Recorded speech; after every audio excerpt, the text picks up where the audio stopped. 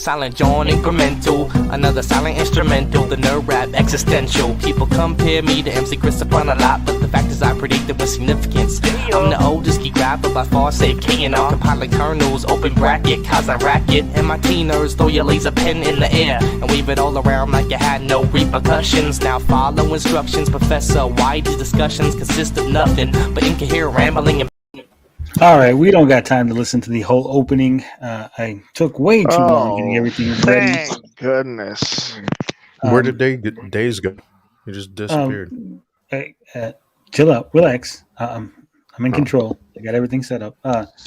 Apologies for being late. Sometimes. Apologies for being late. I was getting the asses ready for the big ass challenge later on. Some of them were too big. I had to make them smaller. The files just would not load. But we are being joined tonight, special guest, Mr. Days Gaming. What's up, Days Gaming?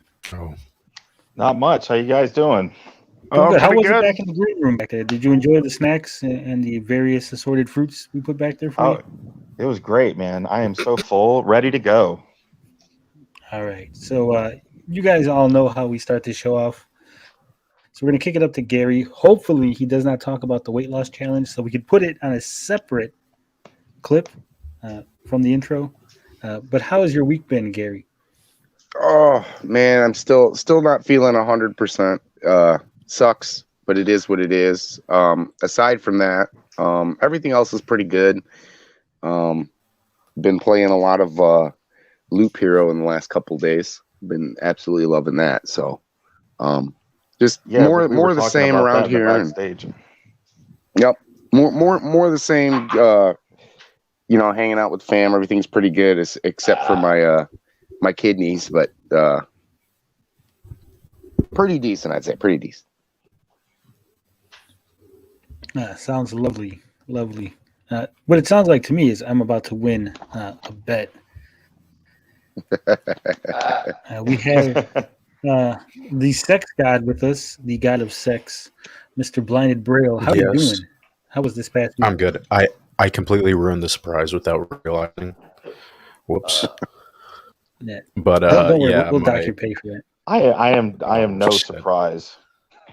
Don't worry. Oh man, I only get paid pennies, so yeah. But anyway, my week was all right. I had a class, so yeah, back to school, I guess.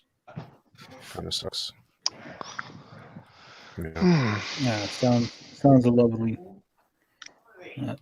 I know my kid's school was down for about 4 days. They decided they wanted to have a little teachers union meeting to decide they didn't want to go back to class because they were scared of the big bad coronavirus that might have came through during the holidays. Oh wow! Yeah, where was this? This was your completely kids? locked down. Yeah, this was my kid's school. Yeah, kind of the same thing here in Michigan. We got the oldest chose back to go. They had virtual learning there for a couple days, and then all the kids got to go back to school. Well, then come to find out that, some of the kids were able to stay, and if they wanted to do virtual learning, they were able to. They come to find out now the teachers aren't even teaching the kids in virtual learning. All those kids have to do is the homework, and they're done for the day. Now, wait a minute. I got to ask Tony something. It sounds nice, but that's awful, man. They're not learning. They're not learning. But would you imagine having that when you were younger? I'd be like, I'd love it. Yeah, I'd love it. But as a parent, it's like, it's bad. Now, Tony, you live in Chicago, right? Didn't you guys invent violence? So why are your teachers scared? You're doxing me, Carl. No, Carl. He lives in Chicago. He didn't learn violence. We taught him from across the. We taught violence. Well, no, okay, yeah, they didn't invent it. We invented it, and we taught it to them here in Michigan. Detroit, here in the D. We innovated it. We took it to the next level. My kids' school, they were so dumb. They said, we're not going to have class. They want to go to virtual learning. The teachers were scared. The union said, well, the teachers don't want to go to class. We're not going to let them go. But our mayor said, well, if the teachers don't go to class, we're not going to have any school. We're not going to allow virtual learning. Either you're in the classroom or not. So my kid had like 4 days of nothing, no school, no virtual learning, nothing. Oh, and guys, I do gotta say one thing. Detroit may have invented violence, but me and Days, where we came from, we invented alcohol. That's true. Yeah. And kissing your cousins. So they might be related. Alcohol and the cousin kissing thing. That has never been substantiated, that rumor. Yeah. Unsubstantiated rumor. Yeah, for real. How has your week been, Carl? It's been all right. Yeah. Okay. Skyrim 4 days a week. I mean, I'm so bad. I'm so bad of an addict that I can't. Sometimes I have to get up in the middle of the night. Nothing wrong with that. Get in a quickie. That sounds terrible. Oh boy. I'm a true Skyrim addict. And of course, in fact, our guest here with the sexy PFP. How's your week been, Dazed? Yeah, my week's been all right. Just been working. Game I've been playing a lot of Halo. I'm addicted to that game. Like that's what I'm into, the multiplayer. All right. So that's what I've been doing. Just working. It's freaking cold up here now, so it's like not really a whole lot of action going on outside. Just it's basically like running to my vehicle, waiting for it when it's warm, and then running in the house, and then there we go. Whatever I do there. So, but it's been a good week. Just don't tell the Call of Duty fans that Halo's better. It is, man. It's like it's got like a it has like better. it has a more old school feel of for example, GoldenEye on the 64. Like it's closer to that style because it takes more time to kill your opponent. Like in Call of Duty, you can just take somebody down. It's got a dash of I'm getting wrecked. Because you can really use the melee in Halo. It comes in handy. Oh well, the melee is learning the melee is key, and it's got a dash of like how PC first-person shooters used to be. There's like Unreal Tournament. There's a lot of jumping in the game. Exactly. So yeah, there's a lot of I love that, dude. That's what I want. That's what I like. Like I've tried to get into Call of Duty and stuff, and it's like it's okay. But I'm so much better at Call Halo of Duty is a great game, and multiplayer-wise, I think when Modern Warfare 4 came out, it was absolutely on top of its game back on like 360. But Halo's always been solid year in and year out. So yeah, that was really like the last modern game I was playing was Halo 2 before I basically just vanished from playing video games for a decade. Tommy Oyumiko says he likes to play Doom 64 all day. Doom 64, that's a good one. Yeah, it's a good version of that game. I should come back with some shooters. Like I played one that was called Dusk. It's on the Switch. It's pretty good. It's like kind of like Doom 64. It even has like a Is it just me, or is he cutting in and out? You're breaking He's up, cutting Ryan. in and out. Is he garbled? I've also been playing. I've also been playing Final Fantasy Legends. So Legends. Which one's that? The one on the what's Legends? The first one on the Game Boy. Oh! Wow! You really went old school on the Game Boy. Final Fantasy Legends. What are you? Are you playing on an actual Game Boy? No, it's on the Switch. Collection of Saga. Oh, okay. That's not a bad way to play it, though. You got all three games on the. Tell him, Carl. Final Fantasy Legends isn't even a Final Fantasy game. No, it isn't. It's actually Saga It's actually a Saga game. Well, yeah. Did they just steal the name to like try to get sales? Well, it's just no, I mean, at the time, I don't think Final Fantasy really was like. Oh, it wasn't sure. Super. Yeah. It wasn't. I think they came out before 7. No, you are all wrong. I will explain as the authority. Okay. The American audience was not familiar with RPGs, nor were they familiar with the Saga franchise. So the publisher felt that by slapping the Final Fantasy name on it, they would be able to get better sales. That's why Final Fantasy Adventure. That's what I said. Adventures is That's what I said. Adventures is better. Yeah, that was Mana. Yeah, because there's two different franchises that tried to use the Final Fantasy name. Final Fantasy, they actually put out a Final Fantasy Mystic Quest to try to ease North American audiences into the RPG market. Yeah. Honestly, I'm still trying to figure these games out. So, Carl, does it have Final Fantasy Adventures on there? Because that to me is the best Game Boy one, the original Game Boy. No, is that the Saga collection? Oh, okay, yeah. I got you. Is Final Fantasy Adventure the Mana games? Yes. They do have those in the collection of Mana, which does have a physical edition. What was that? It's the original, Seiken Densetsu? Yeah. Seiken. Yeah. That's a fantastic game. Yeah, look that one up. If you like adventure, you'll like that. It has the Nintendo and Super Nintendo ones, I think. You're talking about the collection of Mana? Yeah. Yeah, I've seen that. That's what it is. So it's rainy day, gentlemen. We've derailed. Excited. We gotta hit chat. Chapter wants us It's to my know sexy hippo body. Mr. 804 says Intellivision wouldn't use name to get sales, and that Final Fantasy 1 on NES was huge, $34 at Toys R Us. Now, since you all want to know how my week was, let me tell you about my week. It was fantastic. Obviously, I'm going to talk a little bit later about the bet I got going with Gary, but I am winning that. Spoiler alert. Drive-bys and Tommy guns. Oh, yeah. We've had two different developers agree to interviews to answer some questions, so we got that coming pretty soon. We just reached out to another one, so we're hoping to hear back from them in a timely manner.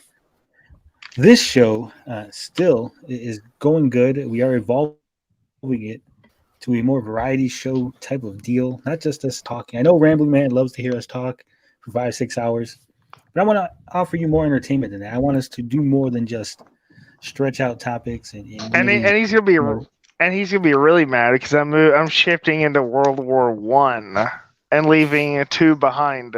Oh no!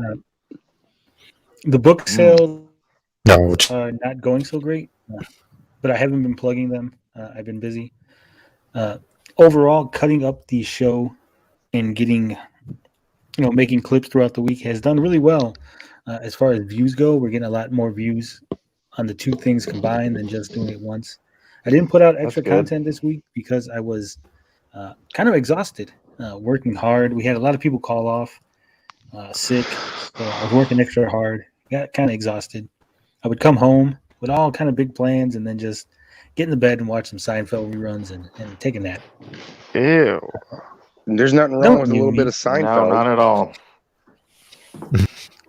I actually fell asleep with Seinfeld on and woke up late. I was supposed to be at work at 6. I woke up at 6, so I was an hour and a half late for work. My boss thought it was funny. I mean, I'm late like almost every day, so they thought it was amusing. I am too. Yeah. How in the world do you two have your jobs? Because they love me. I had my job for like 4 years. Well, I mean, whatever works. They love me at my job, Carl. They love me at my job too. I get away with murder. But what I do at my job, no one else can do. I know how to operate. Exactly. Exactly. So, as long as I'm alive, they'll let me work there. It's not a great job, but it pays the bills. You're welcome, man. It's been a pretty good week. Nothing wrong with that. I forgot. No one reminded me. I didn't put the little intro thing up, so thanks, guys, for helping me out with that. Whoops. Yeah, I know. Whoops. But that was the intro. Now, of course, as I said, this show is going bigger and better, and we have yet another sponsored ad. Last week, we had an advertisement from Nathan's Mask Emporium. He was so impressed with the numbers that we did, the amount of sales that we generated, that he decided to sponsor us once again. So, gentlemen, we have another ad roll to play. Hope you enjoy. We're having a lettuce blowout. I repeat, we're having a lettuce blowout. That's right, folks. Nathan here from Nathan's Mask Emporium. Due to a clerical error, we are currently overstocked on all types of lettuce. It's just too much lettuce. That's right. The delivery driver meant to go to Cooper's, but he dropped it off with us. And Cooper's decided, nope, we don't want that. So now we have too much lettuce. It's just too much. Goes great on sandwiches. Goes great on salad. We got iceberg. Why can't I hold all this lettuce? We got romaine. I'll toss your salad like my name romaine. We got arugula. It's the bougiest of all lettuce. We got other types of lettuce. Cabbage? No thanks. Don't need that. I'm serious, we do not have the facilities to store this lettuce. Goes great on sandwiches, goes great on salad. I can't deal with all this lettuce. Now, every mass purchase comes with a free head of lettuce. Come on down, get it while supplies last. Seriously, you have to come quick. Come now, please, please, please, please. So come on down to Nathan's Mask Emporium, still conveniently located at Polson Place Mall, right next to Cooper's. Those bastards, they didn't want their lettuce. It's a lettuce blowout! Where did we get all this lettuce?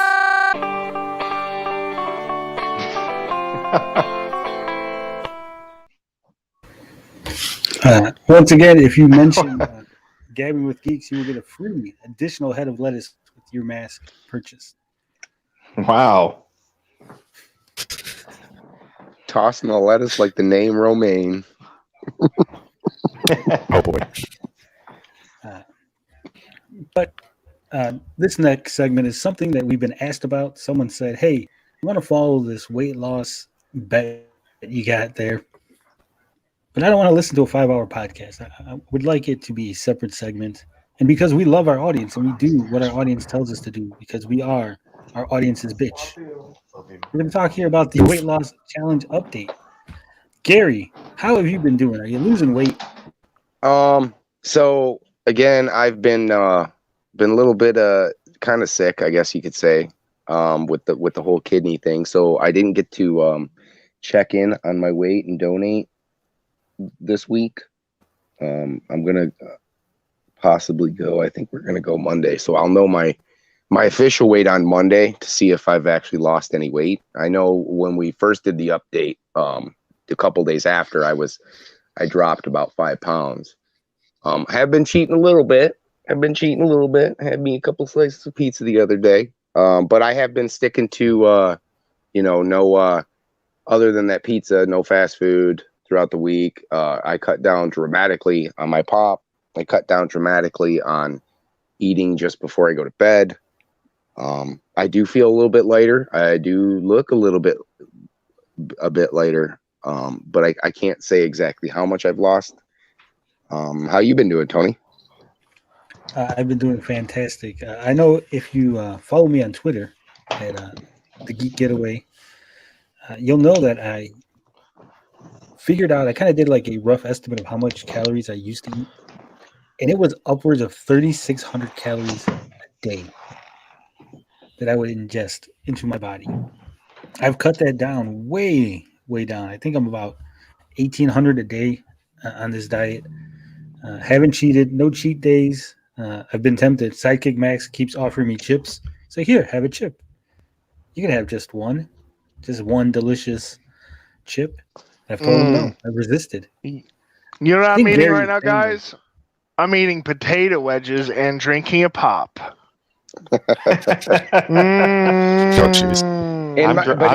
I'm drinking a bottled water right now. Well, but we had pizza for dinner. In my state, Carl, that might kill me. But not me. No potato wedges. I am going to have some cauliflower pizza. You know, it's pizza with a cauliflower crust. So I can't eat food. It looks like you had that picture you shared with us. It looked like you had some Brussels sprouts, some asparagus. I had Brussels sprouts. The picture I shared was Brussels sprouts, 2 lamb chops, and some cheddar broccoli soup. It was quite delicious. Quite delicious. I have lost total 12 pounds. Gary thinks I'm going to hit a wall. He thinks that it's not going to maintain. It's not going to keep going. I think he's trying to psych me out. I think he's trying to make me fail. He's playing mind games. And I would like to remind Gary that if he has kidney stones, he's going to have to save those and add the weight of the kidney stones to his final weight. Because he was weighed with the kidney stones in, and I don't want him to cheat. If we're close, those kidney stones are counting.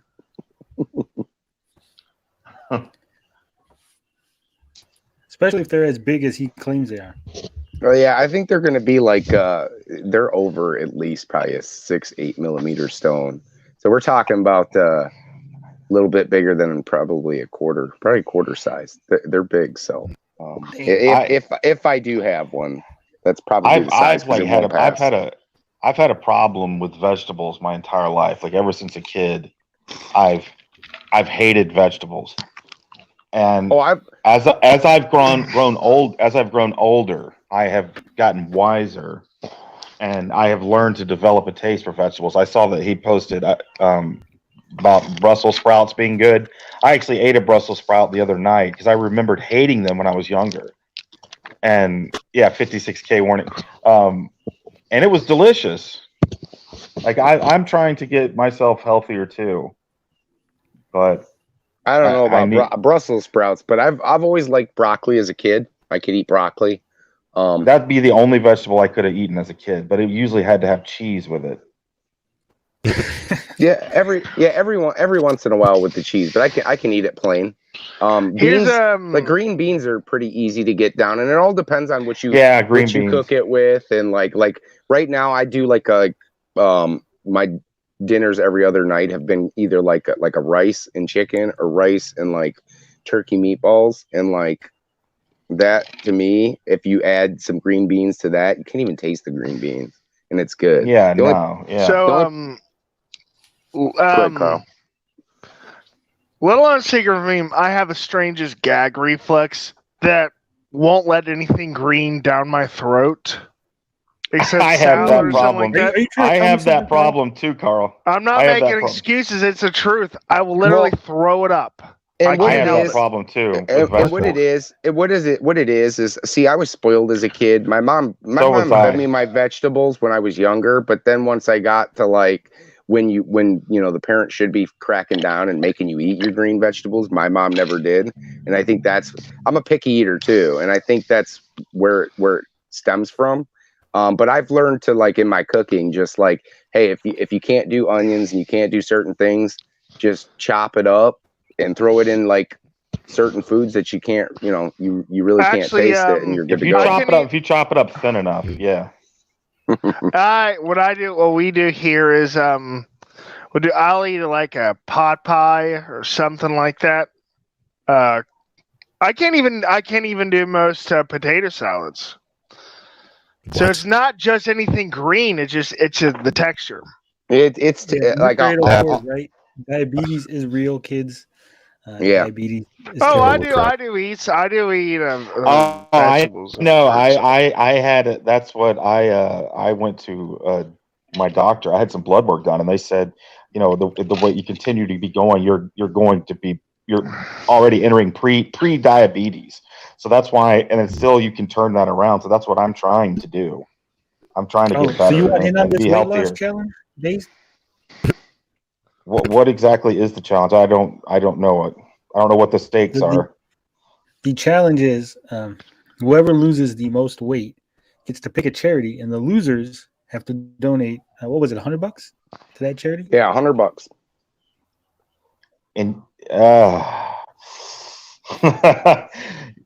and how much weight have you guys already lost? I've lost 12 pounds so far. Damn. I don't know yet. I don't know. Here's a helpful tip for dieting. Let me see how I get started. Let me see how I get started before I throw in with you guys on that. I'm interested, but let me see how serious I'm ready to do this. If you're already losing 12 pounds, Tony, this sounds like it's a runaway.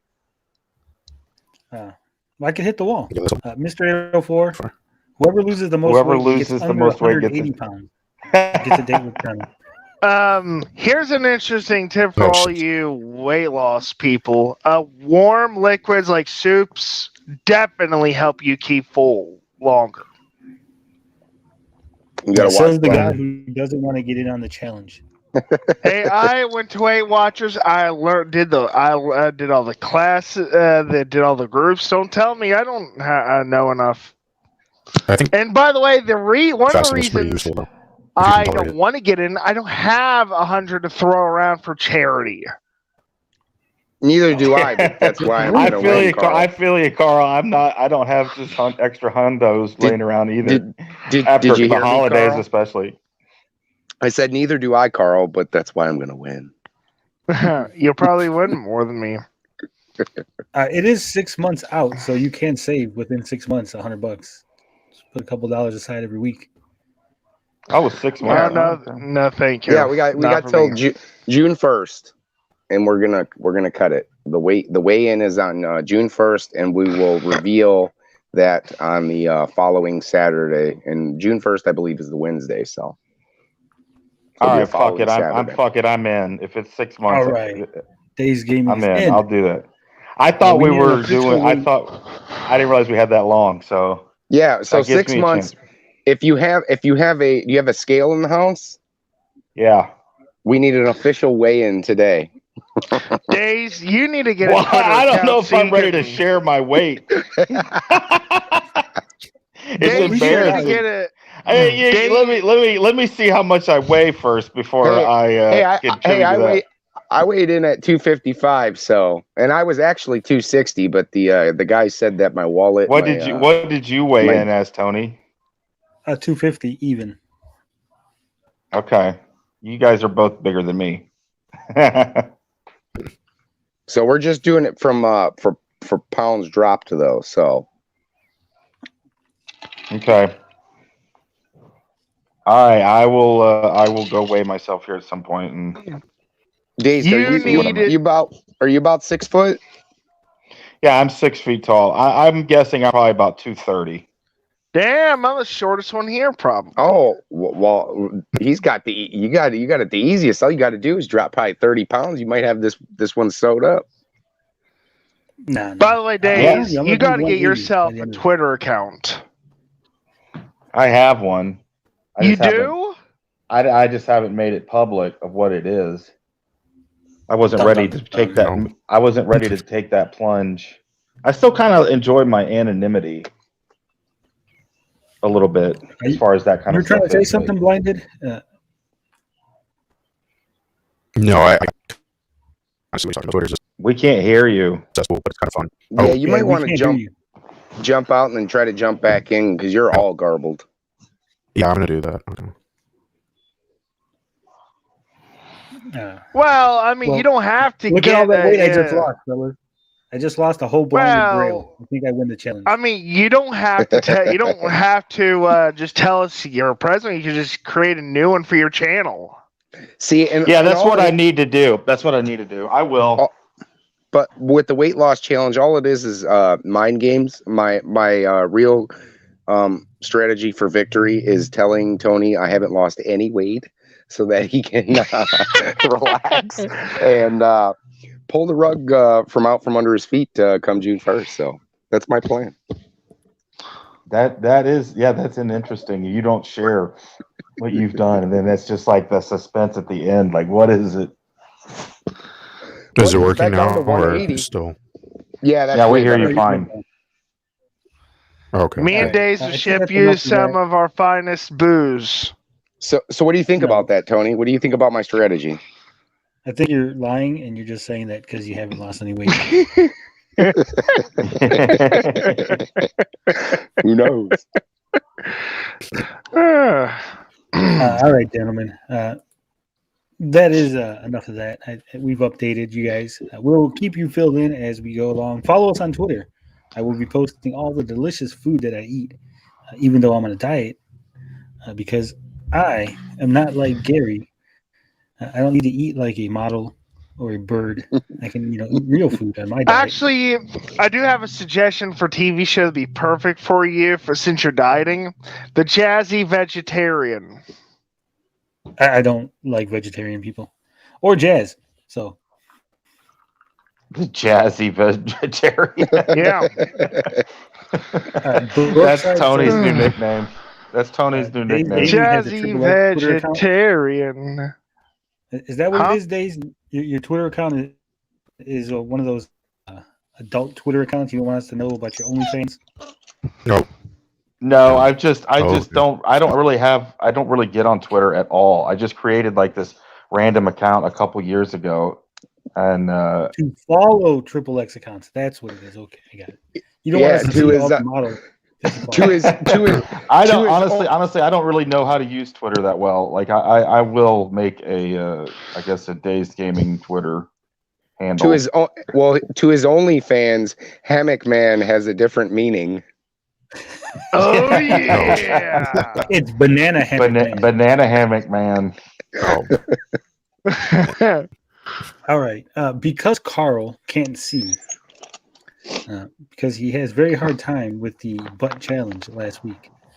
We're going to do a special game just for Carl. This is a new segment here on the show. New segment.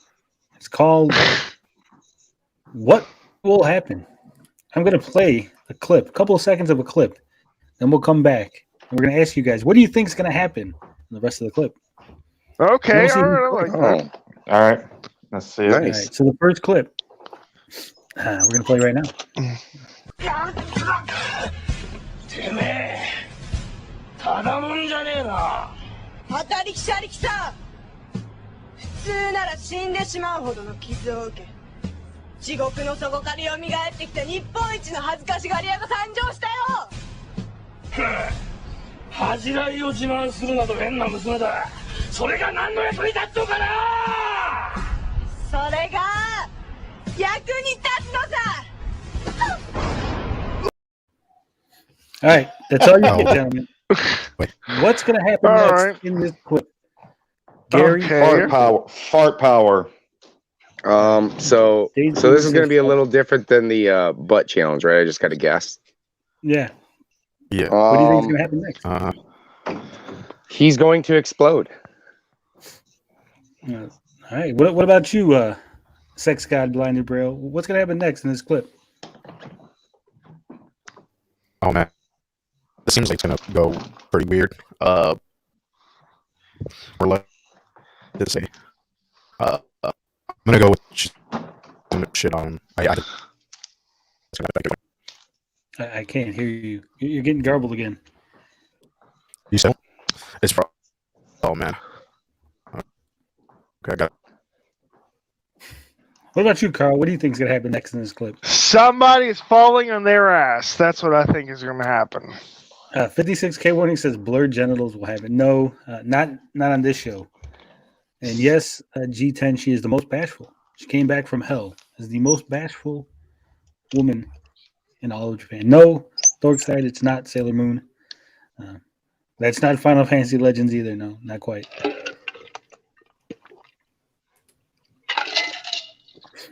Now, I do know exactly what's going to happen, so I will not be guessing, obviously. Yeah, nothing's blurred here. We don't blur nothing. We show it all. Full Monty on this show. I think it's going to be like a fart power blast right to that dude's face. I mean, my first guess was going to be, before she showed her butt, was that was a Super Sentai show. It looked That's like what I was thinking, yeah. I thought she was going to turn into like a Power Ranger, but after she showed her butt, I don't... Yeah, that threw a curveball at the end there. All right. Well, looks like Sex God is having problems. So we'll go ahead and show the rest of the clip. We'll show you what is going to happen. Oh, boy.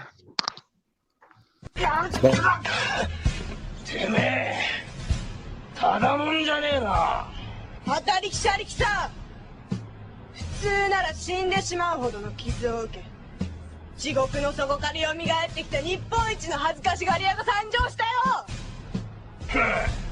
恥じらいを自慢するなど変な娘だそれが何の役に立つのかな。それが役に立つのさ。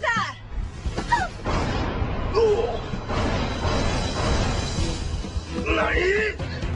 いやー、恥ずかし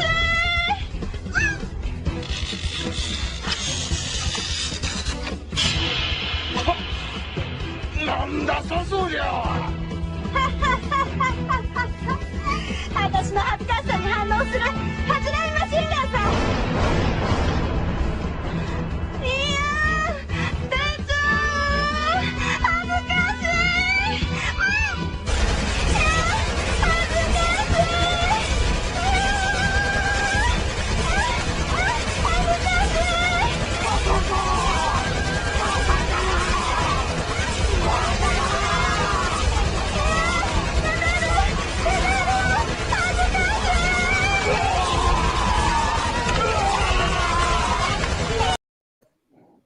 Can I just say something here? Oh my! Can I just say something here? That totally explains Bo. She was ass blasting him. You were kind of correct. I guess point goes to Dazed. He was the closest. Yes. That gives a whole new meaning. It's not the first time they've done this. They like pulling guns out of their crotches. They did. What was the one with the teenage girls? And they all have a different power. It was the Double D edition on the 3DS. It's on the tip of my tongue, the name of the game. But they had a girl who would pull like the minigun out from under her skirt. And, Gary, we've got to get you help. Perverts. Hey, that was a game on the 3DS. I don't know that game. Not familiar with those Switch rape games. It was a fantastic game. It wasn't a rape. Was this one of those Tommy Tallarico adult games? No. G10, yeah, bashfulness was not a translation issue. It was an actual thing. All right, so we got one more clip to play. Okay. I'm gonna watch a little bit of it, and you're gonna tell me what's gonna happen next.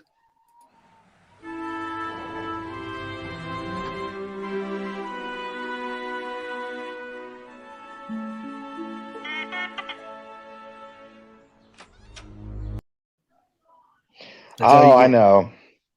Hold on. Can you replay that, because I got a phone call like right in the middle of that.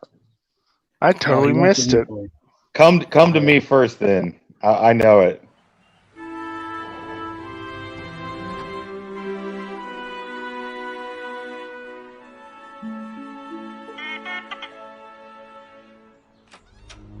Be familiar, but again, come on. Chappie says, "Was that the Star Wars droid?" Exactly. Yes. Chewbacca's coming out. It was Chewbacca. They're gonna give Chewbacca a massage and oil the droids. We're gonna do this one a little bit differently. I'm gonna give you some choices. Oh. Are they going to A, give Chewbacca a sexy shower? B, I hope not. B, are they going to have a sexy lightsaber battle? Sexy lightsaber battle, baby. Or C, are they going to run screaming away from Chewbacca? Those are your choices. Sexy Chewbacca shower, a sexy lightsaber battle, or running away screaming in a sexy manner. I'm saying a sexy Chewbacca shower. What about you, Dave? What are you saying? I'm definitely saying it's C. I agree with C as well. What about you, Sex God? Are you back with us? Are you able to communicate?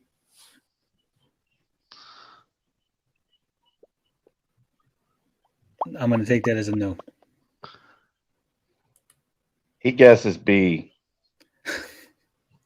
All right. Let's see what we got.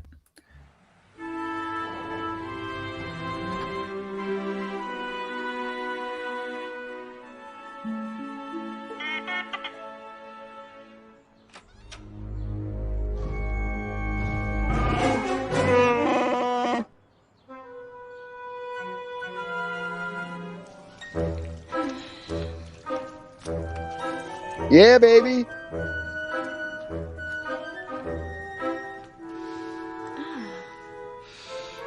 Well, that's not quite a shower now, is it? You didn't say bath. No, I didn't. I said shower. Oh.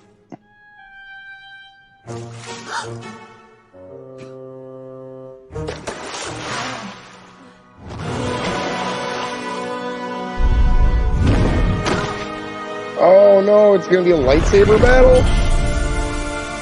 Oh, there's the shower. Is it both?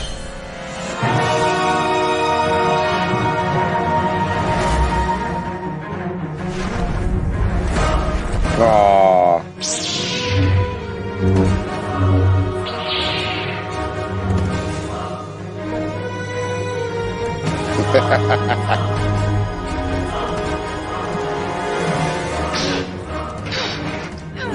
What did Chewbacca grab? He grabbed the shampoo. I was wrong. Tony's the one who needs the help. Damn.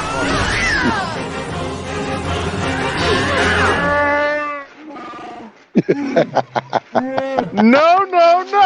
I told you 1,000 times, no saber fighting. Unleash the force within you. Wow, that was unexpected. Han.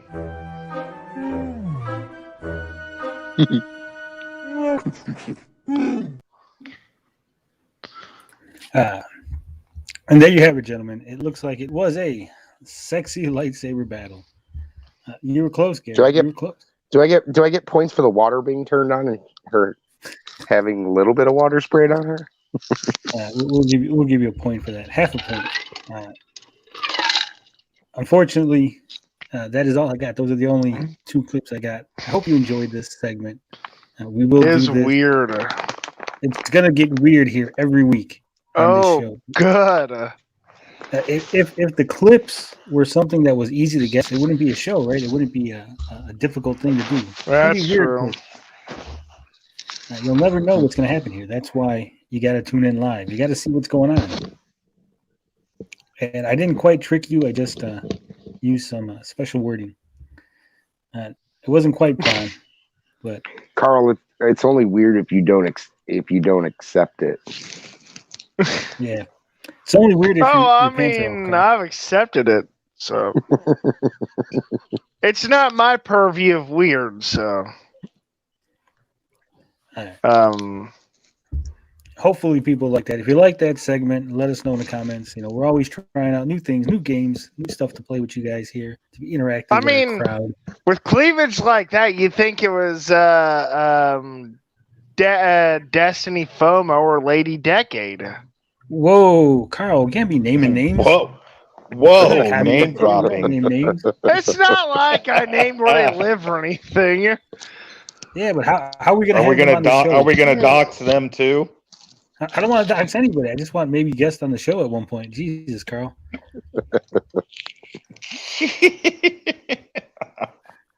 We had 20% female audience last week. I'd like to maintain that around here. Hey, that's pretty good. I have 0% female audience.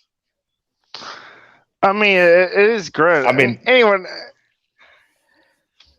Yeah, so that's pretty cool.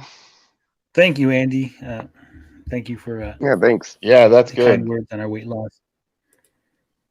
We don't know about hopefully on Tony's weight loss, right? On Tony's weight loss. Yeah, my weight loss. My master plan is working. I need to go shirtless. That's actually Days Gaming's picture with a hippo over the face. Yes, that's my official weigh-in shot. That's how we get all the women here. We need to sell the Sexy Men of Amico calendar.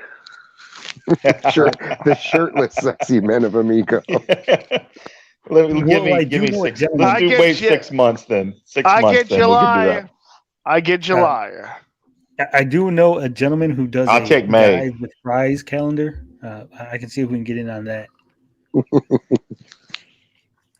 It would have to be now before your weight loss. I do that. Doesn't have the same I do effect. that Tommy Tallarica pose we saw yesterday. Whoa. In a thong bikini. Hell yeah. Carl's going to go in a thong. Well, it looks like Blind is really having trouble tonight with his I know. internet or something. So, Unfortunately, I guess he will not be here later on to, uphold his title from last week. It looks like we might get a new champion. But we're not quite there yet. We're not quite at that segment.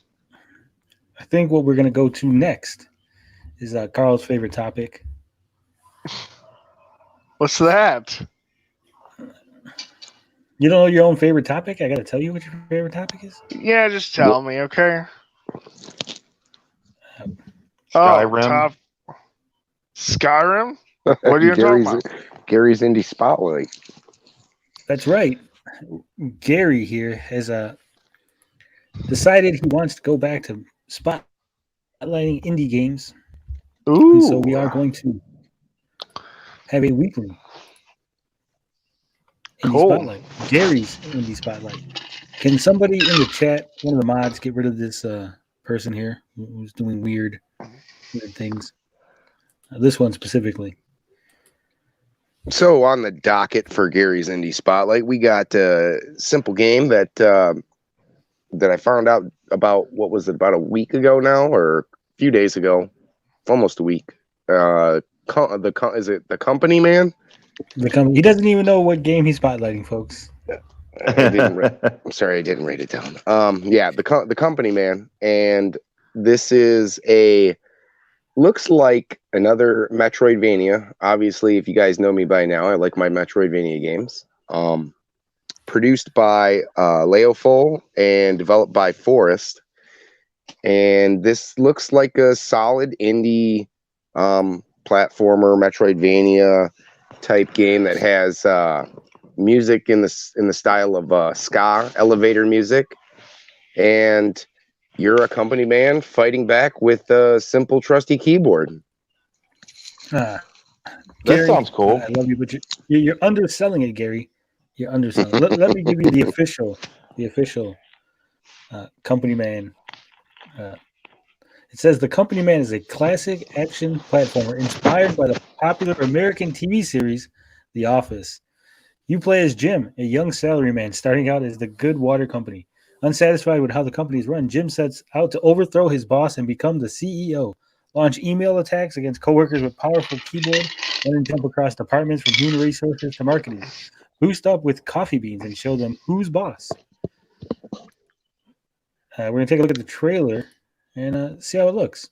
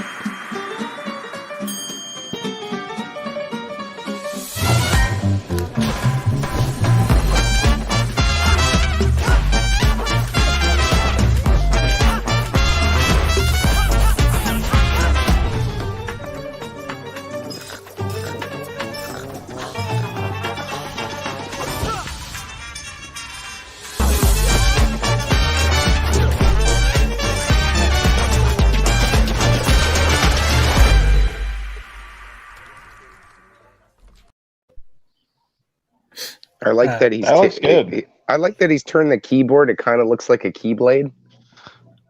Yeah, I love the I love the music.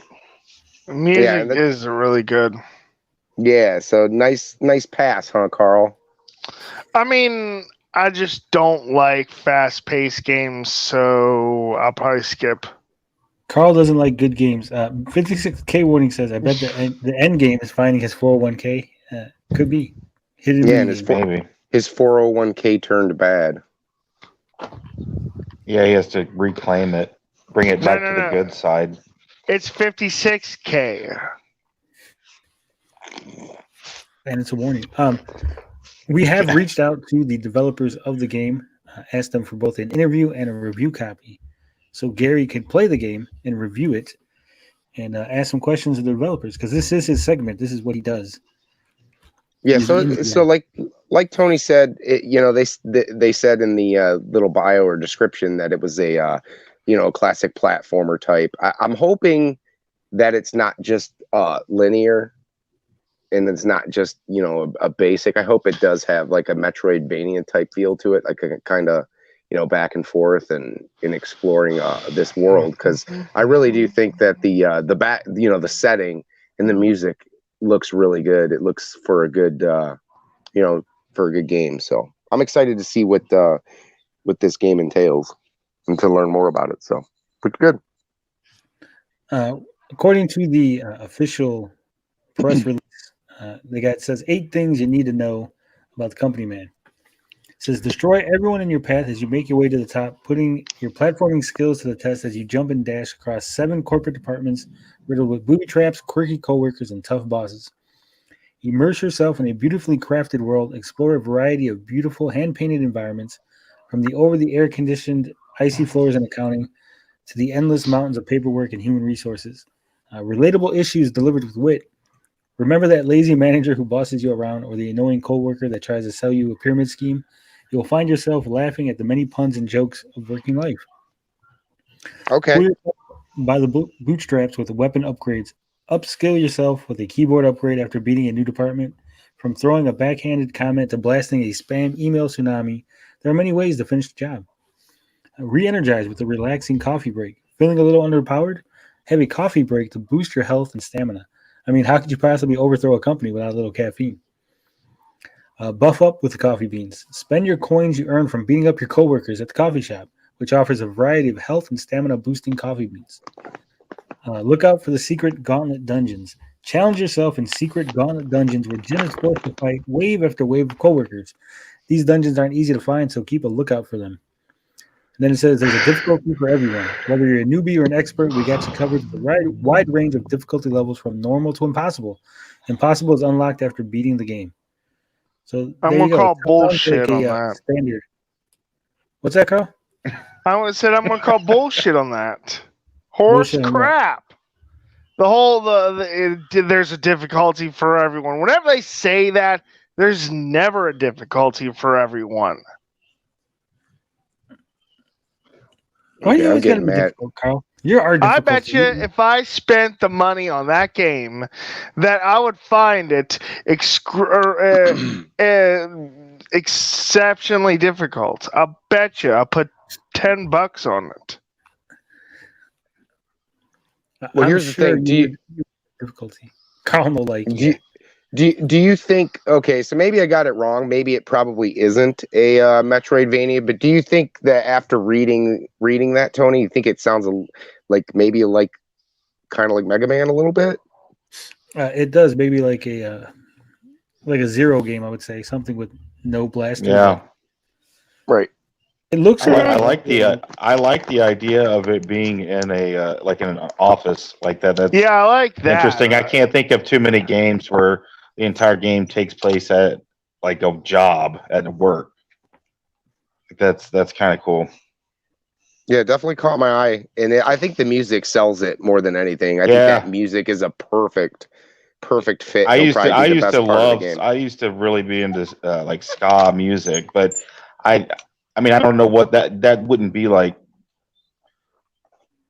I mean, it's a little bit more. I don't know what kind of music would you say that is? I mean, that's what I said. I said it's probably close to ska, but kind of mixed with like an elevator. That's what they want. They want elevator. Yeah, music. Exactly. It's cool. I like it. I dig that. I love horns and that kind of music. It's good. I thought you said I love porn, but I guess you said I love porn music. That is coming to the Switch later this year. It says early 2022 as a release date. I would assume it. Oh, go ahead. Suggested retail price of $19.99, which is about not bad. That's for the norm. Digital. Yeah, digital. Sounds typical. And hopefully it's good enough to warrant a physical copy. But I'm not against digital, so we'll see how it goes. And yeah, it looks promising. It's definitely caught Gary, my eye, and I wanted to bring it to the show. So. Gary, I wanna message those people and tell them if they're gonna make a physical copy to have the price be $300. $300, huh? Just the physical copy is going to be $29.99 suggested retail price. Is there actually info on there being a physical copy? It says product information, suggested retail price, physical copy $29.99. Ooh, okay. Yeah, I'm all for physical copies. There we go. I like it.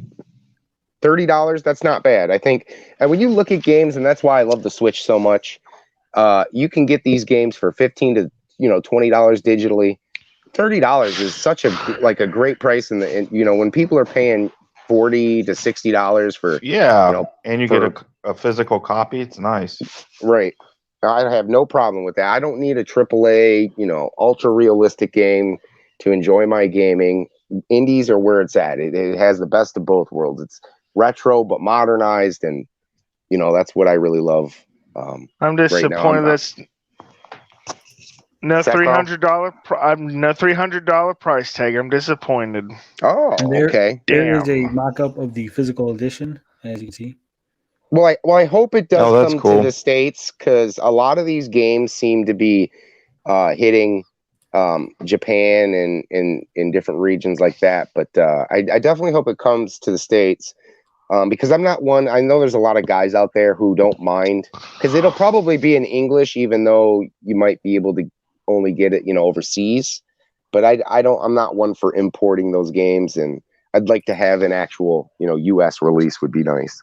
Yeah. Well, Gary, you are in luck, because the Company Man will be available in English, Japanese, simplified Chinese, traditional Chinese, Korean, French, Italian, German, and Spanish.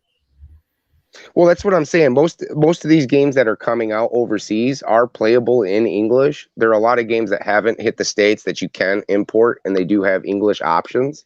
I just am a sucker for having that English on the the ESRB on the corner, and the English actual box art and all that good stuff, without the kanji on there and whatnot. But I don't know. If it doesn't, I just get it digitally. I save the money. But if it does come over and they do release that to us, I'll definitely probably be picking that up physically. So looks good. I think it looks good. What do you guys think? I think it looks very good. I think it looks like my looks interesting. Like Days said, there's not a lot of games, set in an office setting, so it does have a unique twist. And that's the thing. I think I find myself now. I've played so many games, right? I've played, Intellivision, Nintendo, Super Nintendo, Sega Genesis, Saturn, all the way up to the new stuff, and I just find myself going back to games that I enjoyed as a kid, which is NES era, Super Nintendo era. And right now it's the golden era for modernized indie games. I think last 10 years they've just been pumping them out, and there's so many great games to sit down and go play. But this looks like a highlight. Yeah, it looks good to me. Looks like Gary made a good choice for his first official indie spotlight.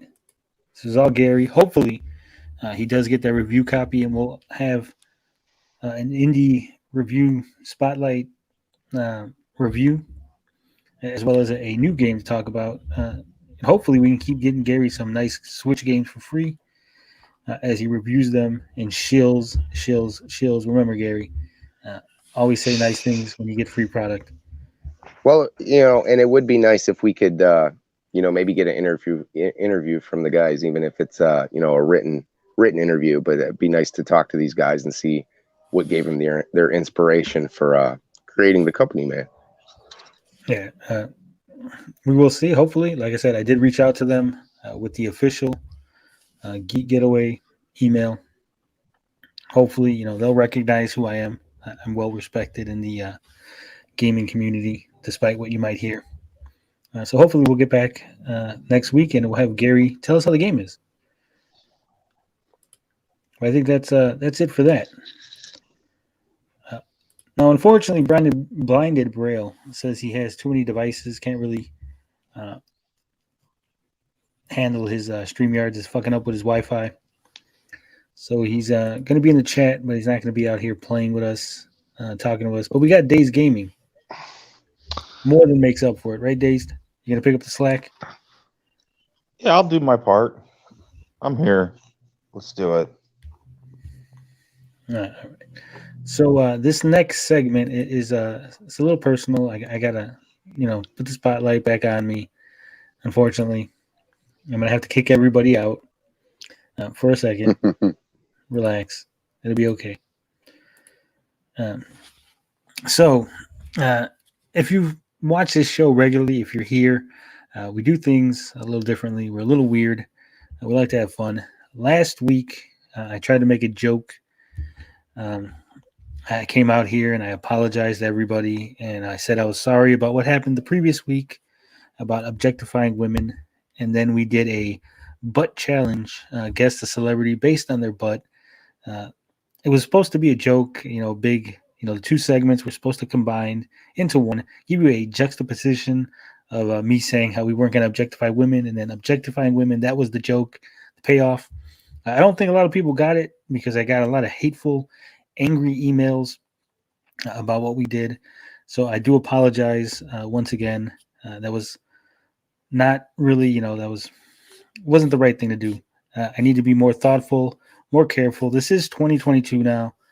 We shouldn't be objectifying women. We shouldn't be treating people, based on their looks.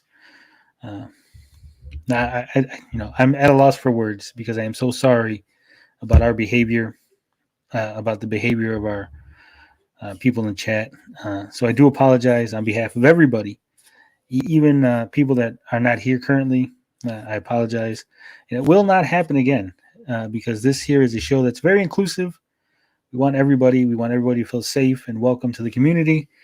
So we will not be doing anything that will offend anybody on this show.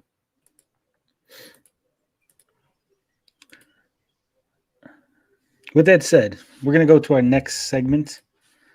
It's a favorite here on the show, something we talk about a lot, something that people seem to love. Celebrity Butt Challenge. What's up, gentlemen? All right. So unfortunately, our reigning champion will not be here to get his crown, fortunately. But we do have Dazed Gaming filling in for Mr. Cheeks. As you know, this is the only show on YouTube, the only game show on YouTube, where your knowledge of what's below a celebrity's back will take you to the front of the pack. And we will find out whose knowledge of celebrity posterior will reign superior. We'll make you head of the pack. Either way works. I'm the host. Okay, whatever. I just want to say before this starts that speech was very touching and very thoughtful. Yeah. Hopefully, the joke lands this time, but we're gonna see. All right, whatever. So we're gonna go ahead and share the screen. We're gonna get going. I'm guessing some celebrities. As you can see, it's kind of small. So I'm gonna go ahead and pull this one up. There you go, gentlemen. Whoa. It's small but explosive. Celebrity is this? All right. Gary, I hope you're it's in not a the guy. position. Gary, you're number one. Go ahead and give your guess. Who is this? Name that booty, huh? Well, if we're doing the you got clues this week, right? We're doing it like we did last week. You got clues? Just like we did last week. So you can get a guess, or you can pass. If you pass, someone else will get a chance to guess. If you guess incorrectly, you are now off. Is Carl playing this week? I can see it say yes, I'm playing. Okay, well I'm passing to Carl. All right. Oh, Carl, gee, thanks. All right. do you have a guess, or are you going to pass it over to Dazed Gaming? I'm gonna let the new boy take a shot. All right, for 3 Take points. a shot at that ass. Do you know who this celebrity is, Days Gaming, or will you pass? I will pass that ass. I love that. See, look at that. I didn't even think of that. He's passing that ass, gentlemen. All right. This celebrity is married to a comedian who was on MTV as part of a hidden camera show. Oh. Go ahead, Gary. You have a guess? Or you still God. No cheating, but no looking it up. I have a feeling this is his current wife, right? I'd have to say that the hidden show was probably punked. It's probably Ashton Kutcher's wife, but the hell is Demi Ashton Moore? Kutcher's wife? No, they're not married. No, what's her name? I'm gonna pass. I'm pass to Carl. Go ahead, Carl. You're up. Oh, gee, I'm gonna just close my eyes and just pick a name. It's up to you. Okay, all right, fine. No Barbara cheating, Days. Walters. I'm not. I swear I'm not. I'm trying to think. It is not Barbara Walters. Days Gaming. Would you like to? I'm trying to think. I know it's Ashton Kutcher, and it was the girl that was on the '70s show. Spit it out. Are they still married? Damn, I'm bad at names. I know who you're talking about. What the heck is her name? Give him a timer. Mila Kunis. Days Gaming has guessed Mila Kunis, and he is incorrect.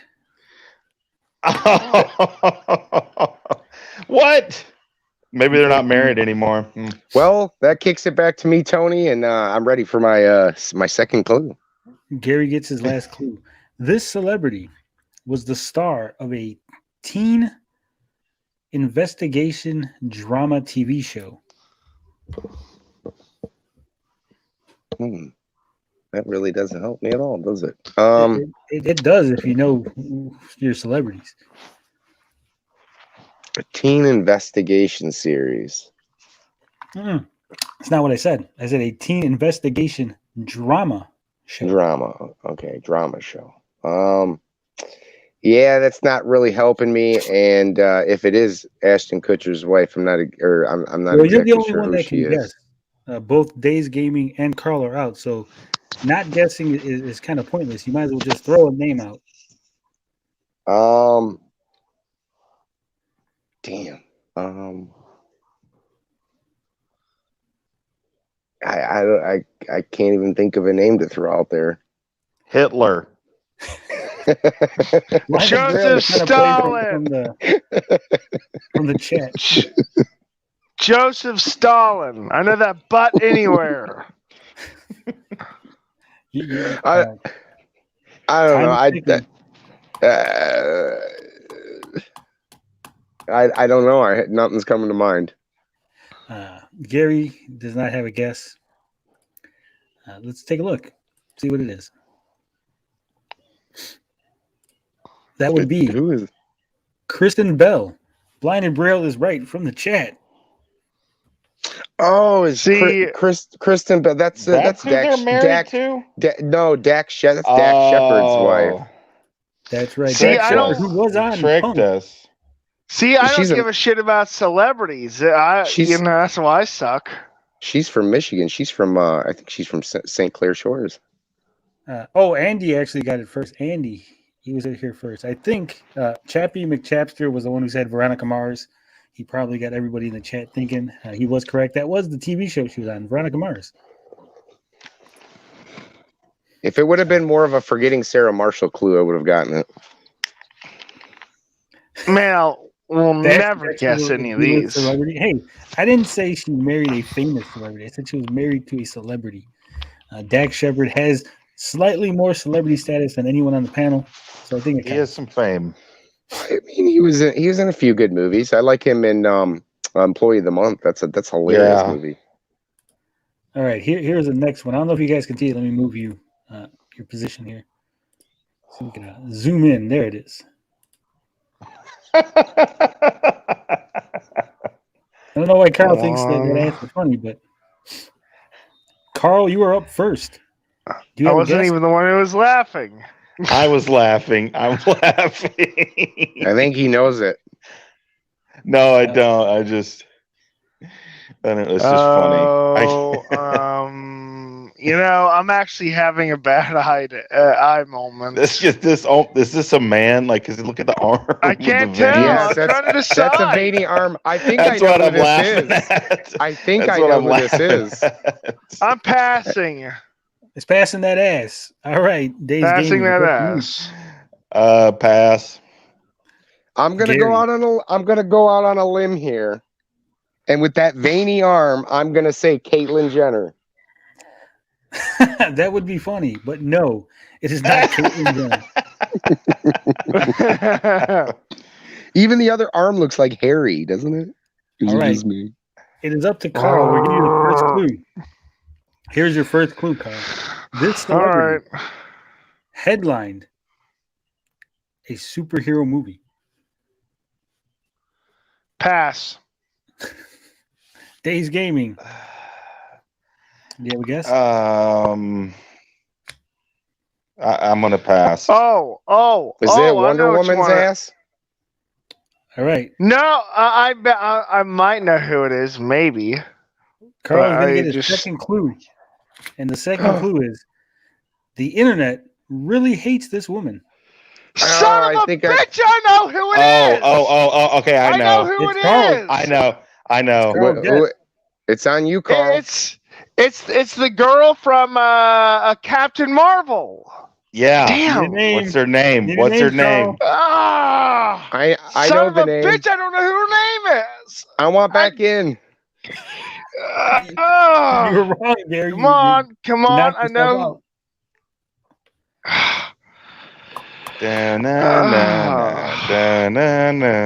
Days, do you have it? I do. Is Days going to steal this because Carl can't think of her name? Go ahead. Damn it. It's a cheese Brie name, Carl. Larson. Brie Larson, that's it. Days Brie Gaming. Larson ass. That is hideous.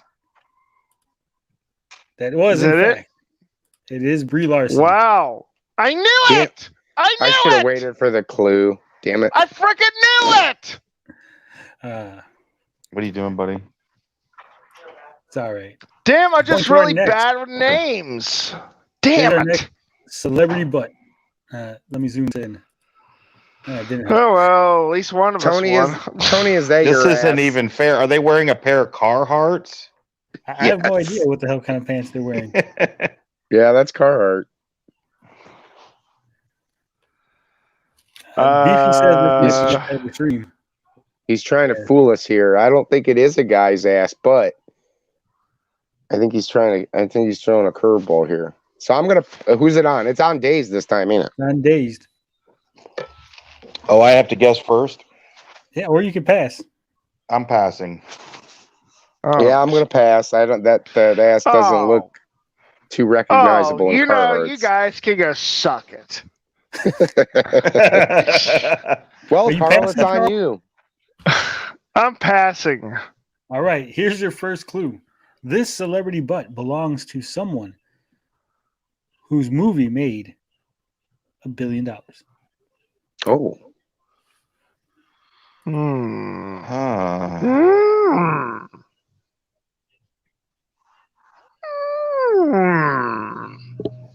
Is it me? It's on you, Dave. I pass. I pass. It's passing. It's on you, Gary. Did the new Spider-Man gross $1 billion? You're not allowed to ask questions. No one answer him. No one answer him. Is this Tom Holland's ass? Is this Tom Holland's ass? No, Gary. This is not Tom Holland's ass. Okay, well, I'm out again. You're out again. Carl, do you have a guess?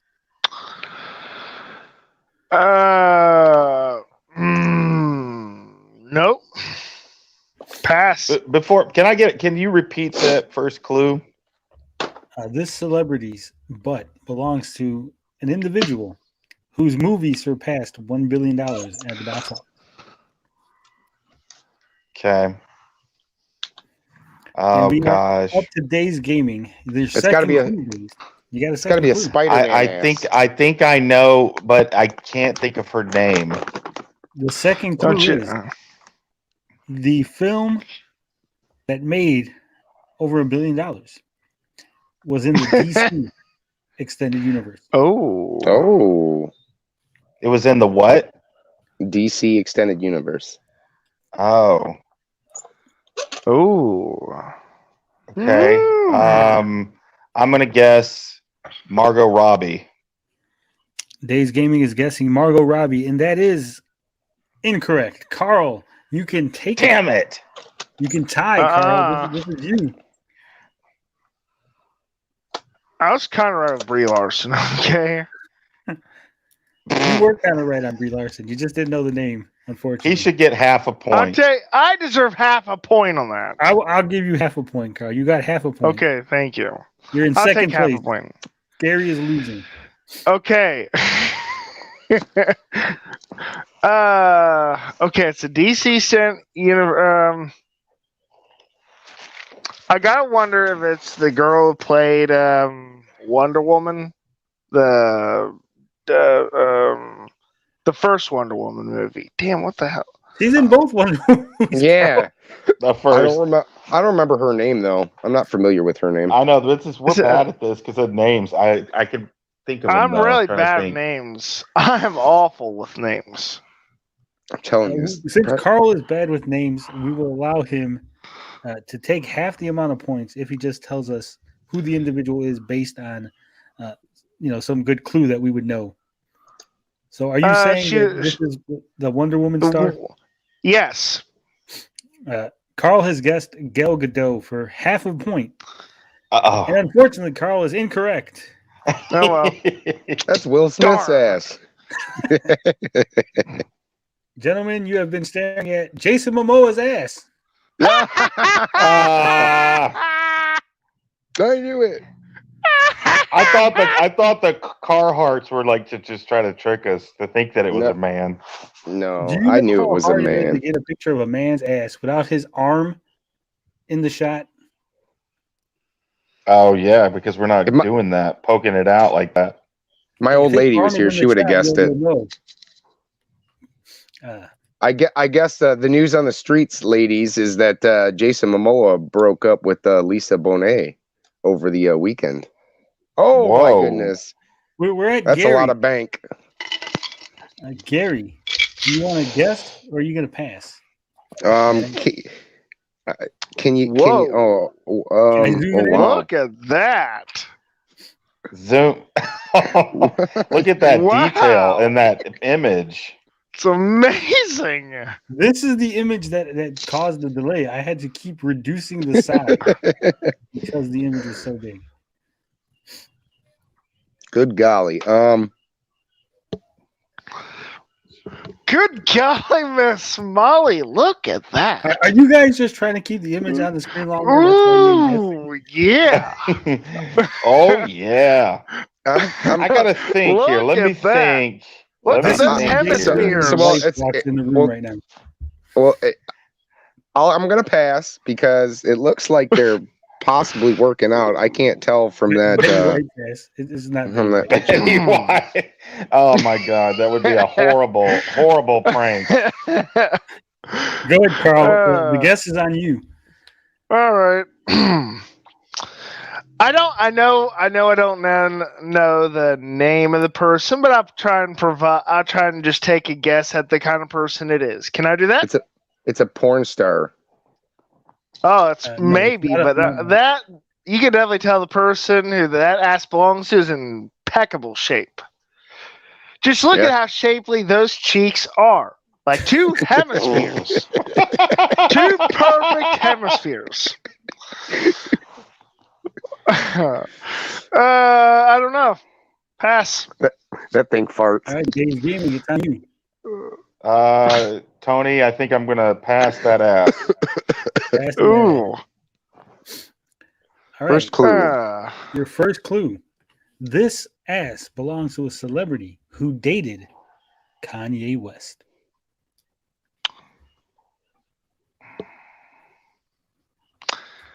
And it's nobody that was on from last time, right?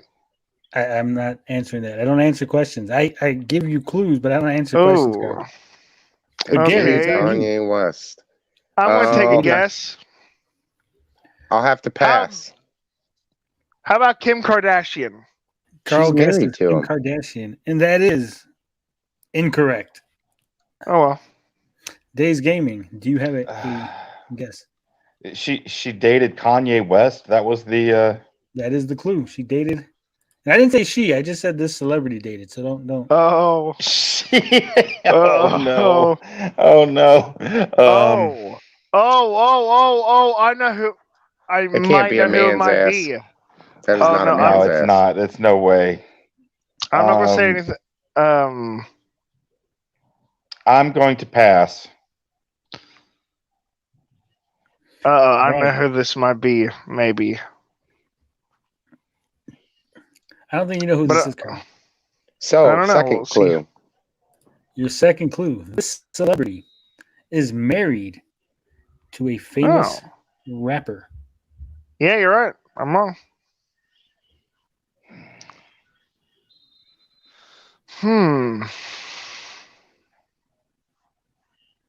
Are you damn it, man. Are you like throwing us another curveball, and is this a repeat?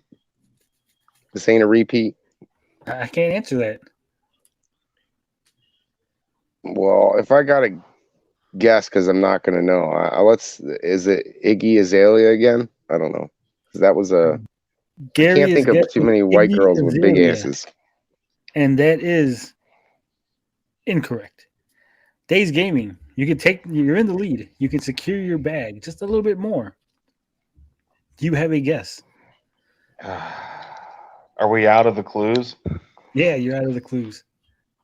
Celebrity used to date Kanye West and is married to a rapper.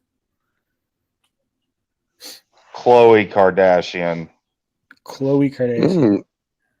And with that answer, Days Gaming, you are incorrect.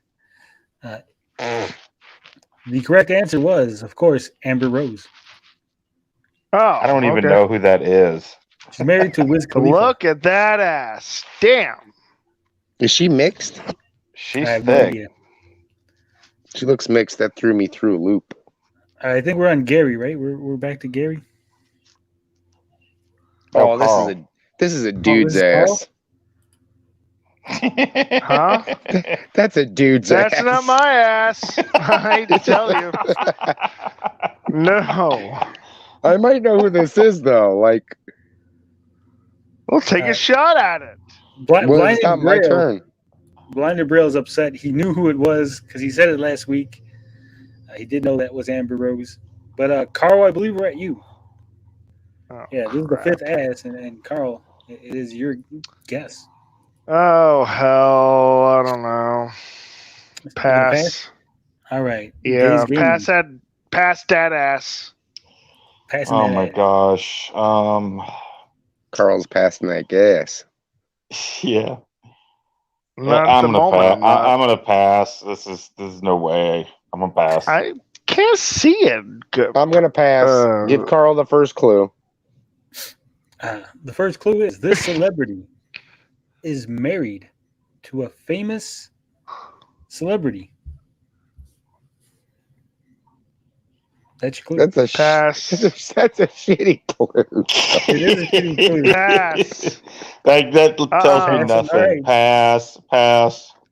Betty White. That is my guess. I bet it's Betty White. Here's the problem I have. I can't tell if it's a man's ass, but the belly doesn't look like a man's gut. So I'm having a hard time. Maybe it's just kind of a flatter ass. That's what I think it is. It's meant to confuse. I want to say it could be like, do I take a shot in the dark here? I'm going to guess, but would he be throwing in older butts in here? I'm going to pass. I got to guess, but I'm going to pass. All right. Carl, this clue, if you don't get this, Carl, I'm very disappointed. This celebrity starred in a movie about Carl's favorite subject, which gets brought up here a lot. Not specifically Adolf Hitler, but what Adolf Hitler is. Oh. I don't watch too many Adolf Hitler movies. I don't know. Pass. I can't see the picture good enough. Okay. Okay. What? The celebrity's wearing black. I'm sorry, Carl. He's seen that last ass good enough. What is the? What was the clue again? This celebrity was in the movie The Dictator. I never saw that movie. How could you not? That's a great movie. Everyone go watch The Dictator after the show. Not right now, but like after. I've never seen it either. I'm going to have to pass. I don't think I've seen The Dictator either. Who's in The Dictator, Tony? What's on your guess, Gary? Shit. God, I need to butcher up on my ass, man. I'm failing this. I don't know. Well, to answer Gary's question, Anna Faris is in The Dictator. And so is Megan Fox in The Dictator. But this ass belongs to Sacha Baron Cohen. It was right as a man's ass. That was man's ass. See, we're equal opportunity here. We don't just look at So now we've been pranked with two men's asses. Could have been worse. Here we go. Days Gaming with the last ass. You are winning 1 to 1/2. Gary with 0. Days Gaming. I am going to play it safe, and I'm going to play it safe and pass. He's passing Gary, that ass. Win. You gonna take a guess?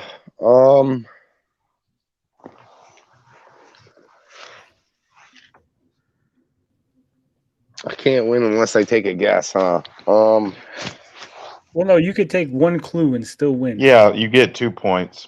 All right, I'll pass. Carl, it's up to you. For the win. I'm gonna pass on that ass. He's passing that ass. All right. This celebrity was the star of a Disney Channel movie.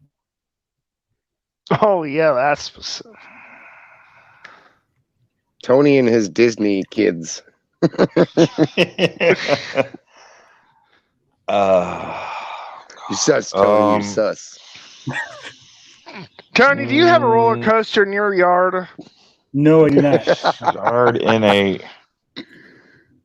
I'm going to have to pass. I have no idea on that. All right, Gary, for the win. Okay, what was the? Hold on. What was our 2 clues? There was only one. Oh, what was the one clue? This celebrity was the star of a Disney Channel movie.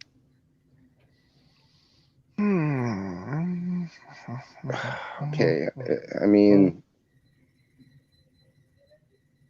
I guess, are you trying to Hillary Duff me again? I guess I'll go Hillary Duff. I can't think of any other Disney stars. Gary has guessed for the win, Hillary Duff. And Gary, you are correct. That is Hillary Duff. Yes. There you go. Wow, did. that is one nice ass. Wow. I was going to say Lindsay Lohan. I was going to say Rebecca Black. No, maybe Lindsay Lohan, even like back when she was, before she had her Coke episode, I don't think her bank was that big, so. I don't remember it. Yeah. We like us some Hillary Duff on this channel. We do like some Hillary Duff on this channel. It looks like Gary has redeemed himself from last week. Despite staring at 2 celebrity butts belonging to males, he has won the game. You know, this is one of those occasions where having bad vision isn't so bad. Thank you all for playing. Thank you for Gates Gaming coming here and playing this. Thank you for his wife not walking in and ruining the segment by yelling at him. Yeah. She's I too have to tired. say, Hillary Duff has saved my ass. That's a diaper ass. She has 3 kids, I believe. 2 or 3. So that is a nice little ass. And that will do it for this week's Celebrity Butt Challenge. If you want to be a contestant on the show, drop me an email, make a comment, check me out on Twitter, DM me. Let us know. We'll get you in here, just like we got Days Gaming in here this week. Maybe you could be here next week, and you could prove that your knowledge of celebrity posterior reigns superior. Your ass could be next.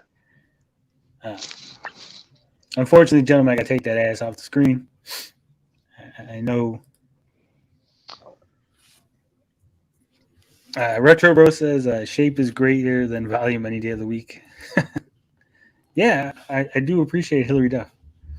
She has a nice ass. Yes, she does. And I thought it would throw you guys off if I used one from last week, the same celebrity. Cheaty McCheaterson. We've been here an hour and a half. We've had some fun. We've had some laughs. But unfortunately, we got to talk about a subject that we talk about a lot on this show. We've already nuked Tommy Tallarico yesterday. Nuked. How did that go? How long did y'all stay on yesterday for after I left? 5 hours. Oh, no, after you left, I think it was another hour or 2, maybe. Wow. It was 5 hours total. It was quite the adventure. So how did Tommy Tallarico fuck up this time? I didn't say we were talking about that. You just assumed, Carl. Yeah, it's a subject you talk about a lot, but not necessarily what you're thinking. All right. Man. Sometimes it's not like I only talk about the Intellivision Amico. Yeah, I was just wondering. And in this next segment, we'll be talking about the Intellivision Amico. All right. So in this next segment, we will be talking about the Intellivision Amico. Thank you, Days Gaming, I ruined it. Well, it's not like it wasn't an easy guess. Yeah. So we do know that some of the people at Intellivision have been a quite a bit vocal as of late. I'm not sure if you guys are familiar with a man by the name of Guido Henkel. You guys ever hear of him? Yeah, I've heard that name tossed around a little bit. Guido Mussolini? I don't know that name. Well, Guido Henkel works for the Intellivision company. He is, I think, a programmer. Let me look up. I will look up what he is. Got him right now. He is a principal software engineer at Intellivision. He is an award-winning game developer, producer, writer, sound designer, composer, ebook guru, and jack of all trades. Sounds like a really put together guy, someone who's really secure in what he does. He doesn't need to fluff himself up. He doesn't need to build himself up to be any bigger than he is. Just tells it like it is. So obviously that's the reason why Tommy likes him, because birds of a feather and all that. But Mr. Guido Henkel has been quite prolifically tweeting the last couple of days. So we're going to go ahead and we're going to take a look at some of his tweets.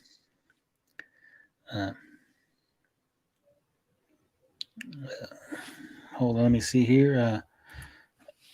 We'll get to the heart of the issue. Should be real fun. Yeah. It looks like I'm going to have to go to a sign out, because unfortunately someone in this Twitter thread here has me blocked.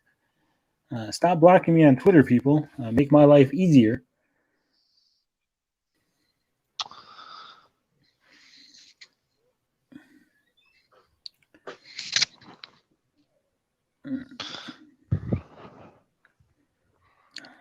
Where does this thread start, man? All right. Well, let me just pull up. Are you ready? I was gonna pull up chat here.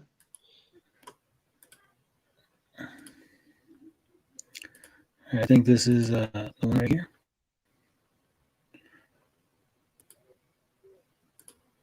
All right, as you can see, this is Mr. Thomas Tallarico here.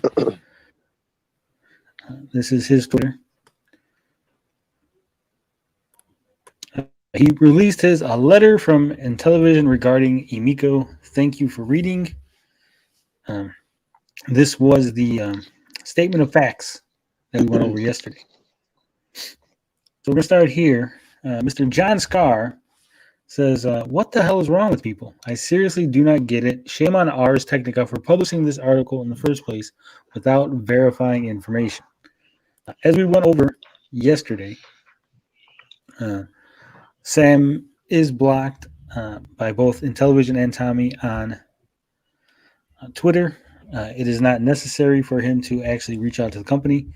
And third, his article is not actually an article so much as a roundup and wrap up of previous articles by other individuals in which none of the claims made were ever challenged by Intellivision.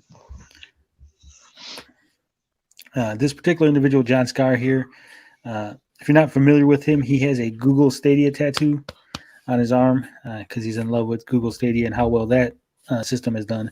He also writes for the Best Buy Canada blog, in which he tells us how great the Intellivision is. So just a little background on some of the players.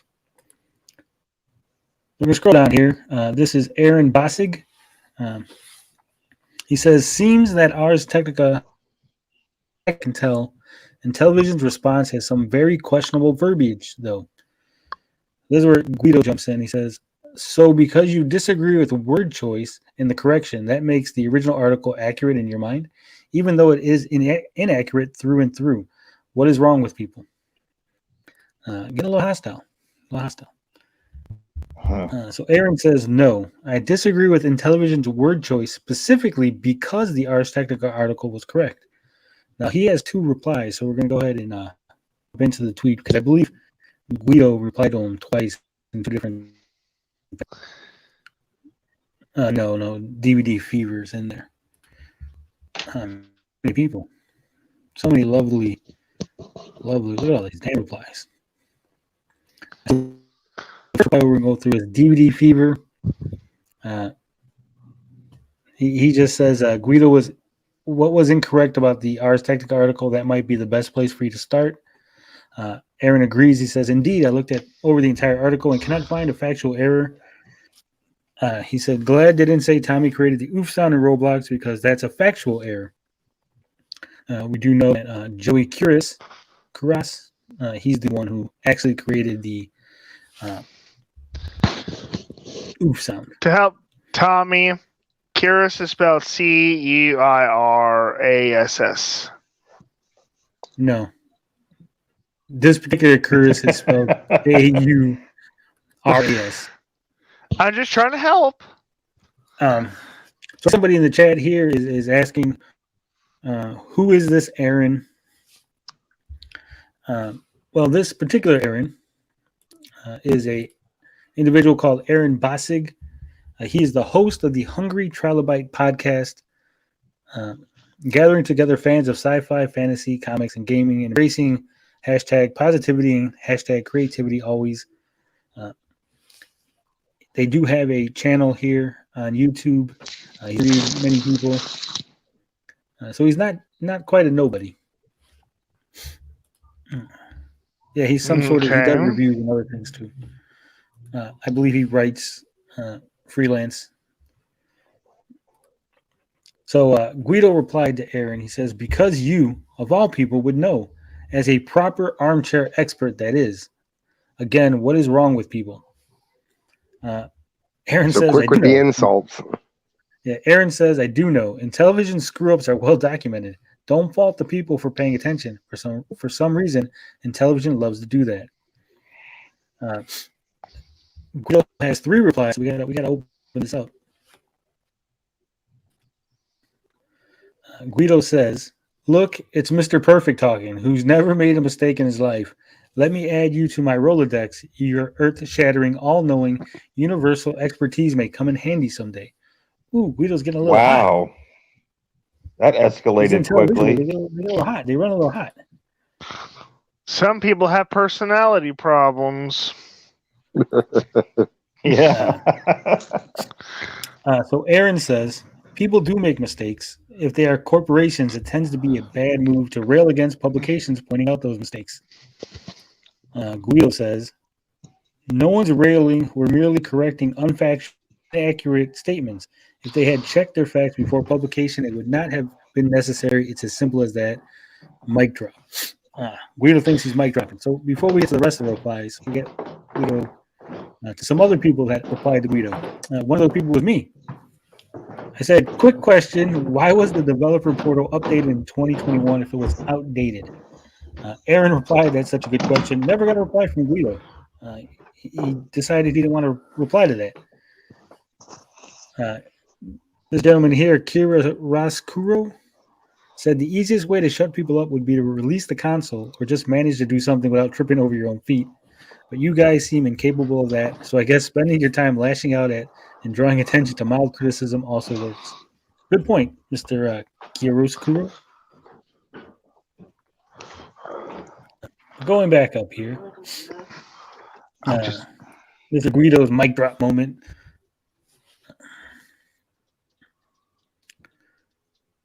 So Chris Mitchell replied to the mic drop moment. He said, Intellivision statement, Shark and Missile Command are finished. Missile Command deep dive. That bottom left corner is for our testing. Those won't be in the final version.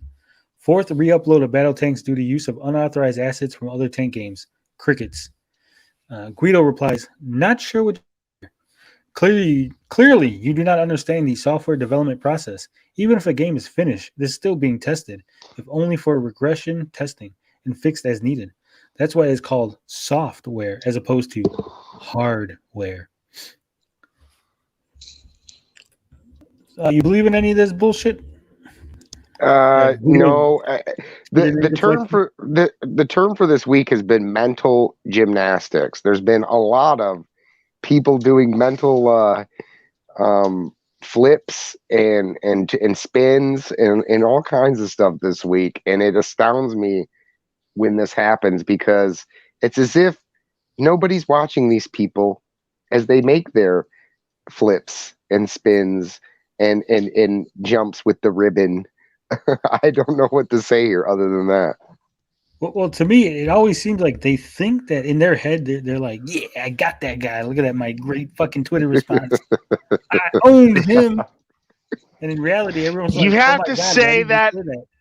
You have to say that in a New York accent. I mean, it's just, you're not a bunch of nobodies that are going unnoticed. I mean, these things are going, like, clearly if you're getting defensive enough, something's wrong. And something's wrong within your group of people that you work with, coworkers. You know, maybe that's the reason why Tommy's had a hard time with this whole thing. Is mainly because he has a lot of like-minded people working with him that are maybe not egging him on, but supporting him in his decisions to lash out at people. Because this isn't the first time. I mean, it's been multiple people, and it's just like a business model that doesn't make sense to me. I mean, this is why you see big companies. They say what's needed, and that's it. They don't have, I mean, if I had a company or I was CEO or whatever, right? And I had people working for me, I think the best rule of thumb is, the customer's always right. Even though, that term is kind of, people don't understand that term, that the customer's always right. No, the customer's not always right, but you treat them as if they're right so that you have them to return and feed the business. I don't think that they understand the damage that they do. I could be wrong. I mean, clearly we talked about the marketing yesterday and how they probably won't have money to do it, a great marketing campaign. But if I owned Intellivision, I would be trying to make amends with anybody and everybody. I wouldn't want any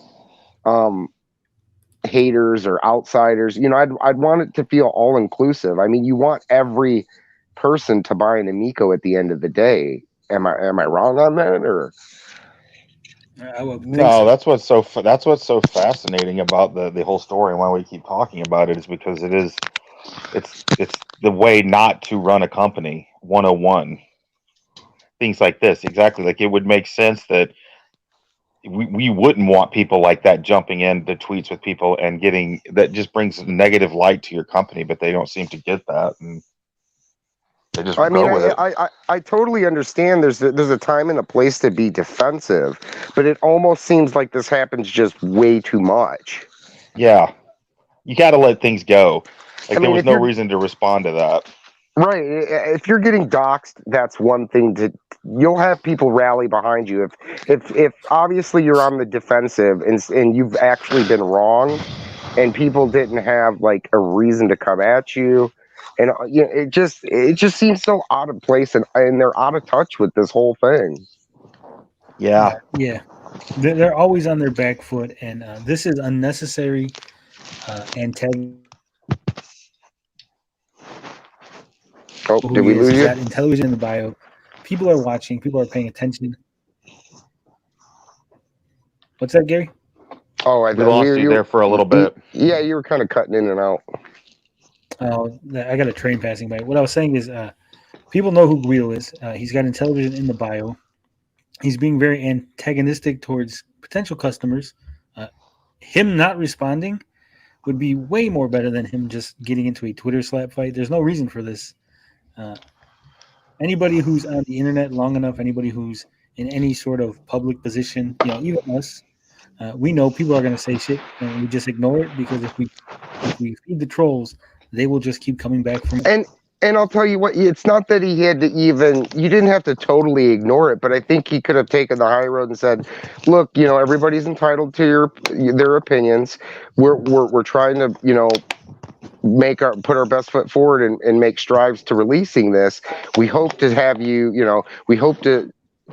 as a customer, and maybe, try out the Amico when it finally is released. And that's really all that needs to be said. It doesn't have to become like a bickering match between two guys, especially somebody who's probably doesn't really have a name for himself. I don't understand the fighting with people that are essentially nobodies. You know what I mean? It just doesn't make any sense to me. I disagree with you, Gary.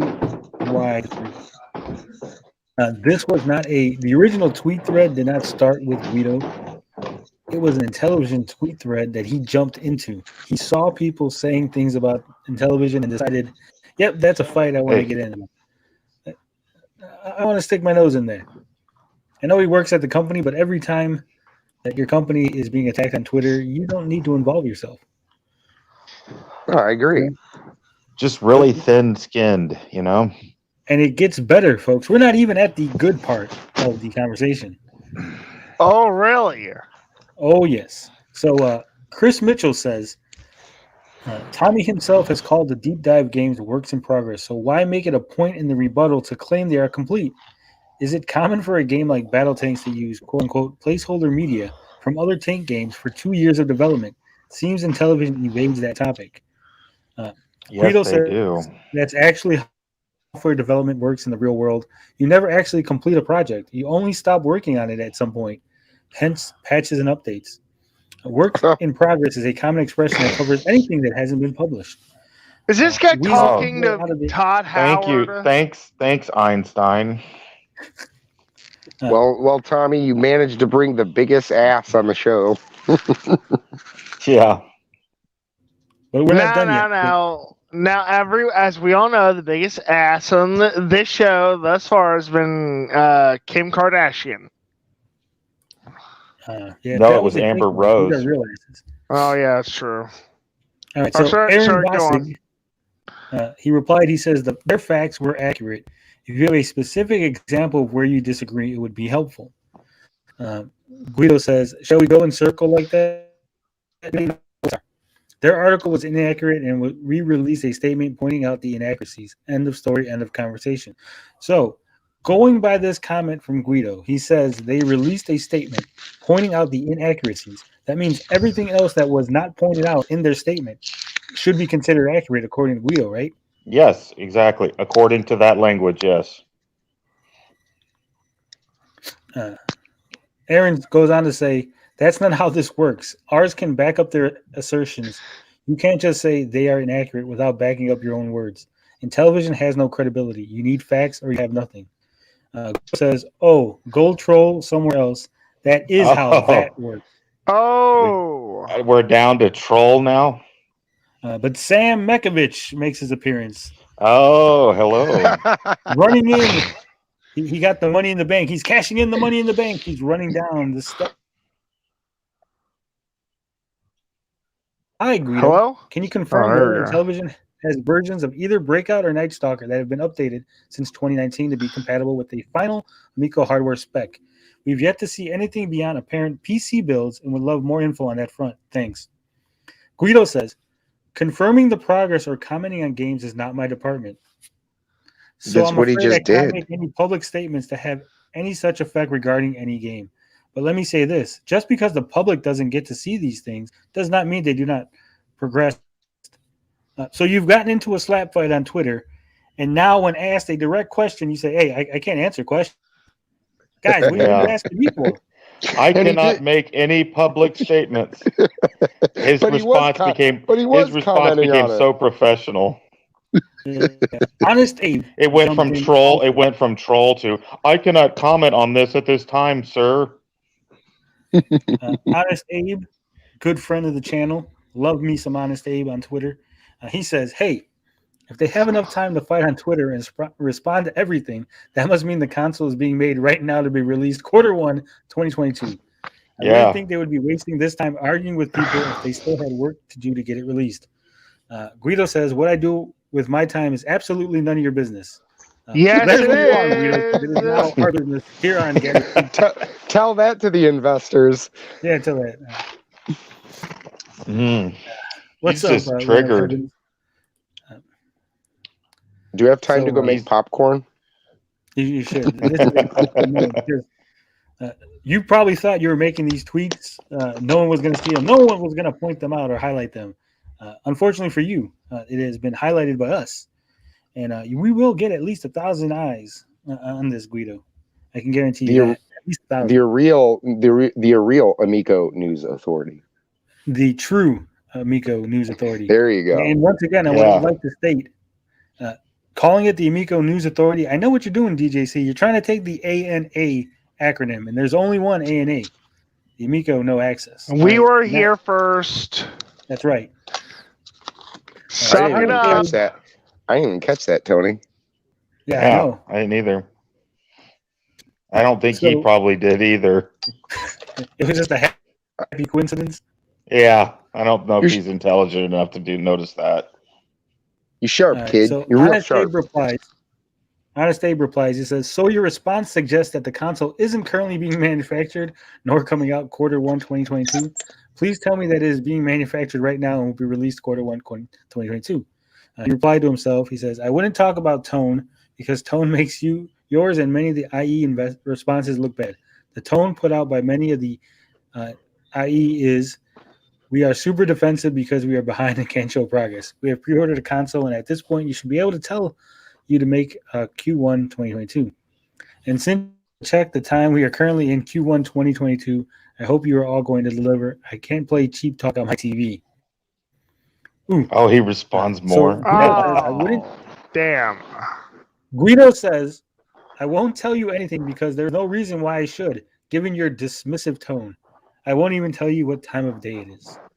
Caution, tweet at him, failure to launch.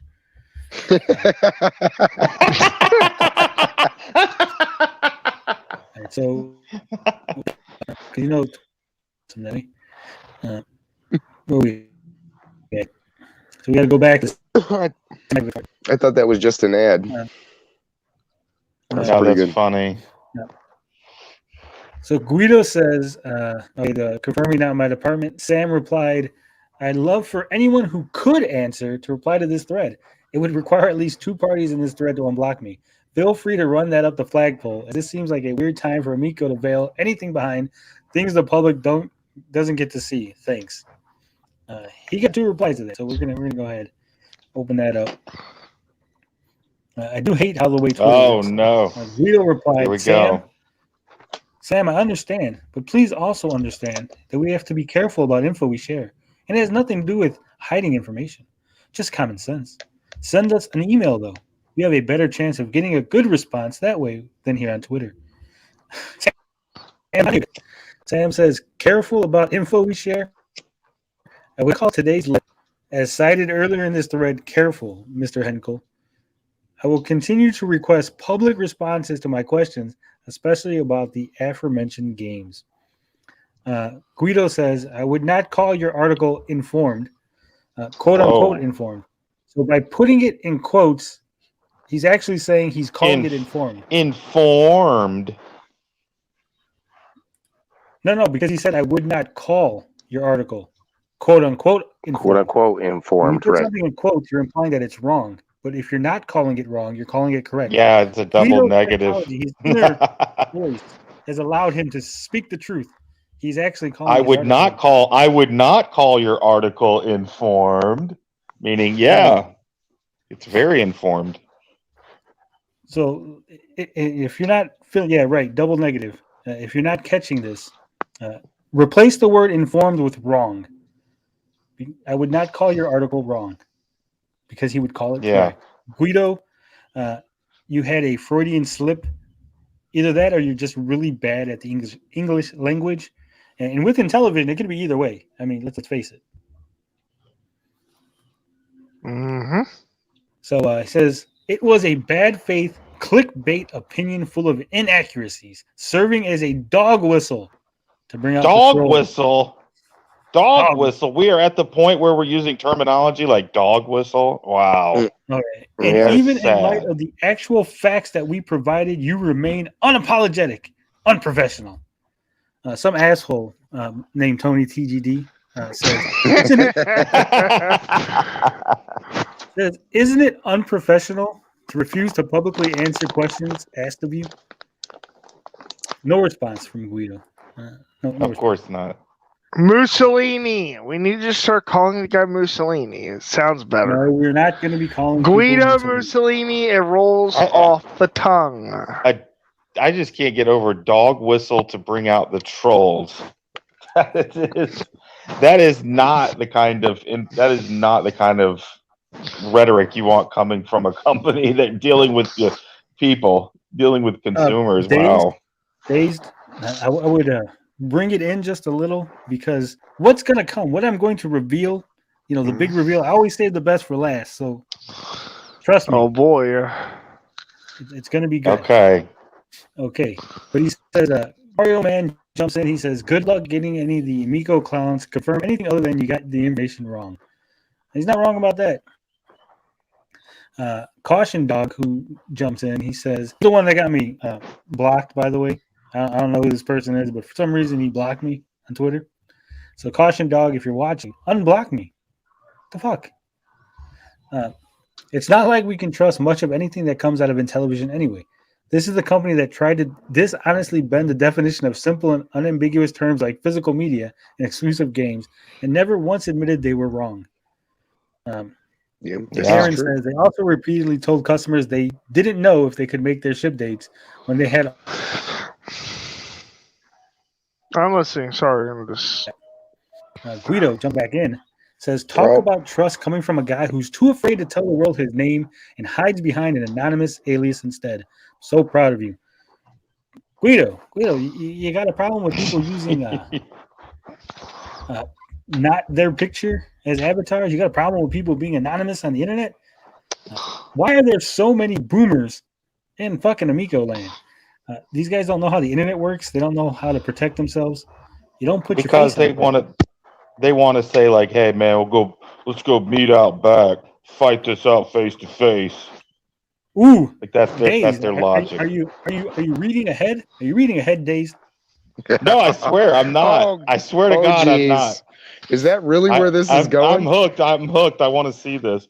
I'm just saying that's like that's how these boomers think. You know, it's like, yeah, why would you put your real name and face out there? Like, if you don't want to, you don't have to. Yeah, it's your choice. You know, it doesn't make So you stupid. less credible. All right, so Caution Dog says, I'm glad you agree that Intellivision lied multiple times since you chose to deflect rather than refute. Aaron says he hasn't figured out that you and I have nothing to prove. We aren't the ones selling a console. We stand to gain nothing from Intellivision lies and shenanigans. This is true. So Guido says, I don't deflect. I just don't put up with bullshit and trolls. Wow. Yet this is his like 20th message back and forth with these guys. Is this guy from Boston? I have no idea. Sounds like it, huh, Carl? I swear, if you look at all the people who are connected to the Amico and Tommy, the ones from Boston, the Atari creep, Tommy Tallarico, someone else. Just go grab another lager. You know, it's all right, just Carl. Lots of people from Boston. There's a whole state. There's a whole like group of people called Bostonites. Anyway, Caution Dog says, Guido, hey Guido, an RFID chip that triggers a digital download isn't physical media, Guido. A port with some vague promises of added features isn't an exclusive game. Why does Tommy love Guido? Why does your CEO act like the stereotype of a used car salesman? Aaron replies, when Tommy said there was quote unquote other encrypted stuff in the RFID card, was he lying or was he incompetent? Guido with a little Bueller thing. And then, of course, Mario Man jumps in and says, I believe it was the dude who said it best. New shit has come to light, man. So you notice a pattern here. When Guido is backed into a corner to actually answer a question with no wiggle room, he just suddenly disappears from that portion of the thread. He's just gone. He's there just to fight. So we're going to go back up here because I did go down. He says, Mario Man says, not sure how you manage to like anything related to Intellivision. That's what buffoons there. Guido, here's the big one. Here's the big comment. He says, I wonder if you would dare say that to my face. Easy to hide behind an avatar and spew nothing but lies and hate out of pure jealousy. You should channel that energy into something useful and truthful. He's pulling yes, we would love. Wow. Yes, we would love to tell it to both of your faces. Caution Dog says. Caution Dog. Guido says, sounds hey, like a Guido, telephone tough guy. Yeah, he is. Are you guys hiring? I know a couple of guys who'd be a perfect fit for Intellivision. Their names are Peter Molyneux, Bobby Kostick, George Bouchard, and Randy Pitchford. And of course, you forgot Todd Howard. Of course, I didn't forget. I didn't write the tweet. Of course, some asshole named Tony TGD 7 hours ago said, "I would feel free to hop on my live stream tonight, Guido, and let's discuss the lies the company you work for has put out." And of course, no response from Guido. You might be scared. I ain't scared. And we're still here live, Guido. If you want to jump on in, let me know. Hit me up. You know, Carl's ready to say it to your face. We'll turn our cameras on. Yeah, and this is the console technical engineer. He is. He's Intellivision tough guy. Principal software engineer in Intellivision. Software. Okay. Jeez. Is that him or is that just a picture of somebody else? Like, yeah, what does he look like? What does his actual face look like? He kind of looks like Jeffrey Dahmer. No, he looks like Kenny G. Oh, like I said, Jeffrey Dahmer. Jeffrey Dahmer. So that is the saga. The saga of Guido Henkel. I mean, no matter what side you sit on, it's that kind of unproductive stuff that just keeps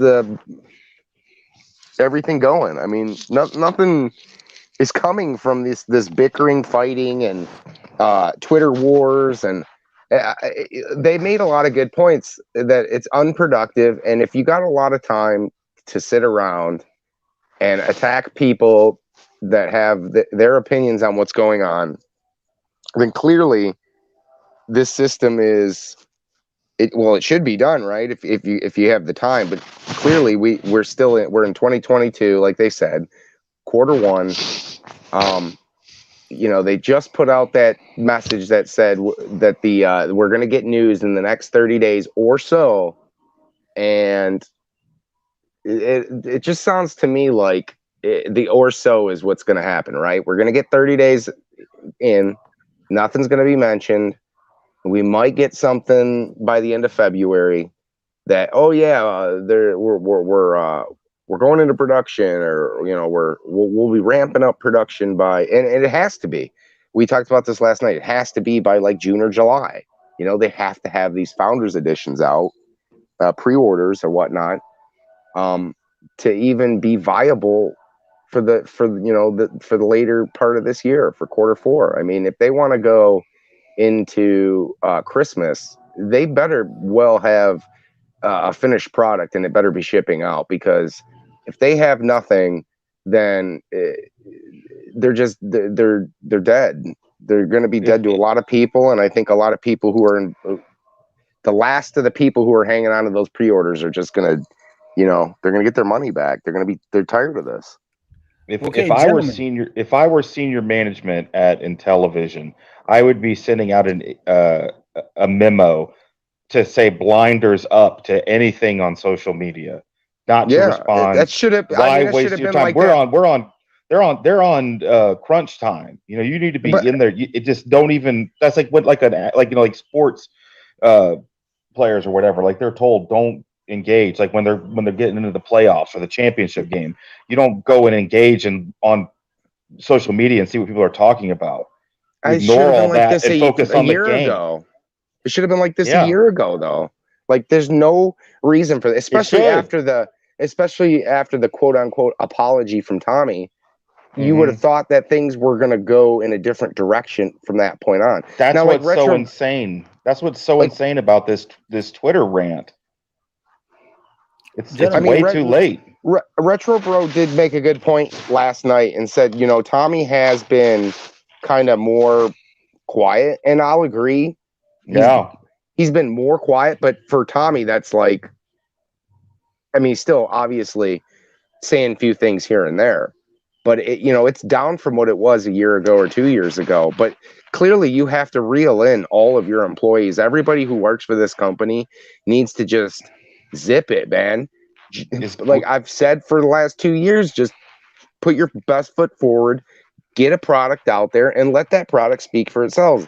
The problem is that they're fighting an uphill battle, and it's a battle with people that aren't really, going to change. What's the point of it? Yeah, it's not going to change the game at the end of the day. At least I don't think so. But it's like they see differently. It's as if this Guido guy is like Tommy's hired goon. Like he's going to be quiet and not get involved, but then Guido goes out there and is like his pit bull, like getting into the fights. You know who the NFL equivalent is? Antonio Brown. Yeah, I don't know who that is. You don't know who Antonio Brown is? The guy that just quit in the middle of the game and stormed off the field. Oh my God, it was brilliant. He starts trouble on social media. This guy is equivalent. Is the Intellivision equivalent to Antonio Brown? Let's just put it this way. This was it's the Tampa Bay Buccaneers. That's the team that won the Super Bowl last year with Tom Brady as their quarterback. I know you have to know who Tom Brady is, and this is like them coming back to try to win it again, defend their title. And this dude just quits at the end of the season, literally over just nothing. Okay, they think that the guy. I love you as much as I love football. There's breaking news. Breaking news. Now we don't get political on this show. We're not very political. But would you think? Either. Huh? I said or sports talk either. That's right. You No don't sports talk. No. I wanted to get this out before I forgot where I was going with it. But would you say that the typical customer base for the Amico was left wing or right wing? Oh, right wing. Right wing. Right wing big time. How about you, Gary? Still with us? He's gone? We're going to assume Gary said right wing too. I'm here. Yeah. Would you say Amico fans are probably more right wing or left wing? Amico fans are left wing. Interesting. Wow. Everyone else is saying right wing. Wow.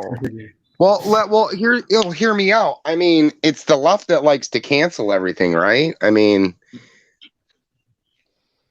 Everybody's playing the cancel culture game now. It's like impossible to tell it apart between left and right.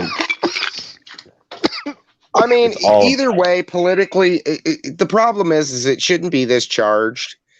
All this could be solved. Let me ask you, gentlemen, a question. I know it shouldn't be this charged, but I'm trying to keep it down. But would you say that the current political parties in the United States would consist of the Democrats and Republicans, or the Democrats and the fascists? How would you describe? Yeah, I'd say the latter. So, no. Let me repeat that. Are the political parties called Democrats and Republicans, or are they called Democrats and fascists? Yeah, they're Democrats and Republicans. Fascist. But yeah, I wouldn't call half the country fascists. But I do think one side of the political spectrum does see it that way as the latter. Yeah. Yes. Yeah. I agree. So we're all in agreement here. If half of the country are Republicans, probably shouldn't insult them. If half the country's Democrats, we shouldn't insult them. So, the breaking news here. We're gonna go ahead and look at this because I don't know if you know this, but in Virginia, the governor, they just had an election not too long ago. Mm-hmm. And the governor became a Republican. The governor's now a Republican.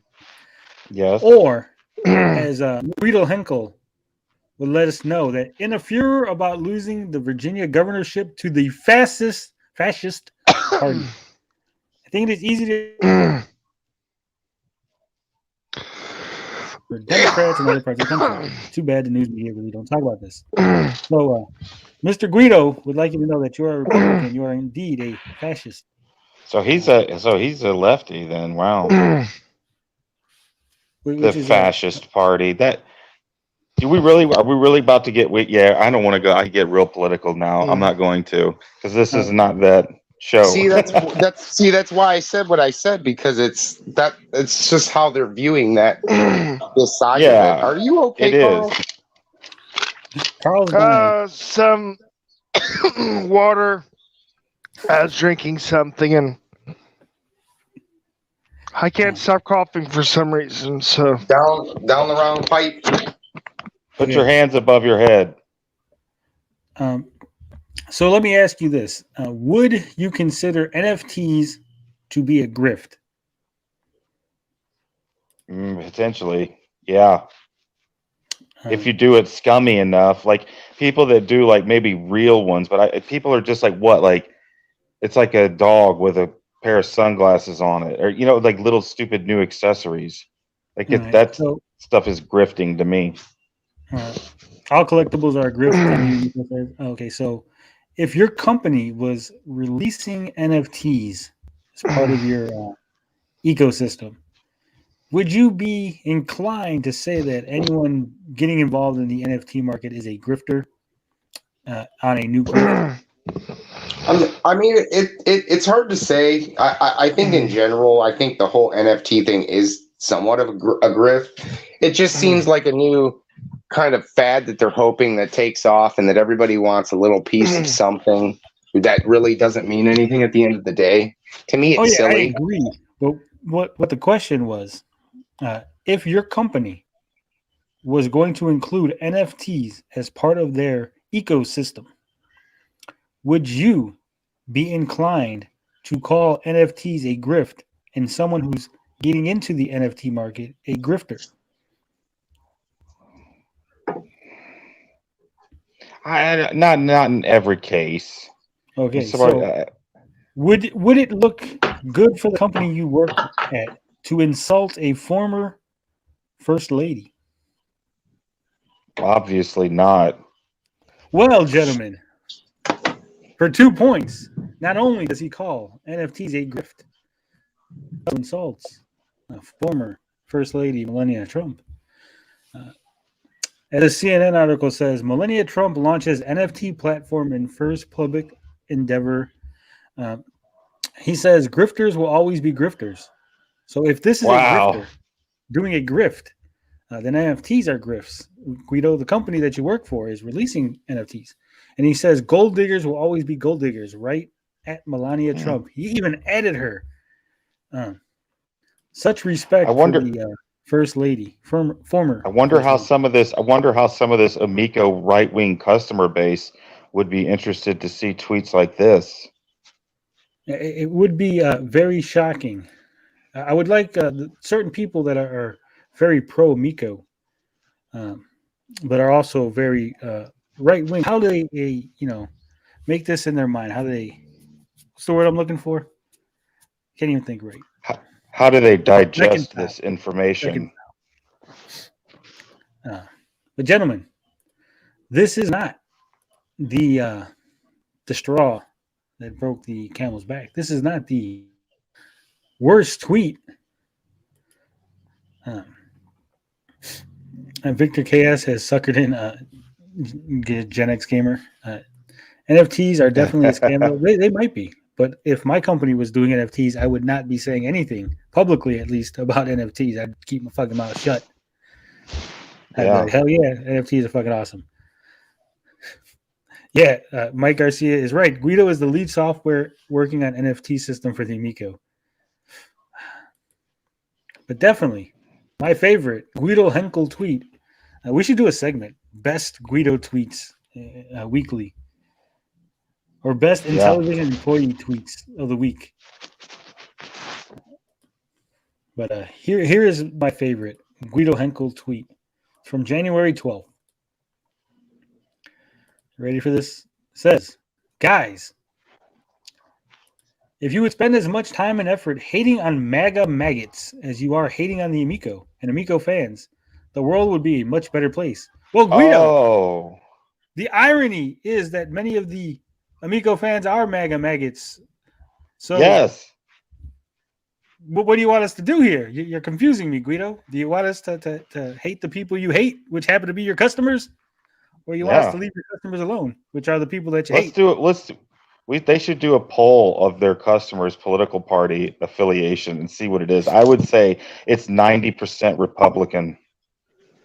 Hold on. What was that? I spilled some garbage and I was screwing around. What did you? I would say just that like 30 seconds.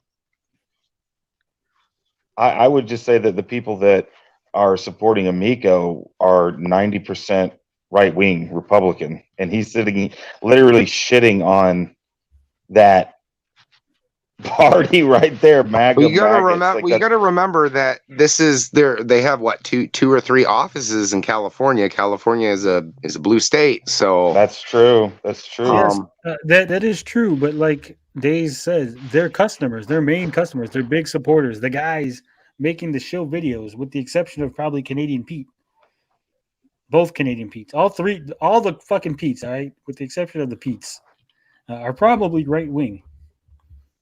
And at least not necessarily even the content creators, but just the people that are like taking all this garbage and just accepting it. Yeah, funny, the irony, like Blinded Braille reminds us, the irony is a family-friendly console, harkening back to the good old days. It is often being referred to as the MAGA console. Many people make the joke that this is the Republican, the right-wing Christian family console. But apparently, remember the 80s. Software engineer does not like those people that he's building a console for. Do you remember Ronald Reagan? I remember him. Reagan. That's what they're thinking. That's what they're thinking back to. You know, like that time. Like, do you remember Ronald Reagan and the peace of the '80s and how amazing it was sitting around playing the Intellivision? I mean, this is a really bad statement to come out of his mouth. It just whether you're on the right or the left, it doesn't matter. It's why I try not to get the politics involved into my gaming because I want it. It's not exactly. That's the whole point of playing video games is to escape. Why would he bring this up? Like he made this personal now. He's made this political. It did not need to be. It didn't. Tommy Amico says, nobody calls us the Republican Council, Tony. You're delusional. Go to Resetera, the Amico thread. They've called this the Republican, the MAGA Council. I think I have seen that, Tommy. There's been talks about it. Yeah. Ren of Heaven says Americans take politics super serious. No offense. Where I'm from, becoming under the collective of law, politicians are crooked and just out to screw you no matter who you vote. Yeah, I don't think it's super serious. Well, there was a time, that people didn't take it super serious, and that we didn't talk about it. But in the last 6 years, it's been nothing but politics because this country's going to hell. I'm going to provide you the simplest solution. Instead of making America great again, let's make Skyrim great again. No. Let's Carl, make that the acronym Elder is Scrolls great again. You hear the acronym MASA? Yeah. MASA? No, no, it's actually make MGSA. I don't know. Make America Skyrim again. MSGA. Make Skyrim great again. MSG. That stuff's no good. MSGA. You know, I mean, this is just it's gone past the point that there's no return. You know, there's no return from where they're going. It's just I don't understand what that has to do with the Amico or any of it. Why you would want to push away potential customers is beyond me. Whether those customers are total buffoons, whether they believe in slavery, whether they're racist, bigots. I mean, you still want bigots to buy your product, don't you? Because at the end of the day, that's $250 for the company, regardless of his political alignment. That's what Michael Jordan never got into politics, really, because people would ask him about that, and he says, "Well, Republicans buy shoes too, don't they? Like selling them Jordans." I mean, money's money. Yeah. It just baffles me. This is the road that they want to go down, and then when they're called on it, they don't have an answer for it. They don't want to play. Well, I bet you now that Tony has exposed this out for everyone to see, they're going to nip this in the bud, because that's problematic, because you can't have a representative of your company posting things like MAGA maggots. That's just not going to go over well. No, I mean, regardless of whether he's wrong or right, it's a bad look. And at the end of the day, you're pushing away potential customers. That's the bottom line. You know, a businessman don't give a shit about anything but the numbers. And like you said earlier, there's no politics has no place in video games. Yeah. That's why I get angry when guys like Pat and Ian talk about shit like that. It just doesn't need to be there. I'm going to disagree with Dave. Yeah, they're okay, let's hear it, Tony. Politics do belong in video games. Current American politics do not belong in video games. But video games should have politics, you know, kings, queens, whatever. It depends on the game. Just don't put exactly. Black Lives Matter into a double game. Yes, you know, current year politics have no place in games because it takes you out of real world politics, right? I think there are great games like Final Fantasy VII was highly political. You know, that's Tactics. Final Fantasy Tactics has lots of politics. Right, and that's fine. It's real world politics, and it's bringing like real life personal feelings and other people into it that just muddy the waters, and that's what they can't seem to understand. Yeah. Yeah. I know this is not exactly what we cover here, but I did think it was something we should highlight because, like I said, Guido is the principal software engineer at Intellivision. He is a high up. He's an executive. He's not some guy sweeping floors. Yeah, he's not a nobody. Fights with people, and like you said, the customer base is probably leans Republican, right wing. He's insulting half of the country. I mean, Tony, if you brought this up at your job and you started a fight, would you get fired for stuff like this? Well, if I started a fight, yeah, but if I brought it up, probably not. There's actually a political variation of this example. Remember when Hillary insulted the Trump voters? She called them the deplorables. Yeah. Ninja Kitty says, I thought the Amico fan base was 100% Canadian. What's all this political talk about? Nope, you're wrong. I just think, like I said, it is very funny to see these guys, to see Guido out here insulting half of the country, whether you agree with them or not. It's half the country, like you said, half the country spends money. Why would you alienate any portion? Right. 73 million voters, right? And that's not even the children. That's not even kids under 18. The cherry on top is that we've said that is their customer base are mostly right wing. So it's funny. It's hilarious. I mean, I could argue and say that their base is scattered all around. And that's the thing about gaming is that, when you get into it, that's why politics is usually left out, because it has no place, and that people can come together and enjoy an experience and be left, right. It doesn't matter. Yeah, exactly. But when you divide them like this, it just doesn't look good for the company, and you're hurting potential customers. That's just the bottom line of the entire thing. I'm going to disagree with Gary. I do think, this particular console is aimed, like I said, at a retro market. It's aimed at classic video games. They're doing a lot of this, back in the old days, family. It has very strong Republican right-wing vibes to it, whether you want to admit it or not. I'm right-wing, so it's not like I'm shitting on these people. I understand. And you didn't vote for Trump. I don't vote. Just saying. He doesn't vote. Tony doesn't have an ID. Oh, that's right. I forgot. The point is, like I said, you are shitting on half your customer base, a potential customer base. You're shitting on people that are supporting you as your customers. This has no place in it. They probably should have, had a policy. You would think at a professional company, they tell you outright, do not tweet about politics. Do not, this is a topic you don't discuss on Twitter as you represent the company. Let me ask you this. Do you think that this is a way, because Intellivision already thinks that they have people who are more Republican in the bag, like they got those diehards sold? And is this like their attempt to try to reach out to Democrats to try to lure in some of that? No, I think personally he just feels comfortable within his affiliation with his side, that he feels like in especially in today's day and age, right? You see a lot of people on the left. I mean, it takes place on both sides.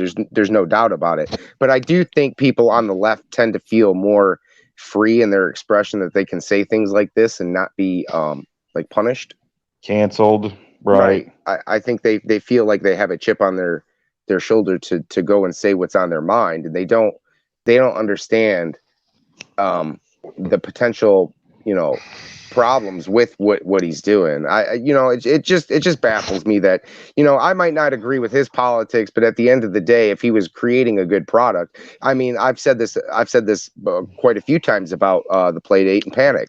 If you look at Panic as a company, they're based in Seattle, Washington. They have basically a rainbow on their profile icon or whatever. I mean, Panic is probably left-leaning as a company. Their politics couldn't be more different than mine, but at the end of the day, they have a solid product. They have something I'm interested in, and they've done everything right to the consumer that they're selling to, that I feel confident that me still going through with my purchase is the right move, regardless of politics or sides or any of that. Right. Yeah, I agree. There's nothing wrong with being political. There's nothing wrong with having beliefs one way or the other. I think where you start getting wrong, when you start attacking the other side, when you start demonizing people, ostracizing people. Also, well, there's a time and a place for it. It's just not in a company like that. I mean, it just baffles me. That's the real story here. It's not the politics. It's just the fact that they're doing it. Again, it's just another bad look. Like how many lessons do you have to learn before you just stop making mistakes? We can hear you, Carl. Oh, sorry. The ironic part is how Tommy calls people gaming communist, implying that we are evil left-wingers to his right wing. So it's kind of weird. I thought it was kind of weird. Yeah, that was hilarious, dude. I'm glad. I had no idea. I'm glad it was slowly revealed like that. Mad at him, and he's gonna find a horse on his horse head on his pillow. No horse heads, Carl. I mean, what are we gonna get on the actual like when the Amico, if the Amico ever ships, and on the back of the box, instead of video games, what you're gonna get is all the tweets and all the stupid things they've ever said listed on the back of their box. Like, this is what we're gonna advertise. This is is that basically sum up this last 2-3 years? Like, instead of putting the video game pictures on the back of the box saying you could play the new Astro Smash, or you could play the new Finnegan Fox, or games to come, we're going to put all the bonehead things they've ever said on the back of the box, turn that back of the box around when we put it on the shelves, and that'll be the first thing that the consumer sees. I mean, that would be the haters edition. I mean, that's just what they're doing. They're killing their product, and we've told them time and time again for the last year. Not only that, but the sad thing, I've said it before. Like, yes, Intellivision was not my brand of choice when I was younger. It was Atari. That's just how it is. But they are tarnishing the Intellivision name. They've just crapped all over it. Right. They've taken that from all of us. The same way that the Coleco has been tarnished so bad. Like, this is just the Intellivision's now into so. Yeah, I mean, there's a lot of people that just don't even want to deal with this. It's like, if this is the kind of community that's going to be surrounding the Amico at launch, there's a lot of people who will not even want to bother just because of that alone. You know, there's some people who can tolerate it and deal with it, but there's other people that just that don't want to. Like, there's no point, right? There's no point to get into buy a console that, even if you're going to go on Discord, or, granted there's no online, you're going to go on Discord and talk to guys or discuss stuff. Do you really want to be talking to guys that think you're, at the end of the day, just a maggot, or whatever his words were? I mean, it's stuff like that that just pushes a lot of people away, and that's in every different, they're pushing groups of people away every month. It seems like someone says something here, someone says something there, they do something here, and it's just pushing potential customers away. And I don't see why you would want to do that, regardless of whether they align politically with you or not. How many hours do you think it'll be before that tweet is deleted? I don't think it will be. Yeah, I don't think it will be either. I mean, it's there in a day and age. Is what I don't understand is these people say this stuff and they don't realize, obviously it's not going anywhere. We have it right here, right? It's people have screen captured it, and people are talking. Some people might be talking about it. We're definitely but think about it. The story of the Amico is such a small story. There's most of the people in the world aren't interested in that. So anybody new that's coming in, if they stumble upon a tweet like that, that's just going to potentially keep scaring customers away for. But here's the thing: ever and ever. Right now, it's not you know, it's not newsworthy. But what happens when the real marketing, if it ever does kick off, and let's say millions of people are interested in it, and they do Then start digging deeper, and they see our videos, and they see tweets like that, and all the archived videos, and all the stuff that's been around for 3 years. I mean, at some point, whether your marketing hasn't started yet, and you already know, you have two sides. You have us quote unquote haters, and then you have the quote unquote cultists on the other side. I mean, when the real marketing and the real consumers that they keep speculating are going to come, you know, in the future, when they really do jump on board, they start looking up stuff, and this is all they get for, you know, oh, let me go and see what was going on 2 years ago. It's a shit show. Right. You don't want that as your image. Yeah. They're called fascists.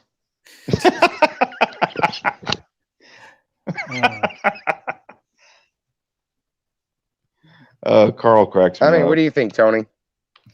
I think it is a entire shit show.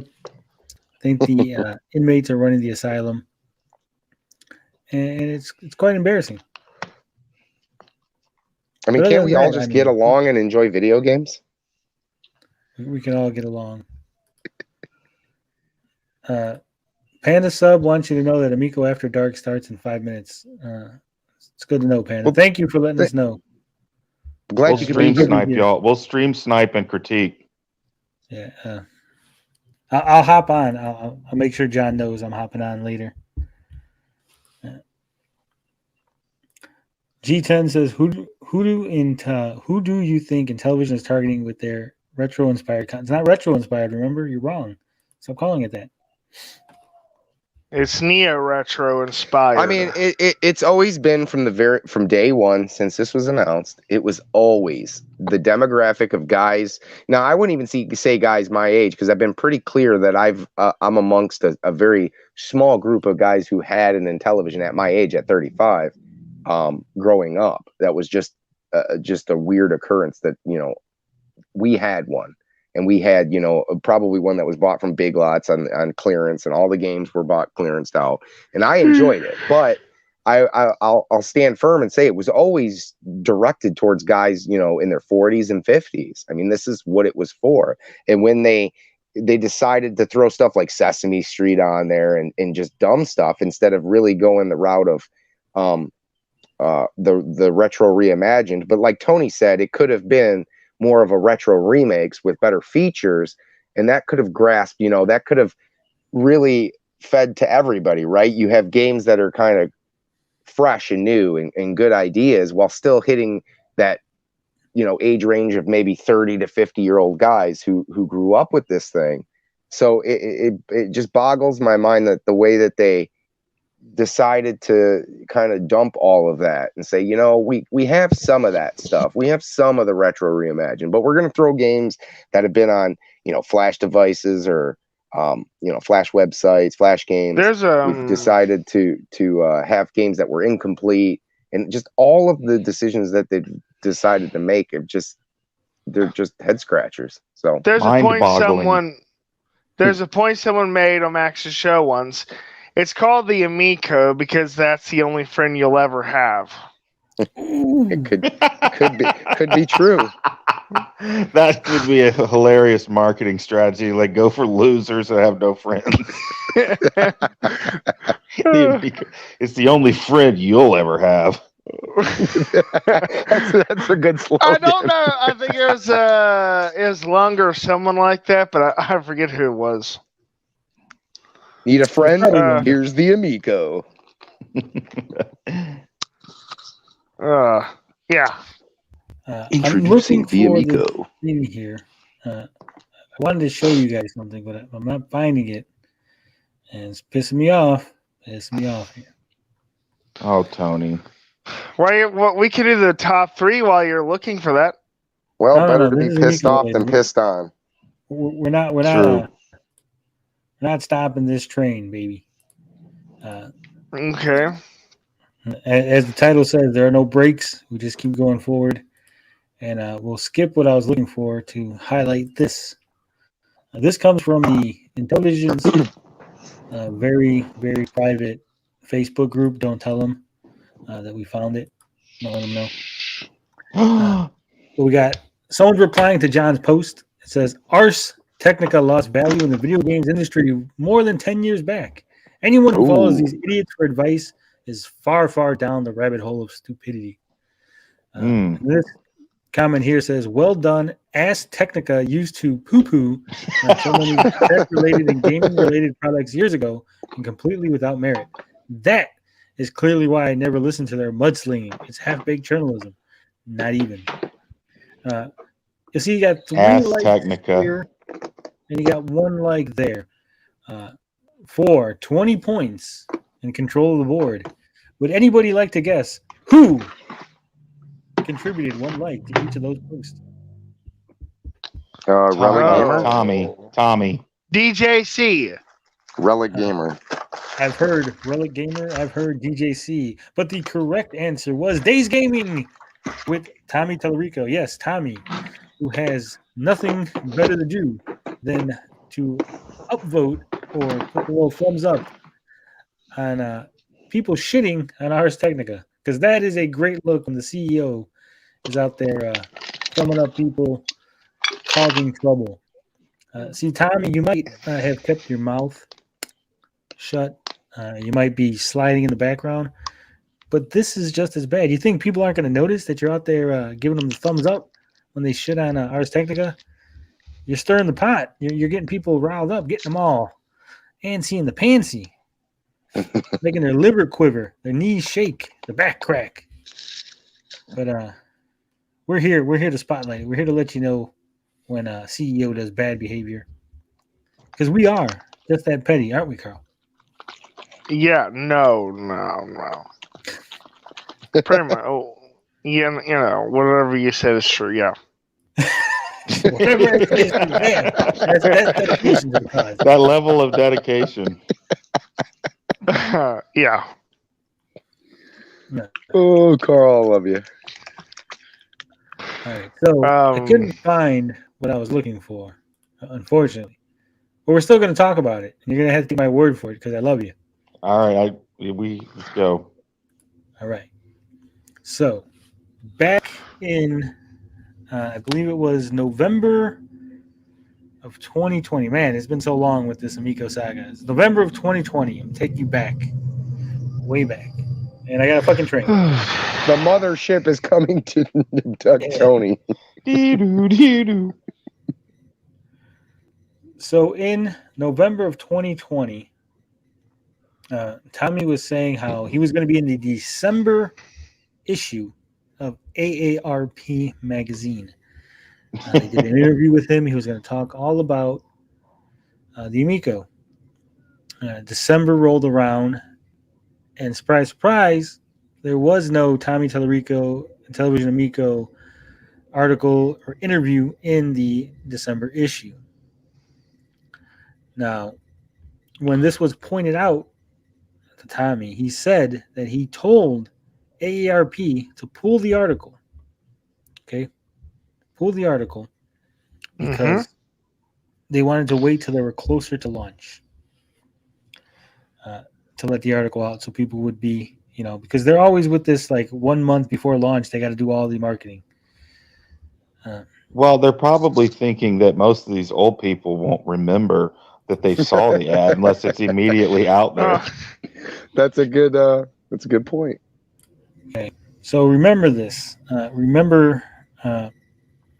In November, he basically said that he was 100% sure they were going to be in the December issue. It was a lock. It was in there. And then by December, it wasn't in there. He told them. He said he called them up. Pull the article. Now, Tommy also said they were going to be in Scout's Life magazine. Okay. And that actually manifested. There was a Scout's Life, I won't say article, it was more like a blurb in which they mentioned the Intellivision. I think they got the date for release wrong. And of course, people pointed this out. They said, Tommy, how did you let Scout's Life put the wrong release date in there, right? It's not coming out. And Mr. Tellerico, Mr. Thomas Tellerico, he always has an answer. He always has something to say. So we're gonna go ahead. We're gonna look at Tommy's response. So I got a question. So what's next? An interview with? Is he gonna do an interview with Jared Fogle? Ooh. From jail? From Subway? Sure. The Subway guy? Yeah, the Subway guy. He's in jail right now. He'd have to do it from this wasn't in Scout's Life. Hold on. Let me retract. That was a serious fall from grace. Jared Fogle. I've said misinformation. Sorry. This was a different article that said that they were going to be released in April, but obviously they had already announced that date was not happening. I believe this was in the Retro German article or something, where the date was wrong. Tommy mentioned Scout Life as an upcoming article in his reply about why the date was wrong. We're going to take a look at this because it's very important. But first, a comment from Ninja Kitty. No. Jared Fogle presents. No, I said no.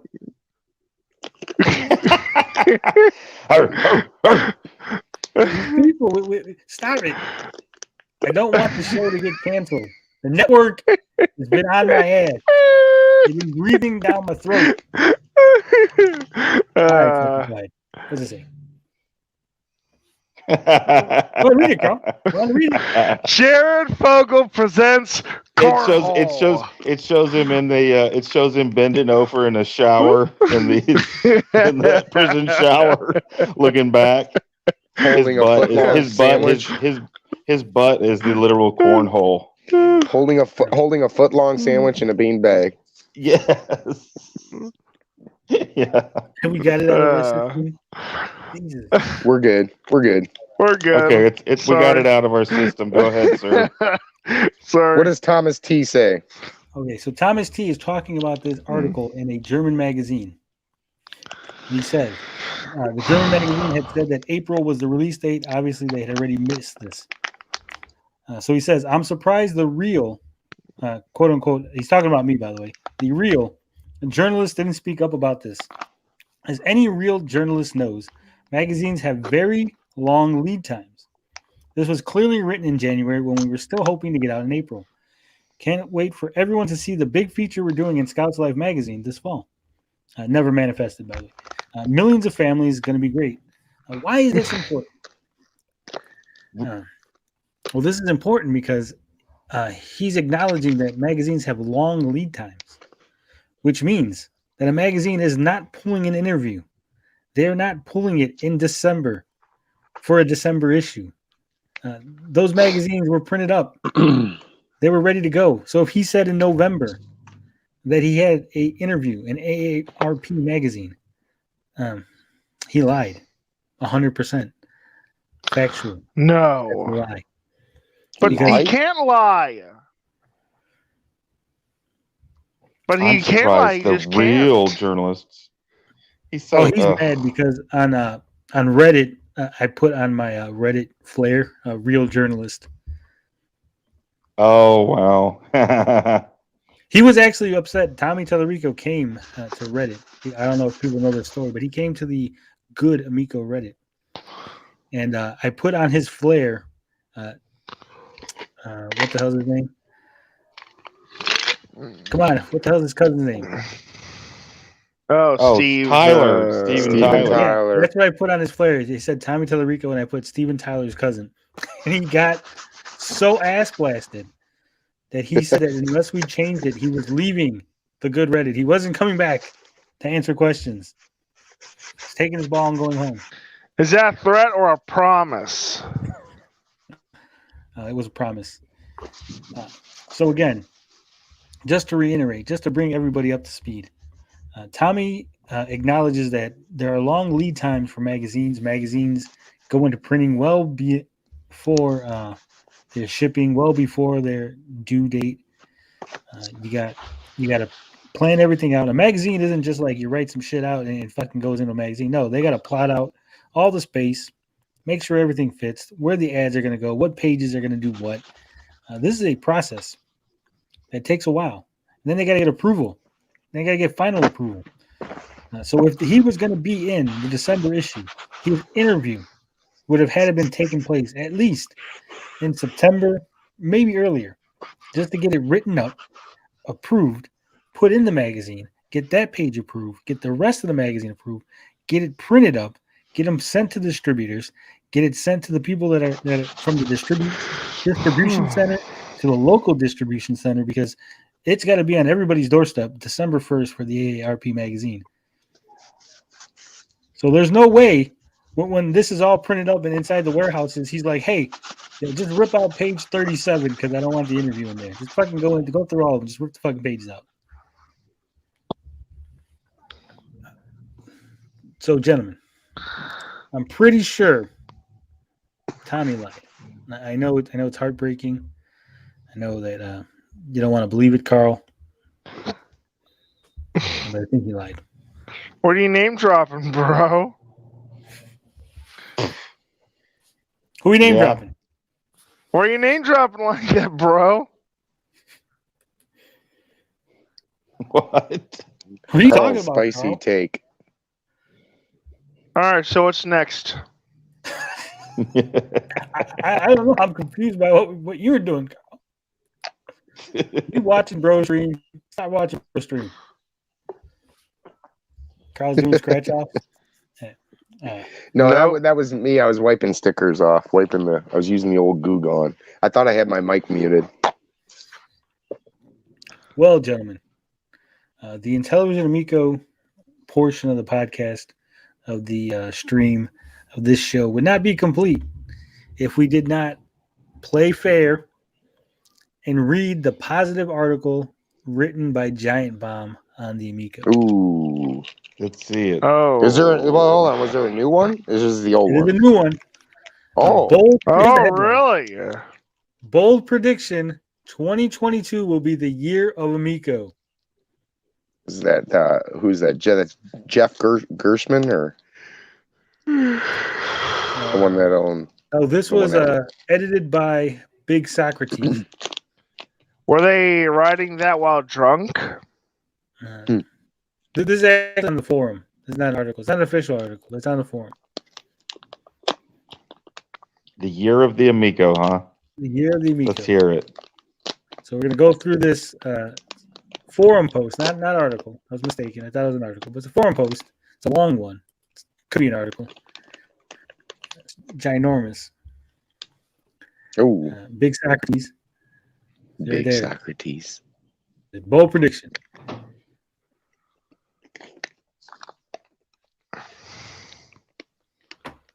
What the hell's going on here? There you go. All right, bold prediction. 2022 will be the year of Amico. Says, what does it mean to be the year of something? It doesn't mean that it doesn't mean that thing is the highest selling. Within the video game sphere, 2020 was the year of PlayStation 5, even though the Nintendo Switch sold more units, because the PlayStation 5 captured the attention of the gaming world and became an object of desire among frenzied masses who battled bots and scalpers more vicious than any fungus, zombies, or Norse gods that try to get one. It doesn't mean that thing is the most popular. 2021 was arguably the year of Xbox and Game Pass, even though the PlayStation and Nintendo brands remain stronger. But Xbox gained a relative position in the market and people's mindshare, garnering positive attention for strong game releases in addition to their services, and forced Sony to react by planning a similar service for their own system. This guy's a good writer. I should hire him. Reach out to me, Big Socrates. Instead, I'd argue that to be the year of something, that thing has to have the best year relative to its starting position and make the most positive progress in the market and public opinion compared to where it began. See where he's going, gentlemen? Oh, I do. Says, with that definition in mind, it seems all but certain that 2022 will be the year of the Amico. The Amico starts the year with several powerful advantages. The first is that very few people have heard of it. It's easy to make impressive relative progress when you're starting from ground zero. On a relative basis, selling a single Amico system would increase its market share more as a percentage than Sony or Microsoft could by selling millions of machines into a market that already contains tens of millions of PlayStations and Xboxes. Amico also has the advantage of having a dreadful reputation that would be easy to improve. Among the small but dedicated group that already knows that the Amico exists, just having a mediocre performance would create a massive improvement in the machine's perception. Since outlets like Ars Technica has already predicting its failure and the collapse of Intellivision, the company that plans to release it. So they're making a good point. If the company is so low that it's below the Earth's crust in public opinion, just getting back to ground level, I'll watch you. Will seem good. Yeah, they can only go up, right? Yeah, they can only go up. I mean, if that's your standards, that your standards are so low that that could be the year of the Amico, then sure. Yes, Ninja Kitty, it is only a forum post, not an article. I did correct that. What's it? EFX says when the Amico first came out, it was supposed to ship with that collection of games they sold the Evercade, right? No, it was supposed to come out with even more games. The Evercade collection only has what, I think 10? Probably yeah, sounds about right. Every single original Intellivision game was supposed to come out day one. He said, quote unquote, all the original Intellivision games will be available on Amico day one. Boom. That was set on Electric Playground in front of Victor Lucas. Wait, what did again? Read that again. I'm sorry. I had to do something. What'd you say was day one? I wasn't reading anything. I was quoting Tommy, who said all the original Intellivision games would be available on the Amico day one. Boom. Oh yeah. When was that said? 2019. In front of Victor Lucas on the Electric Playground Network YouTube channel. And don't ask me how I know everything. I'm just that good. But let's continue with this post because there is a lot more to cover here. Does it get better? But it's more than just how easy it would be to improve. What was that? I mean, if someone else wants to read. No, Gary said, does it get better? I just laughed. Well, where are you at? I'll read. It's the Amico. I got it. Don't worry. It says, but it's more than just how easy it will be to improve its relative standing that makes Amico all but guaranteed to win the remaining 352 days in 2022. It's the product itself and the company behind it. The Amico is a true disruptor in the marketplace.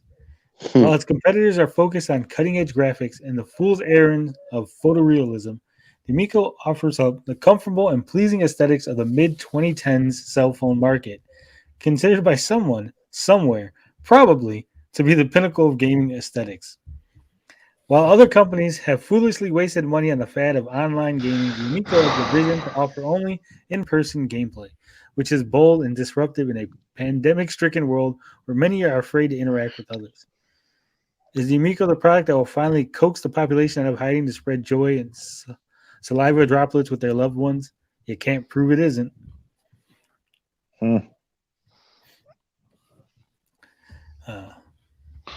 The Amico also disrupted console and controller design. While Xbox and Nintendo try for subtle, modern, angular look that blends into your living space, and the PlayStation 5 invokes visions of the future with its spacecraft-like sweeps of black and white plastic, the Amico probably looks like a Fisher-Price foot bath for aliens. Complete with even more bright LEDs than Wii and Wii owners with a decade and a half ago, whenever it needed one of its frequent software updates. It does kind of look like a Fisher-Price foot bath for aliens. I agree. Yeah, I like that. With the especially with the lights going, you can see an alien's feet just dipping it in there with the laser show going. It says, even the Amico's controller is a market disruptor, eschewing such pointless features as dual analog sticks and sleek ergonomic design to offer up something that looks like the result of an illicit affair between a garage door opener and a cell phone from 2007. It doesn't even have face buttons. buttons, choosing instead to marry the much-loved pleasures of touchscreen action gaming to the smooth controls of its 64-direction sliding disc, previously seen on the original Intellivision. The 3DS, kind of, and nothing else ever, even though it's been around for 40 years. A true disruptor doesn't just make something new. They take something old that nobody liked and make it irresistible.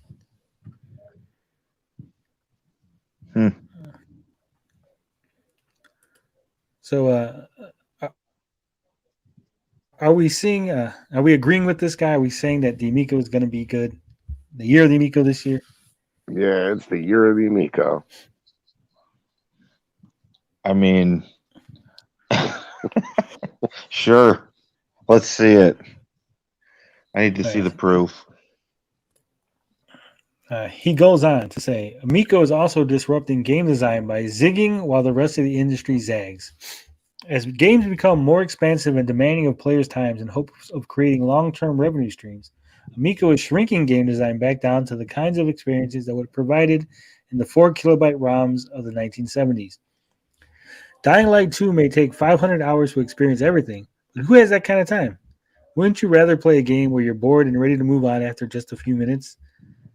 In addition to encouraging people to get together by not having it online, Amico is encouraging people to put down games and go outside or pick up a book by offering only tedious, repetitive experiences we all had before, presented in an outdated graphical style that will have your jaw hitting the floor when you realize that, yes, this is a game released in 2022 and it looks like that.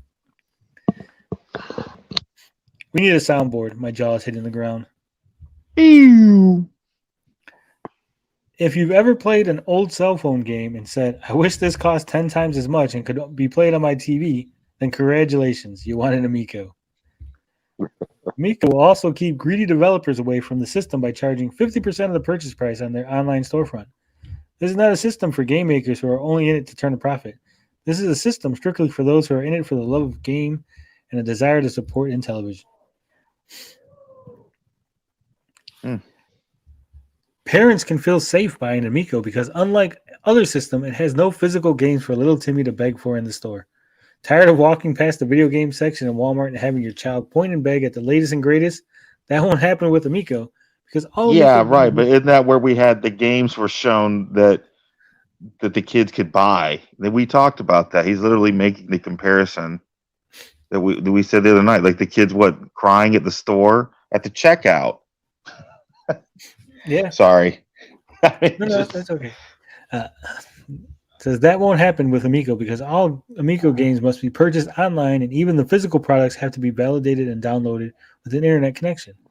And Timmy won't be excited by new releases in store because Amico conveniently bakes the store into the OS home screen, differentiating between games you own and those you don't own, yet only by fading the icon of your future purchases.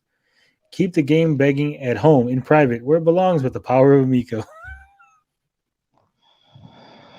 That was great. It's not done yet. It's not over. Oh, there's more? Does it get better? Yeah. The page ain't loading all the way. Hold on. Jesus Christ. I mean, is it really? You got the hamster wheel internet? Is it really going to be the kids at the store crying for an Amico, or is it going to be like the 40-year-old? It's going to be the dad. It's going to be the dads. It's going to be the dads in the aisle crying for it for the kids to try to play. No. We don't want that trash. Right. You're both wrong. You're both wrong. It's the kids crying because the parents are threatening to buy it for them if their grades don't get better. Yes. Yes. No, Dad. Absolutely. We want to switch as a punishment. You better get your grades up, or you're getting an Amico. Your cousins just got an Amico. Don't make me get you one too. You're gonna play games like cornhole. Why is my fucking shit frozen? Hold on. Well, those Amico interns are hard at it again today. They already took Blinded out. Yeah. Oh, they're hacking. I got it. Signal. I fixed it. Are they hacking Geek Getaway? They're always hacking me. We're back. We gotta go. They can't handle the truth. Right. It says, but Amico saves its greatest disruption not for the games or console design, but for capitalism itself. Many consoles famously sell it for as low a price as possible to expand their user base and make their profit selling games. Amico instead acts like a true luxury brand, charging premium prices for bargain basement components and making its money up front with each console sale. Some console makers, especially Nintendo, have been accused of keeping supply low in order to drive demand and make people snap up any systems on store shelves so they won't miss out. Amico takes that one step further by not releasing any product at all, surely driving consumer desire to a fever pitch. People are paying double or triple MSRP for PS5 systems that are all but impossible to find in stores. But with Amico, even the scalpers don't have any, meaning the demand can build to a true fever pitch. Despite that, the Intellivision COO has announced that they are currently planning to formulate a plan to release the system. Only thing better than a plan is a plan to plan a plan. There are rumors that Intellivision might not release a console at all, ever. This would be a master stroke of capitalism, driving demand absolutely through the roof. That demand could then be turned into pure profit through various means, such as Intellivision's innovative idea of making every game an NFT, helping destroy the planet and driving people back indoors to play Amico before they get bored in 5 minutes and decide that death by heat stroke is preferable to yet another round of Charlie.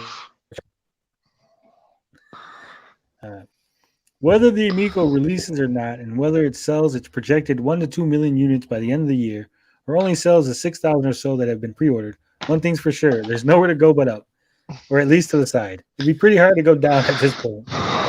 Even just ceasing operations would probably prevent them from being clowned on as much. Because of this limitless potential for growth and very low downside, 2022 is all but guaranteed to be the year of the Amico. Hold on to your butts, people. It's going to be a thrilling Schadenfreude ride. Schadenfreude ride. Yeah. Cute cornhole. I'm not sure. Goodness. I'm not sure 100%, but I think that article, that forum post was dripping with sarcasm. Just sarcasm. That's what I was thinking. Off of it. But I think that's it. I think that's all we have as far as the Amico news. You guys got anything else to add to the discussion? Not especially unless you can do the top 3. No, that's a different segment, Carl. You can't jump segments. Oh, sorry. Nothing. I am going to have to hop off, though. I just wanted to... it's getting really late here where I'm at, and I told my son I was going to hang out with him for a little bit before he went to bed. So I just wanted to say thank you guys for letting me hang out. It was fun. Yeah, thanks for being here. And hey, and you tell your son a bedtime story, a scary bedtime story about the Amico. Yeah, he's heard enough about it. He's just like, I don't even want to hear about it anymore. Yeah, nobody in my family wants to hear about it.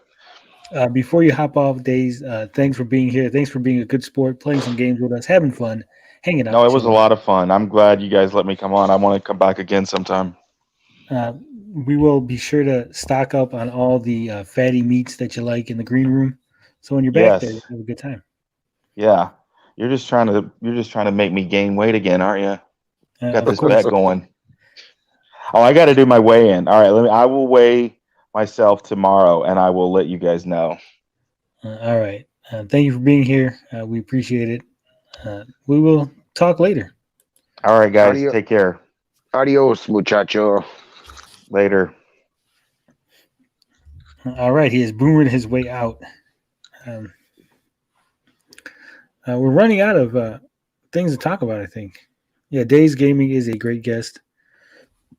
A great guy. Love him. More Dazed. I agree. We are going to grab as much fame from Days Gaming as we can. Hammock Man is epic. We need to get him someplace warm. Send him down to like Miami so we can go in a hammock all day long, every day. And get the coronavirus. Whoa, I don't want him to get the coronavirus. Well, don't send him to Florida then. Is it bad there? Oh yeah. Oh yeah. It's supposed to be pretty bad down there. I haven't been checking the news. I don't pay attention to what's going on with Corona. Well, if you're making travel arrangements, you should. Just a helpful tip. Yeah.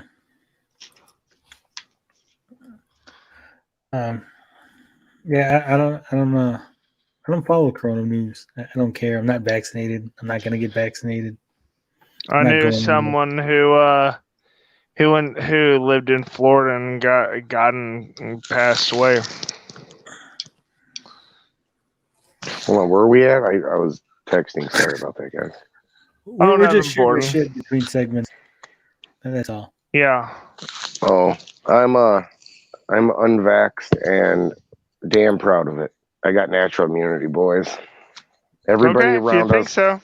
Everybody around us got sick, and I didn't end up sick. And I believe I probably didn't know it, but I probably got the old COVID somewhere probably last year. I think when I had my my sinus infection, and I think that's what did it, because she was around everybody at work that had it. Her sister had it. Her sister's husband, their 1-year-old had it. We were just by them in Christmas during Christmas, and somehow I have not got sick. But then again, my immune system's really good. Usually when everybody's getting sick, I'm not. So it's another thing. So yeah. Yeah, I also have a really good immune system like Gary. I also believe in Jesus. Jesus is my mask. That helps. I drink holy water like daily. Tony, do you wear the cross? No, I don't. I am the cross. Before I get hit by lightning by going down this train of thought. Yeah, I was about to say that. Carl, I am allowed to bless things, and I will bless you when we get off. No, you're not going to get me struck by lightning. No. No. No. It's too late, Carl. Your character in Oblivion or in Skyrim will be killed tonight. I don't play. Probably because by giants sending me into the stratosphere. Carl, if you are religious, you know that in fact lay people can give blessing. So technically, yeah, I can bless you according to the scripture. Okay. Also, I did go to training. I was going to be a priest at one point. I was like, yeah, this is cool. I love Jesus and I love talking the Bible. And God spoke to me. He said, I need your voice out there to tell the people what's up. And I was like, cool. And then God's like, and you can't have sex. And I was like, whoa, wait, what? So can't have sex. I was like, no, God, I'm out. And for that reason, I'm out. But yeah, the Pope's going to bless your holy amico. I hope so. You keep saying that. I swear to God, people call it the Republican Council. I mean, it's just the way it is. Family, old thinking, the Atari age is gone, but there was a lot of Atari age posts talking about how they're glad there was going to be none of that shenanigans, that trans stuff in their gaming on the Amico.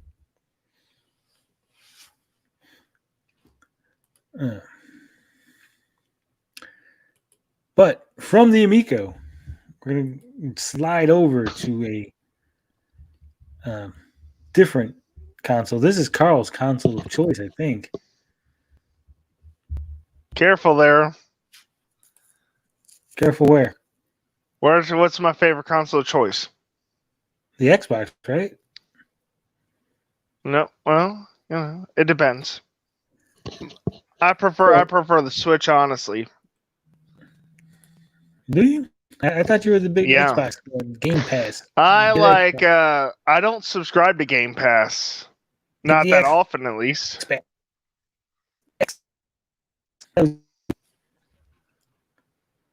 My favorite, I like the Switch because of the portability and the ports and how easy it is to break everything apart. That's why I like.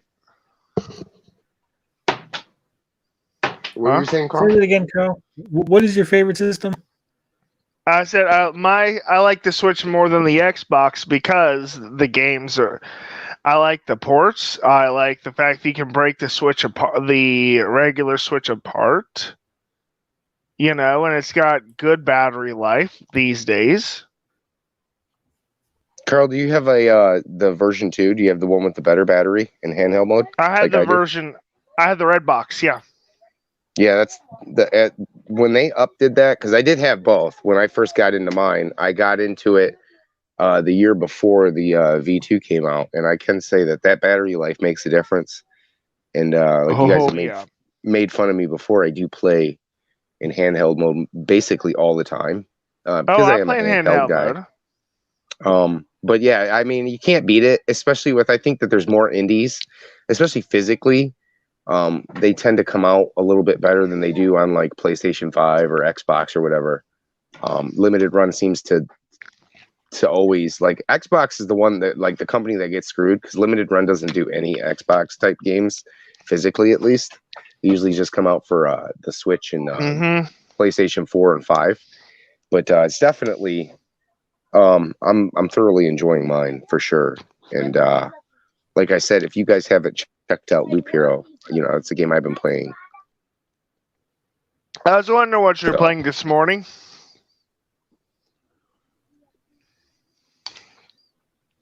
What was that? So what's the big news about Xbox anyway? I'm trying to get to it, but my computer is being ass. Phil Spencer says Xbox is not a free speech platform for politics. No computer. I mean, no platform should be, right? I mean, these companies should be just advocating for what the product was meant for, and that's just good, wholesome fun. Okay, well, what's going on here is Phil Spencer, the head of Xbox. He says Xbox is not a free speech platform for politics. What he means is, for people making avatars, for people making usernames, for people saying things, if they don't like what you say politically, they will ban your account. Okay. But either side, right? I mean, obviously he's saying that it's not going to fly here for Microsoft. Well, we'll see. We'll see what he says. Hopefully that's what the message is, because I agree with that message. This was written by Joseph Noop. He says, in a new in-depth interview with the New York Times, Xbox Executive Vice President Phil Spencer was asked about the connection between gaming and the polarization of American politics, to which Spencer said that Xbox is not a free speech platform and is designed first and foremost for games and entertainment. Spencer discussed the idea of political and social radicalization with the New York Times on Kara Swisher's Sway podcast. During the multi-topic chat focused largely on the emergence of the metaverse concept, Swisher brought up former Trump administration chief strategist and Breitbart founder Steve Bannon, who talked about utilizing Gamergate as a political army. We see all positives and negatives of the human condition. People who propose to each other and get married on Xbox Live, Spencer says about Xbox's online services.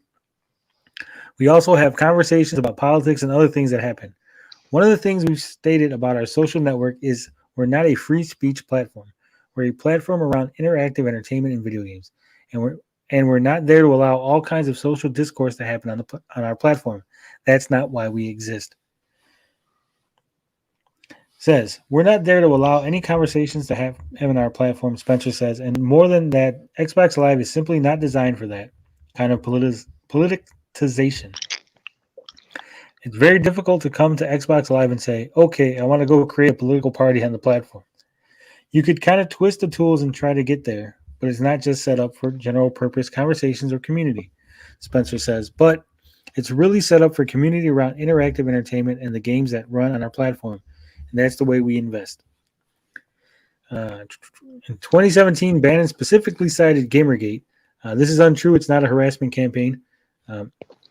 You can activate that army. They come in through Gamergate or whatever, and then you get turned on to politics and Trump.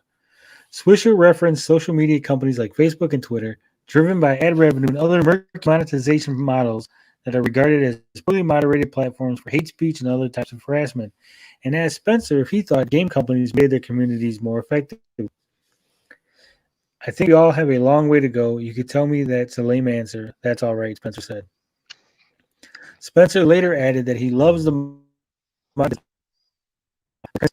simply put, if a customer likes what Xbox or other video game studios are doing, they purchase the product, continue subscribing, or invest in some other aspect of the platform.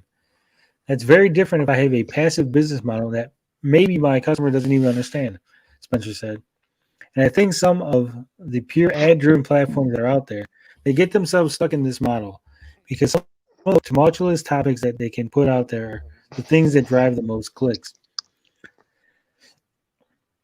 A relatively firm political statement for the chief of a multi-billion-dollar video game industry giant, Spencer previously commented on the allegations of harassment and sexual discrimination at Activision Blizzard, makers of World of Warcraft, Diablo, and Overwatch, saying that Xbox was evaluating all aspects of the relationship with the studio.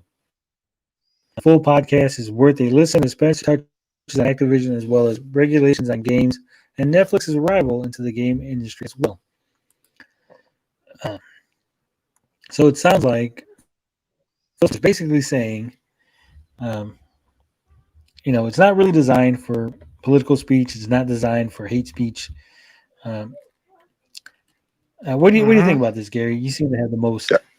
I think he basically said what I said at the beginning, that it was designed for entertainment, right? I mean, the Xbox wasn't designed to get politically charged and go on, party chats and fight with people. It's there to have a good time. It's there to enjoy experiences together and get back to playing video games and having as much fun as you can with that sort of stuff. So I totally agree. I mean, if you're going to condemn both sides and say, hey, look, this is just not the place for it, go somewhere else, that's perfectly fine. Like I said, politics don't belong in video games unless, like you said, Tony, they're specifically designed into the video game. But real world politics don't belong. And if that's the message here, I totally agree with it 100%. The only politics I want to ever talk about are Skyrim politics. Anthony EFX says it was designed to own noobs. I think there you go. I think this is a good message from Phil Spencer. I know people are probably going to twist this around into saying that it's not free speech. They are. It's a great free speech. And, I like what he said. Yeah.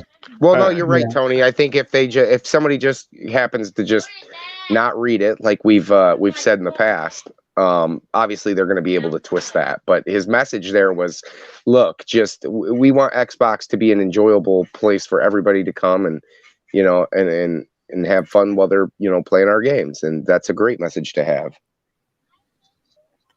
Yeah, I agree. Like I said, full agreement with Phil Spencer on this. The only caveat I would say is if they are unfairly, banning one side or the other, or one type of content versus another, I think that would be an issue. But if they're treating it fairly down the line, I think that's not a problem. It's a private company at the end of the day. Blind Braille is correct. But I do think that even a private company needs to, at the very least, clearly lay out, if you want to be a left-wing company, then just say, hey, guys, this is a left-wing company. We don't want any right-wing politics. We'll ban you. Just make it clear in the rules right up front. Mm-hmm. I think where companies get into trouble is they want to be a left-wing or right-wing or crazy or whatever, but they don't want you to know, right? They just want you to, because they want you to use the platform, and right? Then they just kick you off. Oh, we didn't tell you that we don't like, Gary's, but we want your money, Gary. But now we're going to kick you off the platform. I think that's where you run the issues. Blind and Braille. Unlike YouTube, who loves us, Susan Wojcicki is a big fan of this show. YouTube is the greatest platform ever. I love it. Please monetize me. Cyrus, I actually talked to Cyrus about this once. He's of the opinion that YouTube won't last as a platform. Also, by the way, G10 whatever, it's the Stormcloaks for life, not the Forsworn. The Forsworn can kiss my ass. So That's what you should. That's what he should change his name to now. Is G10 whatever. G10 whatever. I'm terrible at remembering these names. I really am. I just call him G10. G10. Okay, that works. Yeah. As far as YouTube lasting, I think that's another conversation we could have if you want, separate from this one. But yeah, I think Xbox not being a free speech platform is not an issue. As long as everything is fair up front, they let you know what's going on, what is acceptable and what isn't acceptable. I think where people get into the trouble is they want to be free speech absolutionists, but like way beyond what should be acceptable. I mean, there are certain things like doxing obviously should not be a free speech issue. Harassment is not a free speech issue. Well, can I be real? Was that Carl? Yeah. Can I be real about free? Give my thoughts on free speech. This is a real show where we be real, so you're allowed. Well, I mean, like free speech. To me, it pertains to talking about the government. But otherwise, whatever you say comes with consequence. Yeah, there are. I think consequences are different from people expunging you from society or cancel culture. Consequences would be things like, getting fired for making racist statements, or having your girlfriend dump you for saying things that are insensitive, or for having your audience get really upset if you decide to go against what they believe in. Right? Those are consequences. You shouldn't be kicked off of YouTube for being left wing or right wing or up wing or down wing or I agree, chicken wing or whatever wing. So I think those things are different. I think people need to realize that. We have safeguards in place in society already. We don't need cancel culture. If someone doesn't like, we have the freedom of association here in the United States, and most places have something similar. If I don't like you, I don't have to associate with you. I'm not forced to have Carl on this platform. He's here because I like him. Gary does force me to put him on the show. He has threatened my life if I don't let him on. Please help me. He's kidnapped me. I'm in his basement. By the way, guys, in reference to Elder Scrolls 6 or Starfield, I relatively don't care that much. If Todd Howard wants to cancel both because I shit on him, I can't do anything about it. Mike Garcia says YouTube is the mainstream now. That's why it's heavily censored. I remember when the internet was anti-censorship long ago. Well, here's the thing. There's always a limit to everybody's idea of free speech or what is or isn't censorship. It is not censorship to have rules. Even if you don't agree with the rules, right? If they say there's no swearing in church and the church kicks you out for swearing, that is not censorship. They're not censoring you. They're telling you to leave because you don't fit in. Yeah. You can't run into a mosque and start tossing bacon around. They'll ask you to leave because that's inappropriate. It's not censorship. They're not censoring your political statement. They're just saying you're being an ass and they would like you to leave. Yeah, you really can say whatever you want. That's just the truth. Right.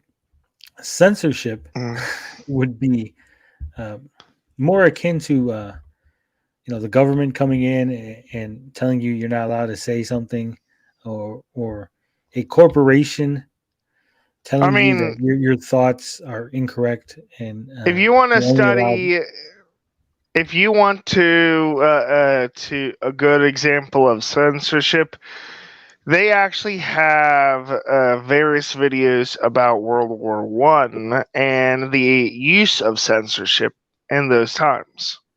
Yeah, if a company tells you that you're only allowed to think, have a certain opinion, that would be censorship. Now, if a company says, hey, we don't allow X, Y, or Z on our platform, and you decide to do it anyway, that's not censorship. Again, that is you breaking the rules. It's like no shoes, no shirt, no service, and you go in there barefoot, and they're like, dude, you got to leave. They're not censoring you, right? They have a rule, and you didn't follow the rule. Let's use a good example here. So let's take your average publication, newspaper, whatever you want to call it. And an article has been completely blacked out. That is censorship.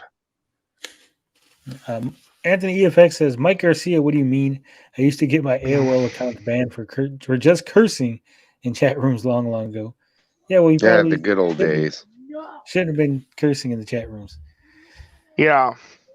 But no, I agree. If it's it's their platform, they can make the rules. But the bending of the rules is what I have a problem with. When you're gonna let other people go against terms of service, and then that just to me is just wrong in every way. I mean, it's fine if you don't want a certain political view on your, I agree. Here's where I'm going to disagree with Gary. I like to disagree on the show a lot. When people say that, like you're allowing certain people to break the rules, it's not as clear cut as people make it seem. It's not like Gary's uploading porn and they're like, oh no, Gary's fine to upload porn. You just can't upload porn, Tony. No, it's usually like I'll be like, I got my porn taken down. Gary uploads porn. And like, well, we didn't know Gary uploaded porn. That's why we haven't struck him yet. Now that you brought it to our attention, we're going to strike Gary too. Gary, what kind of porn are you uploading? The good kind, Carl. Yeah. But that's what I'm saying. Like you'll see that a lot. Someone will be like, my channel got struck for watching a movie. I watched Batman on YouTube, and my channel got struck. But Jim watches Batman, and it's like, well, maybe Jim just didn't get caught. If I get arrested for stealing, I can't point at other people and be like, they all stole and you didn't catch them, so I get to go free. That's not how it works. That's how society functions. You are an individual. You have individual consequences for your individual actions. Just because someone else gets away with something, just because someone else hasn't gotten caught, doesn't excuse your actions or mean that your actions should be allowable. I think people need to realize this. Now, Blind and Braille says it's not even about free speech on YouTube. It's about gaming the system and making as much money as possible while saying you care about free speech. He follows it up with saying YouTube will penalize you for making content you want to and doesn't break terms of service. Sometimes, they penalize you because the algorithm is a bitch. Sometimes you get penalized because, like I said, you just got caught and other people didn't.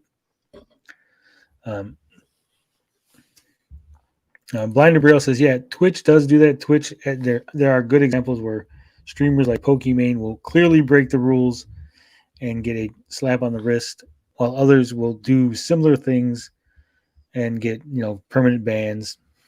That is unfair. It's not equal treatment. Well, no. It's kind of messed up when YouTube changes terms of service overnight and your past uploads that didn't previously violate terms of service now get struck down. That is kind of messed up. I haven't been on YouTube that long as a content creator, so I don't know if they give you a heads up like, hey, we're changing terms of service in like 6 months or something. Or they literally just do it overnight, because a lot of times you'll find that people on YouTube, big YouTubers, who are like, oh my God, I didn't know, or YouTube never told me this thing, or they changed it. Before it was allowable, but now it's not suddenly. Like they know, they're just playing dumb. They just thought, well, it was an old upload, so I don't think I was going to get caught. You'll see that a lot. So sometimes if you hear these stories, they're not exactly accurate. I'm gonna go. I'm getting kind of tired, so I'll talk to y'all later. Carl's leaving us. You're leaving us, Carl. Oh, by the way, Ninja Kitty, drop the shoe jokes, okay? It's getting old. Drop the who jokes. Ninja Kitty's not even here. Well, Carl has left us.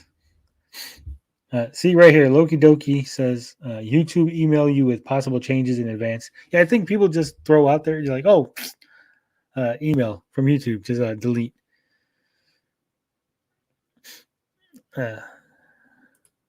Blinded says Tony, they don't. For certain people, of course, they go silent moments sometimes, but it rarely happens. Yeah, I mean, there are things that happen. I'm not saying clear cut across the board that it doesn't happen. I'm just saying clear cut across the board. I'm not saying it does happen either. Like there are probably extenuating circumstances behind a lot of things that people don't want to discuss or they don't want to admit. I've seen YouTubers complain that their videos got struck or taken down for things that clearly violated terms of service, but they pretend like it didn't, or they played dumb. But Xbox being not a free speech platform, to bring it back around is fine. Like I said, as long as they go right down the middle and uphold all their rules, make them clear, say these are the rules, these are the penalties for breaking the rules, and they enforce it across the board. I don't think it's a problem.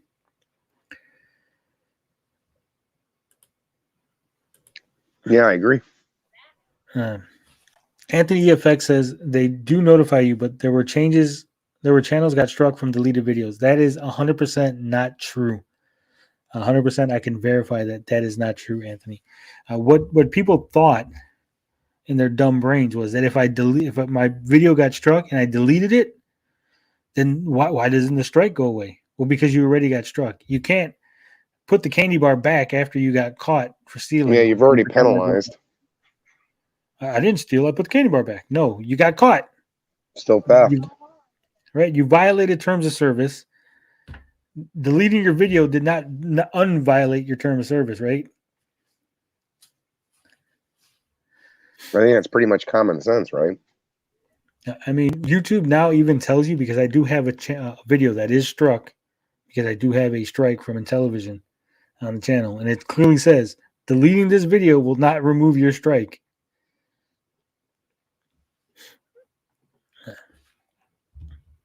But I think that's all I got for this week. You got anything, Gary? Any topics?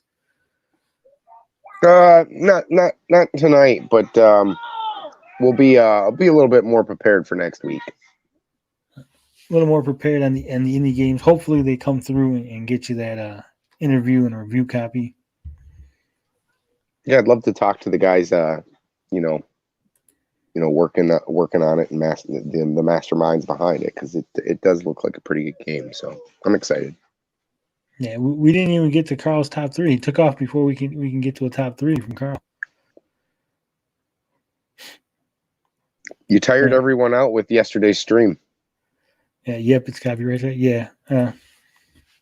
Yeah, I didn't expect to go 5 hours yesterday. I just was like, hey, let's talk about this thing. People started jumping in. I know people were upset that we had Retro Bro on. I don't know why. He was very friendly, cordial. I do talk to him occasionally off screen. I mean, you got to give the guy credit. At least he's willing to come on. Retro Advisory Board is not willing to come on and talk, and actually doesn't mind a woman, Saggy, doing his fighting for him. So. Yeah, Retro Bro, like I said, we push back at him. We hit him with the hard questions, if you will, as much as we could. And while we might not like all his answers, we might not agree with his answers. They are his answers, right? I can't make him give me another answer. If he's like, hey, I don't have an issue, I don't have a problem, I can either choose to believe him or choose not to believe him, but I can't make him give me another answer. And I think people need that's one of the big issues in the community and in society in general. Just because you don't like an answer that someone gives you doesn't mean it's not their answer, right? Yeah. I mean, at least he was willing to come on and share his opinions, and that's all we can ask. Obviously, we're going to butt heads, and he's going to say things that we don't, necessarily agree with, and it's, same way the other way around. So, but I'm at least happy to see that he's willing to come on and have that discussion with us. I wish others would do the same, but unfortunately, a lot of people are stuck in their echo chambers. So. Yeah, Anthony EFX says Retro Bro is cool because he isn't 100% infomercial like the other channels, and he allows everyone on his stream. Plus, it's fun to always have two sides of the debate. Yeah, it is. Yeah, at least he talks. Yeah, like I said, and Saggy was here too, and I know people have problem with Saggy. She is loud. She likes to yell a lot. Sometimes she talks before she has any correct information. She talks out of her ass, if you will, if you're inclined to say it that way. But I mean, it is what it is. I don't have a problem with Saggy personally. I think she's a decent person. I have no ill will towards her. We talk occasionally. We are friendly. I know a sensible person doesn't like her so much so that he jumped off the stream. But again, it is what it is. I'm not going to not have people on here because you don't like them. I'm also not going to have people on here just because you like them. I'm going to have a wide variety of guests. Well, we do have Carl. Oh, yeah. But that's because we like him until he leaves. He's always leaving us. It's un-American not to like Carl. Yeah. Blinded Braille says, I really dislike the fake answers, though.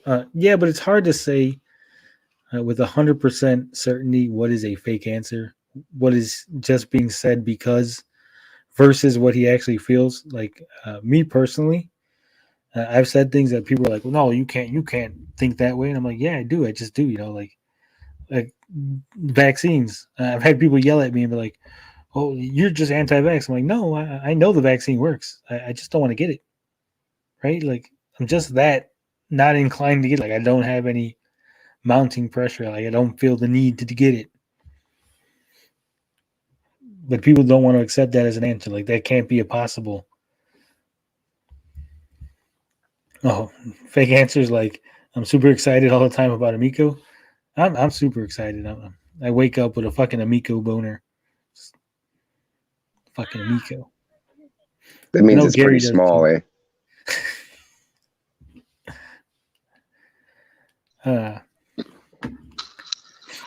Only on the days that end with Y. Yeah. Yeah, I agree. When you have answers that don't make sense or fly in the face of factual information, and I say it all the time, and it bears repeating. Speculation is fine. It's fine to speculate on things. It's fine to take information and say, hey, based on this information, I think this or I think that. What isn't fine is to base your speculation on incorrect information, right? You should be speculating from a point of truth, honesty, and factual information. Or else then we're just living in a fantasy world. I could speculate that the Amico is going to fucking fly up my ass and be delivered. There's no truth in that, right? So what's the point? Whereas speculating on the fact that these parts that are known to be in the Amico cost X amount of dollars, that is fun to do.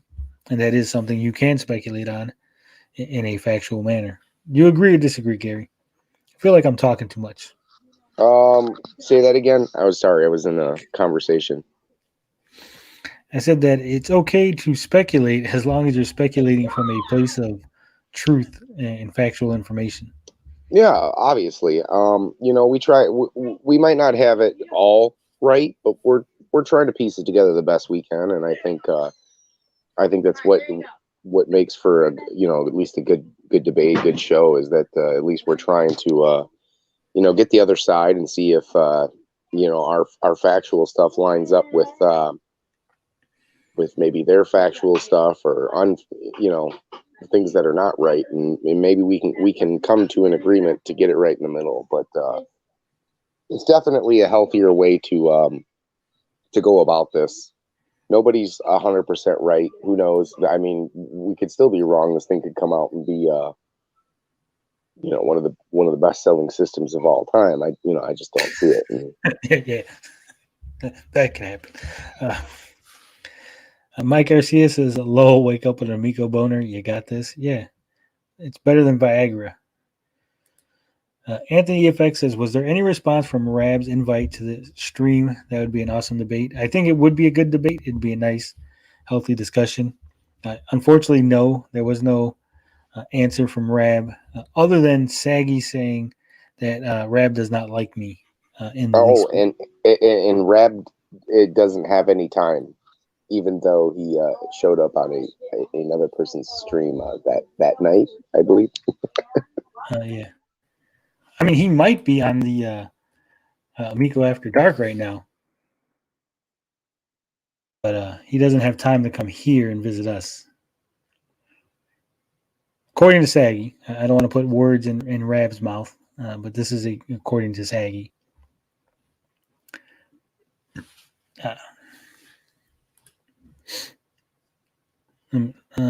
Anything else we need to cover? I feel like we're just treading water here. Yeah. Well, you keep treading that water, Tony. You're going to need it for that weight loss. So. Amico After Dark, Season 2, Episode 2, Nintendo leaving gamers behind. What the hell is Retro Road talking about? How's Amico After Dark talking about Nintendo? This is.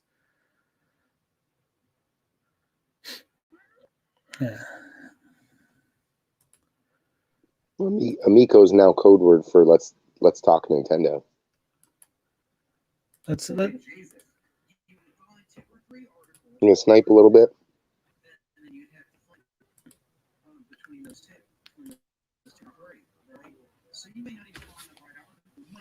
Article that was written, I think, by the same guy years ago. I Googled. Neither one of them were beneficial articles for the company, but stuff is so DJC. DJC with them was better. It's not even on their front page anymore. And I'll tell you another thing, Nick. I Googled Intellivision Amico, just a basic Google search. And the Kotaku article came up on first page. Actually, really? Lord, yeah. Fucking car crash. Stupid. However, it seems like they're complaining about on page articles. 3, and there's the Ars Well, Technica. this is why you don't have controversies, and why you keep your mouth shut, and you let the PR big boys do that. The spin on your systems, but all of it hasn't looked good. And like they said, if the first things you're going to search is bad stuff, that's going to leave, that's not good for the consumers you want to buy your product. So I mean, they've dug this own hole for themselves. So yeah, I just lowered the resolution, Anthony. There's a comment. I don't think you guys can see it, but Zeno here is commenting, says, ours is one of the crumb side websites, and do people even read websites anymore? They entirely do read websites. Just far Google, more than watch YouTube find, videos from and people. the Ars Technica, and it's the June 29th article. I'll tell you what, I used to watch, like, do a lot of reading with GameSpot and other websites. Probably in my 20s. I don't do it as much anymore. I just kind of see games that I like and look up a teaser trailer or maybe a little bit of information. But people definitely do take those blogs and articles to heart. So,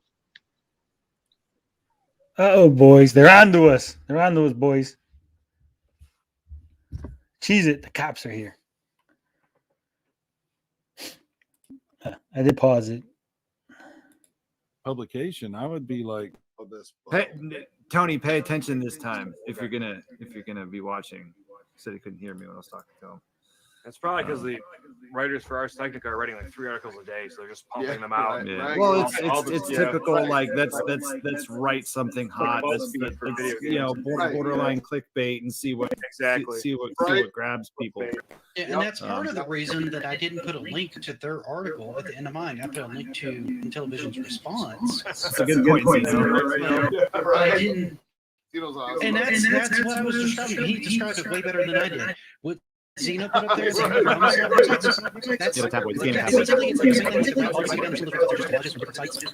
so they're agreeing with Zeno that no one reads Ars Technica. But the front page just has a collage of stuff because they don't know what people want, so they just throw a little bit of everything on there and just slap it on the front page. It's a mess.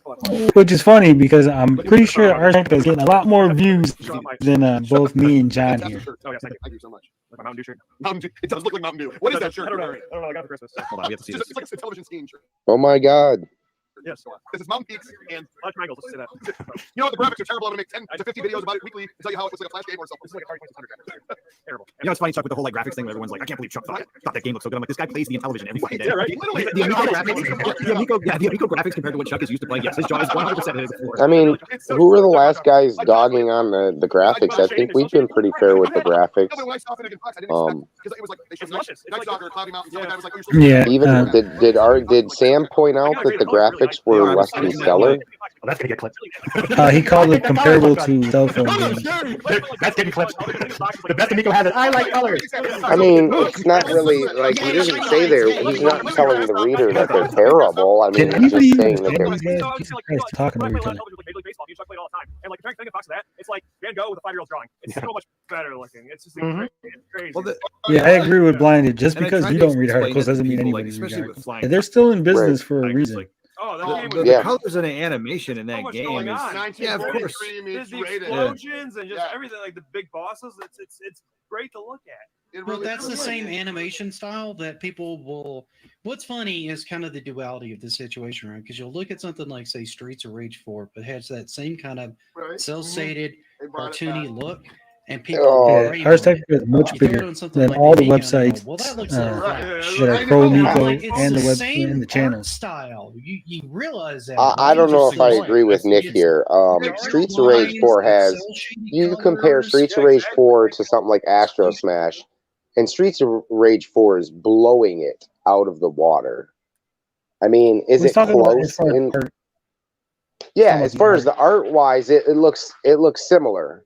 Okay, and like I said before, but there's nothing wrong with Astro Smash. To me, it's really not that bad, and it's not. I mean, flat. It's close to that look. I wouldn't say it's necessary. There's more attention to detail in Streets of Rage 4 than there is Astro Smash. But you're right. It's comparable. I'm gonna hard disagree with you here, Gary. Streets of Rage 4 looks nothing like Astro Smash. It looks similar to Finnegan Fox's. Cell shaded. Is what he's saying is that it's cell shaded. Astro Smash isn't cell shaded. No. You sure? I'm pretty sure. I'd have to look back at it again, if it's comparable to Finnegan Fox, then that's better. I mean, either way, I'd say that it still has its look, and I think because it's the type of game that it's got that flat look, okay? But Streets of Rage 4 has a lot of attention to detail in that game. And then the system, it's not just a basic game. It's layered. It's got depth to it, even though it's a beat 'em up. I mean, I'm gonna stop sharing this real quick, and we're gonna take a look at these two pictures. We're going to flip over. Let's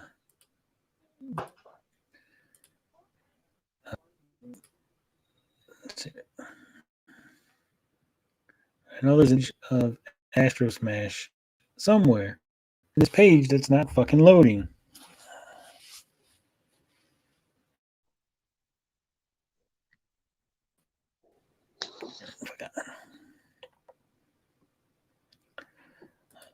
But I'm 100% sure, Gary, that Astro Smash, nothing on Amico looks like Streets of Rage 4, according to Blinded. Not exactly, but there it is. It's not Streets of Rage 4. I mean, It's hard to tell. Maybe it isn't. I don't know. It looks cell shaded, and we always throw around the term like cell shaded. I have to actually go and look how that style of our artwork is done. And here is I'll put up Streets of Rage 4 real quick. I mean, so many of the greatest games in time were like cell shaded. Like Zelda, Wind Waker is one of the best examples. I think that games like 13. I don't know if you ever played the first-person shooter 13. That was a fantastic cell shaded game. There's plenty of games. Your game is cell shaded. The one you play on the phone, right?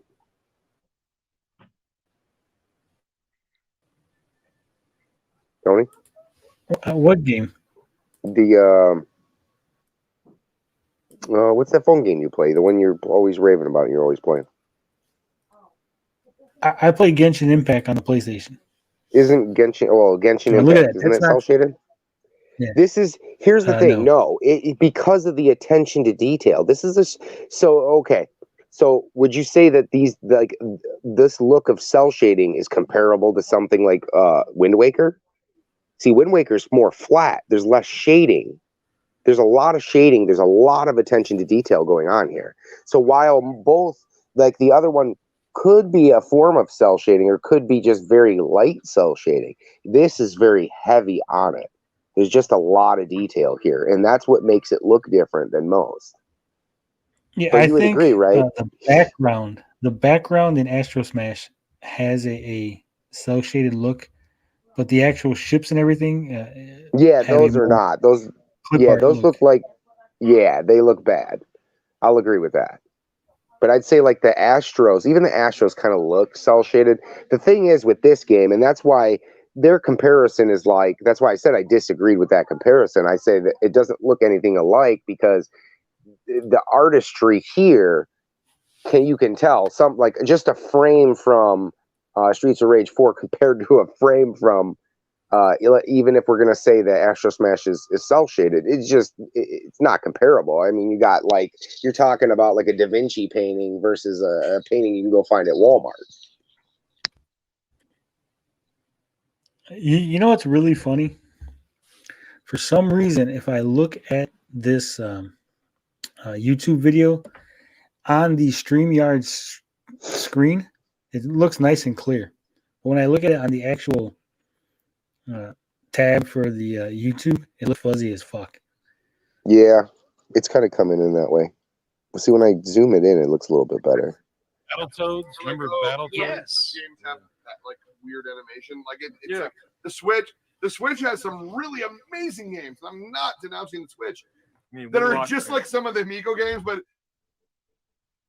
it's like just basic graphics, just something simple, kind of like a flash or cell game, whatever. And people were like, "Game of the year," but they go, "Oh, and that is a piece of shit." Yeah, I'm like, dude. Okay, I'm gonna hard disagree with Chuck here. And it's a really, really dumb comment.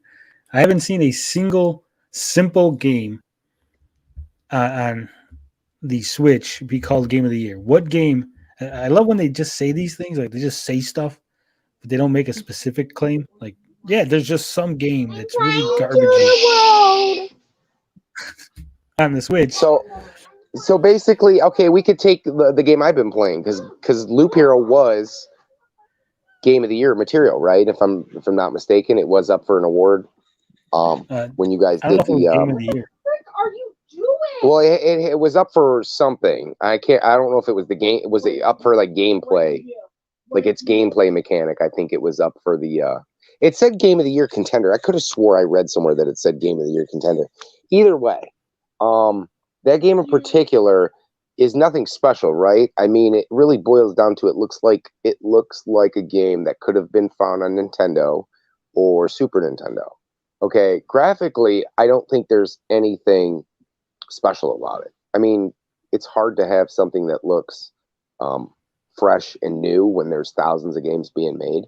Where the game shines is in its gameplay. You know, it's something that is kind of familiar, but has never really been played before. I mean, you got parts of like RPG mixed with tower defense mixed with a roguelike, and it's something special. So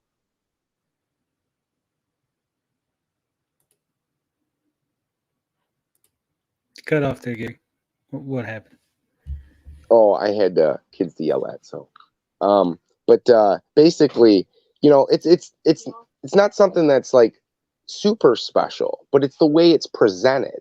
Okay, so when you take games like Astro Smash, now the graphics are nothing special. Yeah, they've been done before, but it's all the parts together, and there's nothing that really makes it unique. So it's not that people, you know, obviously people are dogging it and trashing it, but it really comes down to it not really having any unique features. Loop Hero was nominated for Best Independent Game. That was it. Oh, okay. Well, it did have, you know, and I think that's kind of, like you said, I think he's kind of talking out of his ass right there, trying to seem like trying to be relevant. The only game that I can really, point to an example is that, because really Switch games, I mean, Nintendo really has, when's the last time they've had like a game of the year contender? I can't really remember. I don't know if Breath of the Wild was even game of the year material. I can't remember, but for the most part, the people look towards like PlayStation and Xbox, and unfortunately, what he doesn't realize is that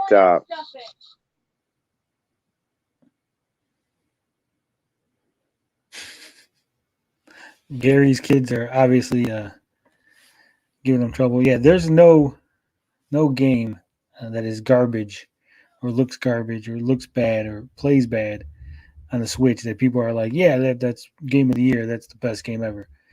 He's just trying to say that. He's trying to make it sound like the bad Nintendo games, that people like them, so I don't like bad the Amico games. That's not true. It's a very ignorant statement. See what else they got to say on Amico After Dark. Legend of Zelda Breath of the Wild. It's cell shaded. It looks beautiful, but Amico. That's gonna get clipped too. Oh, they could easily. Yeah. They compared to Breath of the Wild. Yeah. Who do they think they are? Well, you know, it's funny because Yeah, so they did. We didn't clip it, guys. We were watching it live.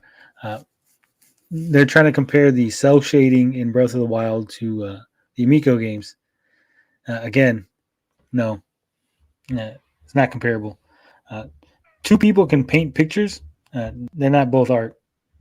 No, I don't. No, everything's art. One can be better than the other.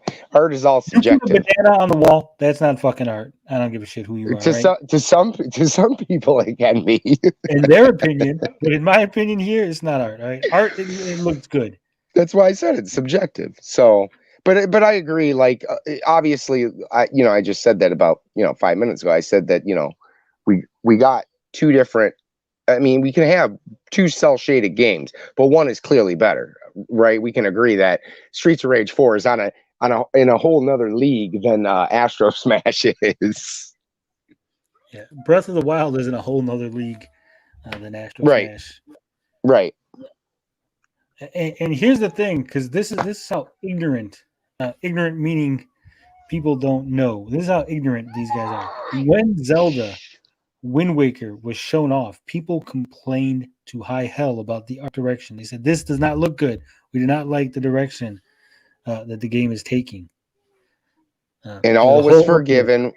Yeah, all was forgiven. Uproar, right? There was. There was. Yes, and like I said, all was forgiven when they finally got their hands on it and they played it, and they were like, you know what, this is good. So yeah, but they still complain. The point I'm trying to make is they're acting incredulous, like gamers don't complain about art on other consoles. Like they only complain about the Amico.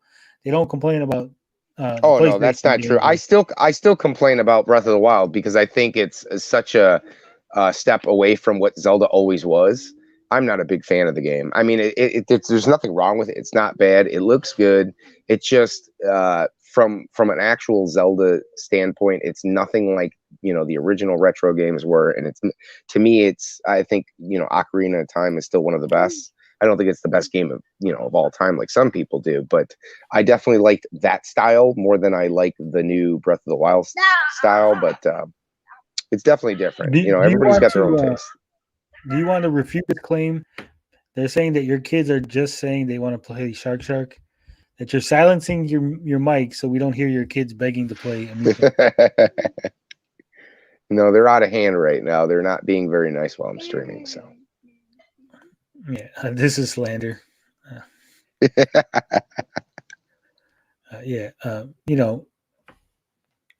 I am never going to paint as well as Pablo Picasso. I'm never going to paint as well as Sidekick Max. He's a fucking great artist.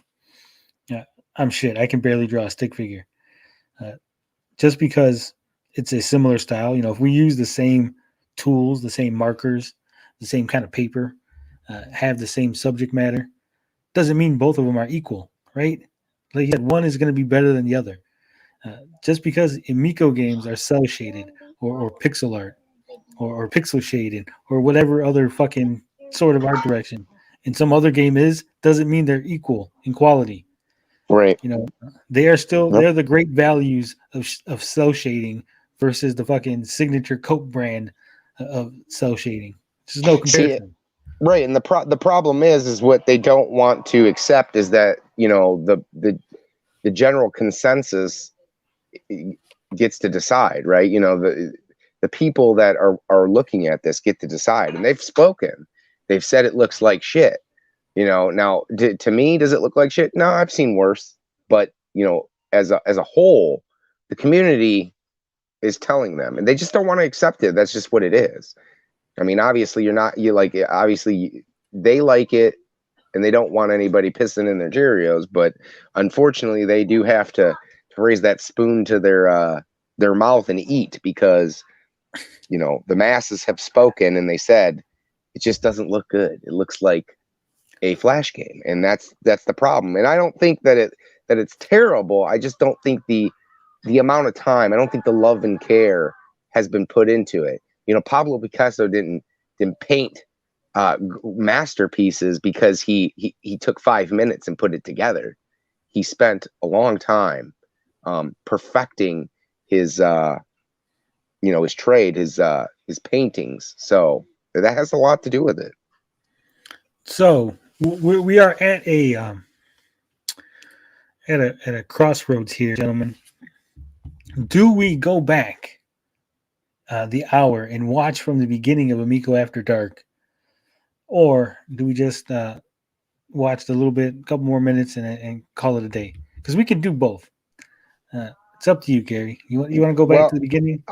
I'll kick it to the chat because while I do have some raging kids over here and some things to do, but I'll kick it to the chat. If the chat wants us to stay, we'll stay. What do you think, chat? What do you think, guys? Do we go back, watch Amico After Dark from the beginning, and discuss it, or do we watch a couple more minutes and just call it a day? We've been here 4 hours. I do both. Can't do both. It is a hard decision, beef jerky. Imagine getting better at your craft and then some dude bro says Amico games look better than your project you spent 5 years working on. Well, to be fair, Amico games have been worked on for like 5 years too. Blinded says start from the beginning. Anthony says start from the beginning. G10 says go to the beginning. I guess we're going to the beginning. You know what? Real quick, I'm going to shoot a DM over to the bro. I don't want to be one of these people that are just watching streams and stealing his income, stealing his content. Hey, maybe we'll get a second wind and Carl will appear back on here in like 5-10 minutes like he usually does. Let's see. It said, hey, we are going to watch a Amico After Dark from the beginning.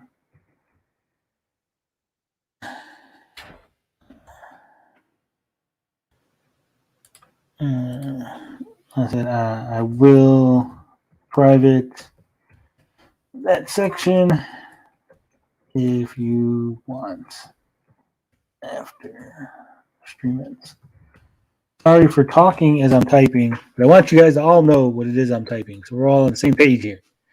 So I said that we're going to go ahead and watch from the beginning, and if he wants, after the stream ends, we'll go ahead and private that section of the video. Let's go ahead all the way back. Not that far back. Do we want to go that far back? To the very beginning. Because that's the opening. He's got his little opening shit. I know we have an opening. Skip the intro. I always complain about other people's intros, but their intros are long. Ours is like 3 minutes. They got like a 4-hour intro.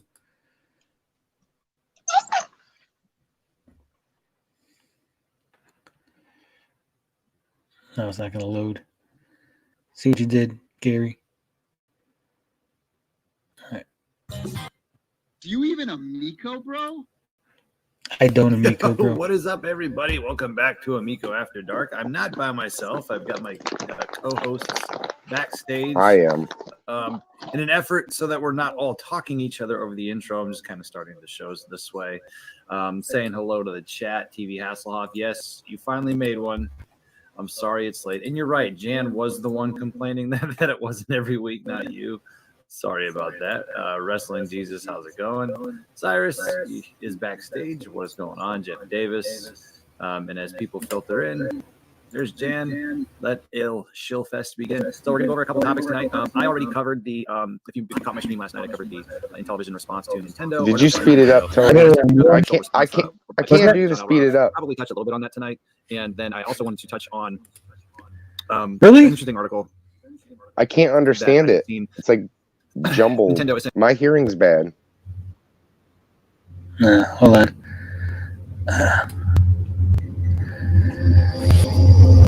I'll put it back down for you, Gary.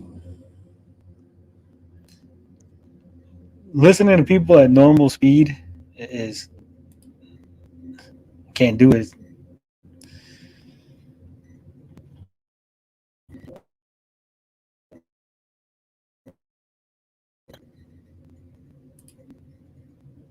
Blinder Brill wants to jump in. He might have to see if StreamYard is working again because this is wild. Yeah, we're gonna comment. We're gonna listen to what they say, make comments, watch. I just wanted to give Retro World the heads up because, like I said, we are on speaking terms. We don't hate each other, so I don't want to just stream his content basically and then be an asshole about it.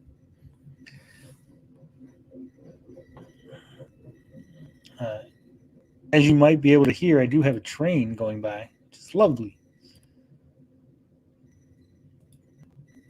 Essentially release their current demographic and the target of that. So that's pretty interesting. We talk about a possible gap in where maybe the Intellivision could kind of make some ground. Once it comes out, when it comes out, still yet to be foreseen. And I did want to clear up some rumors. A little bit, but I can deal with it right now. With Mike Dietz. You have to slow it down when they all start going crazy and talking at the same time. Record. I spoke with 2 high-ranking members of Intellivision, one of course being Tommy, and one other one who kind of cleared the air because I was confused. I wasn't sure what was going on. The 2 knuckleheads who run their weekly podcast talked about it. So, and then a guy who likes to take his shirt. Yeah, it didn't slow down actually because of the fucking train. It didn't slow down like it was supposed to.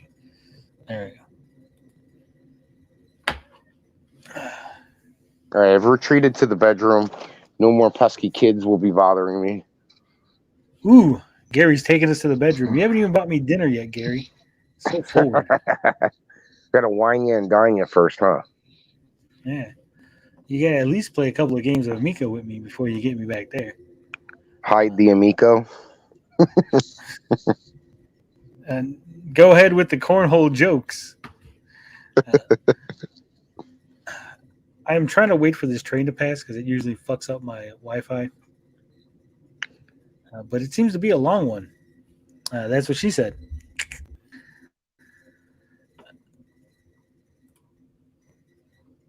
Shirt off got pretty involved with it, so I figured it's worth mentioning and clearing up some space. What's up, Potion Sword Run? I have no cats. Please do not attack me. But there is a man with the cats, Mr. Cyrus Martin. He's got the cats. So all of the cats, yes. All of the cats, and we got Geeks with Cash. Cash. He doesn't have Geeks with He does cats. have cats. I don't know. Nick, do you have cats? I, know I did. D Reed in their chat says, "Why is Pete one way in the comment sections and another way on his videos?" I didn't think it was either. And then it goes like, "Well, let's go hang out in our computer rooms. You can go and join the stream." And I'm like, "Okay." So here I am. Oh, that's just Pete. Where'd you see that at? Go down. Keep going. It says right there. Yeah. Yeah, because Pete wants to project a certain image in his videos, and he figures none of his fans are gonna see him being a dick in comment sections. I heard he's kind of a dick backstage. He's one of those.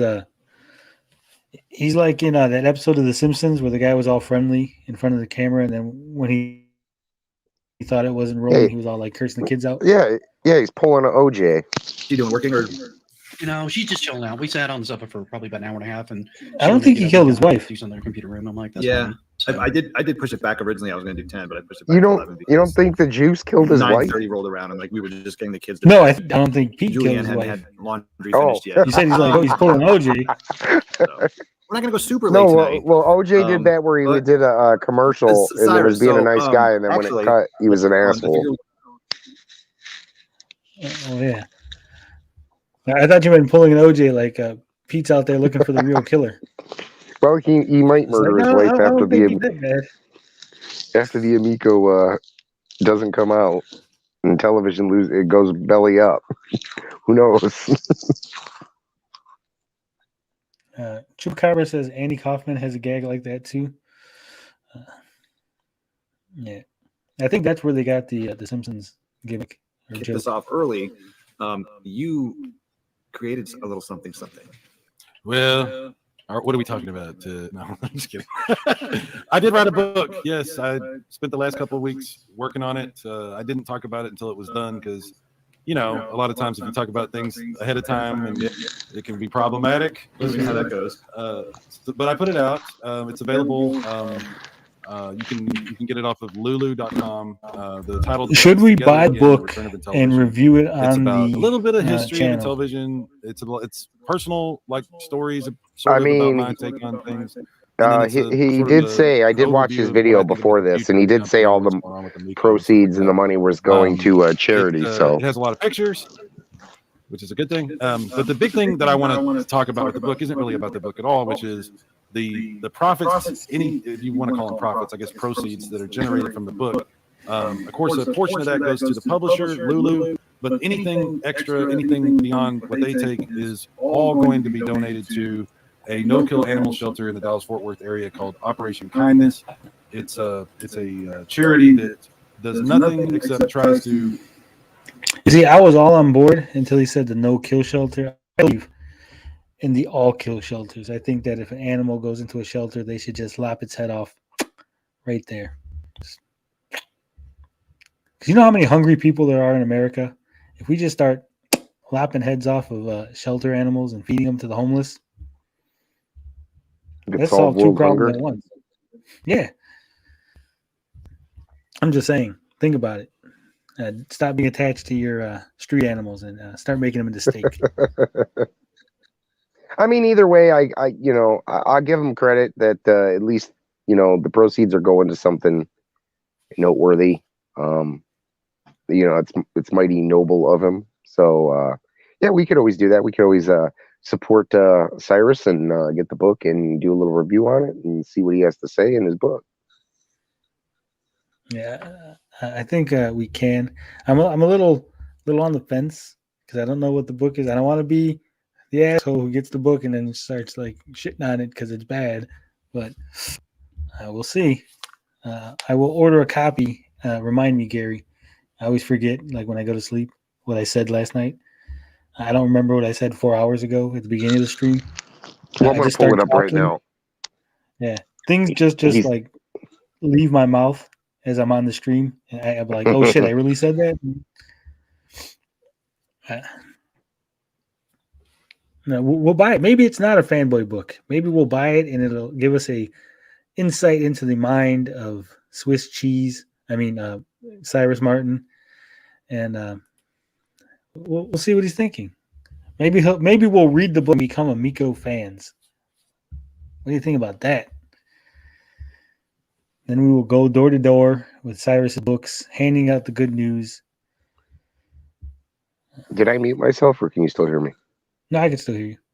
Okay, I'm looking right now. I think it's lulu.com. I'm trying to look it up, but I'm not finding anything. So I'm not exactly sure what he's got it under. Lululemon? Yeah. Amico Mio, published February 8th, 2018. Maybe it's Intellivision Amico. That might help. What's up, sexy guy? Are you back? Are you able to? Can you hear me? Yeah, I can hear you. Okay, it's called. Okay, right here. It's paperback for $9.99 is what he's charging by Cyrus Martin, published January 13th, 2022. Together Again, and let me read this little excerpt here real quick. It says that a lifelong fan of the Intellivision video game console, Cyrus Martin examines some of the history of the system and also his own personal story of celebrating this monumental and influential family entertainment platform. So much thought and care has gone into Intellivision, and that continues to this day as a new successor arrives. The Amico shines brightly as the new Intellivision and offers honor to the legacy of the brand while opening up all new and exciting experiences for every age of gamers looking for family fun. Can you put the link in the private chat? Yes, sir.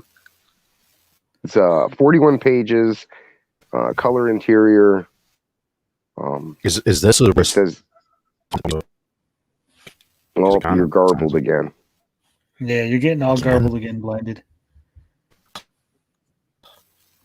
Okay, give me a second. Keywords.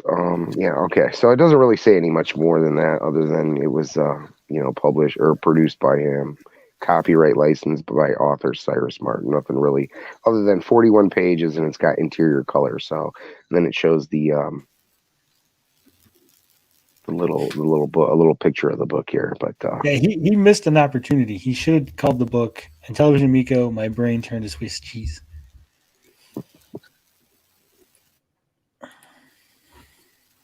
You got to capitalize on those memes. Got to capitalize on them. Blinded. What's going on with your internet? Why is it so bad?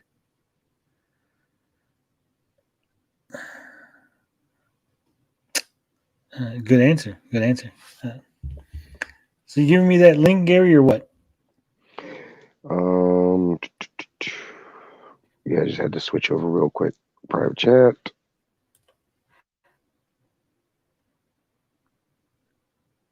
There you go.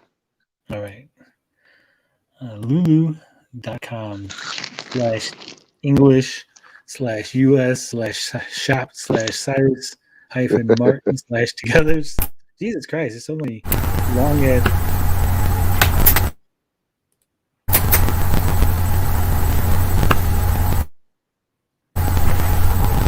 Oh my God, what's going on? I think. Can you hear me now? Whoa. No, you're picking up static. Static. It sounds like you're driving a big rig. Yeah. It's my headphones. Yeah. Oh, static again. I had to take out my mic and just use my headphones. Yeah, you're better now. Yeah, it sounds okay. Better. Yeah, I had to come back because some of the stuff they were saying on stream, I was like, oh my God, this is like super ignorant, especially if someone who knows anything about like art design and designing assets. Like, it's super difficult. It's super hard. Anthony, put that back up, Tony. Anthony FX says, "Laughing my ass off. Are you connected by CB?" Oh jeez. Niner. Oh man. Yeah, I have no we're clue getting why. like the first two words like really clear, and then it's like. So you're like everything they Serious? in the chat. So, yeah. Oh, It's better than a little while ago when you were like.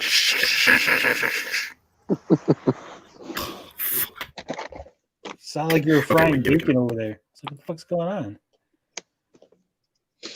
Ooh, they got PayPal. Do they got PayPal? Let me see.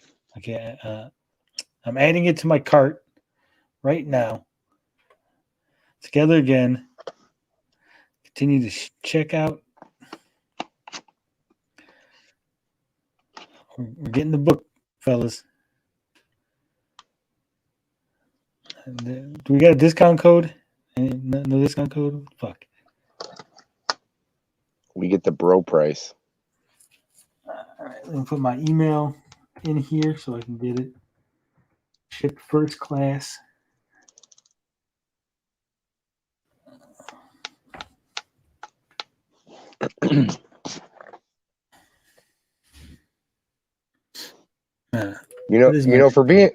For being awful haters, and for you for being the king of haters, you do kind of support them in their endeavors quite a bit, Tony. Yeah, I know, ain't it? I'm such an asshole that I'm always supporting these guys. All right, I got my PayPal set up. I'm gonna do $9.99. No picture. Talk a little bit more. It sounds like you're like low. You need to turn the volume up, but it came in clear. I'll turn it up and see what happens. Keep talking. And so far, it's okay. So far. Anything. Yeah, I think maybe I turned up the gain, and the gain is fucking it up, but I have no clue. Because I can hear you guys clearly now. It's still like a little bit garbled, but it's a lot better than it was. It's like Tony said, we're getting like the first three words, then it cuts, and then we get a couple more words, and it cuts. Let me turn this side a little bit and see what happens, but still, it seems like the louder you get, the more garbled it is. Yeah, that is super weird. Last stream was okay, but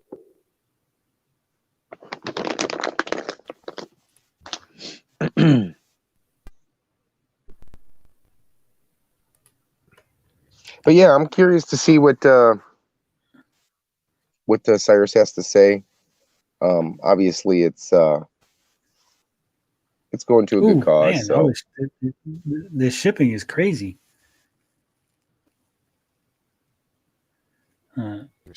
13 days. Oh, damn, that's a lot. Is it expensive or is it just long? $5 for the cheapest option, 13 days. Fuck it. I guess we're going to be waiting 2 weeks for Cyrus's book.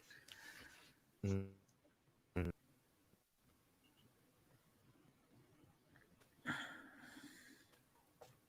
All right, completing the order now. All right, gentlemen. We have successfully bought Cyrus Martin's book. It cost me $16.45. Did he have this plan like a couple months ago, or what? What's that? I can't hear you. Response. Again. Fuck. Poor Blinded. He wants to get in on this and he just can't get his thing together.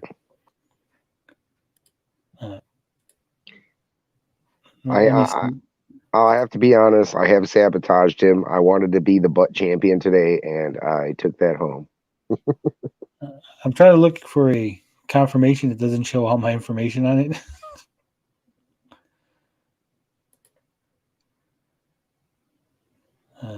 Just take like a screenshot and just black it out. If you're trying to show it.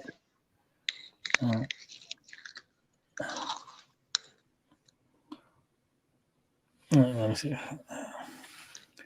Check my email. Maybe the email is a lot better.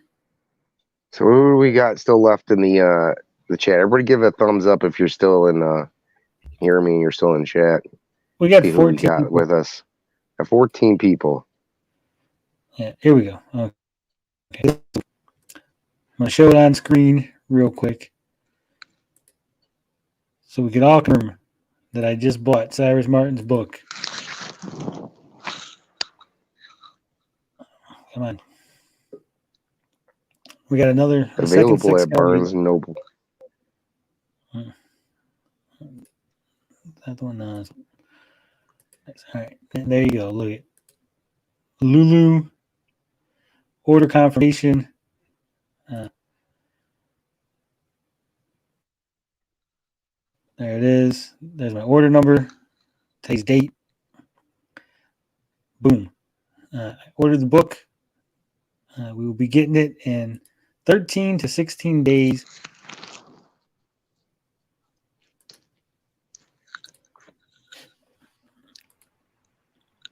Are you with us this time, Blinded? Can you hear me? You're a little Still low. staticky? Okay. Not staticky at all. Well, I can't turn it up. Say something, Blinded. Okay. Yeah, can you hear me now? It's probably going to be a little echoey because I'm on the iPad. We could hear you. Okay. Yeah, it does seem low. As long as it's not echoey, then yeah, it should be. Or not staticky, I mean. That's what I meant to say. Yeah, it's just a little. Let's see. But we're good. A little bit? Yeah. Okay, then.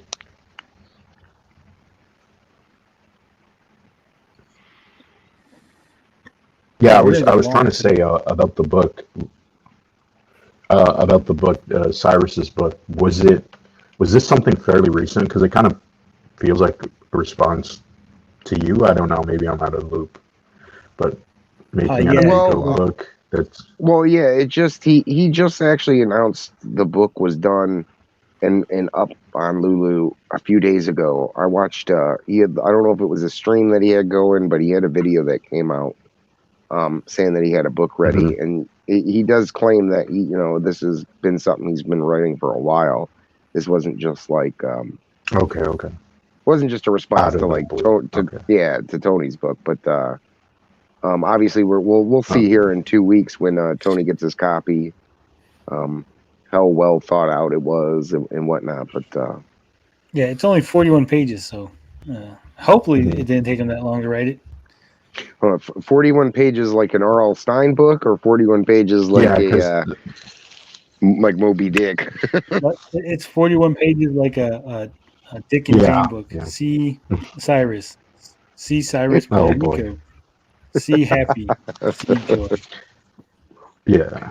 I didn't want to dog on it too much, but I was like, it's a little weird to make a 41-page book about a console that's not even out yet.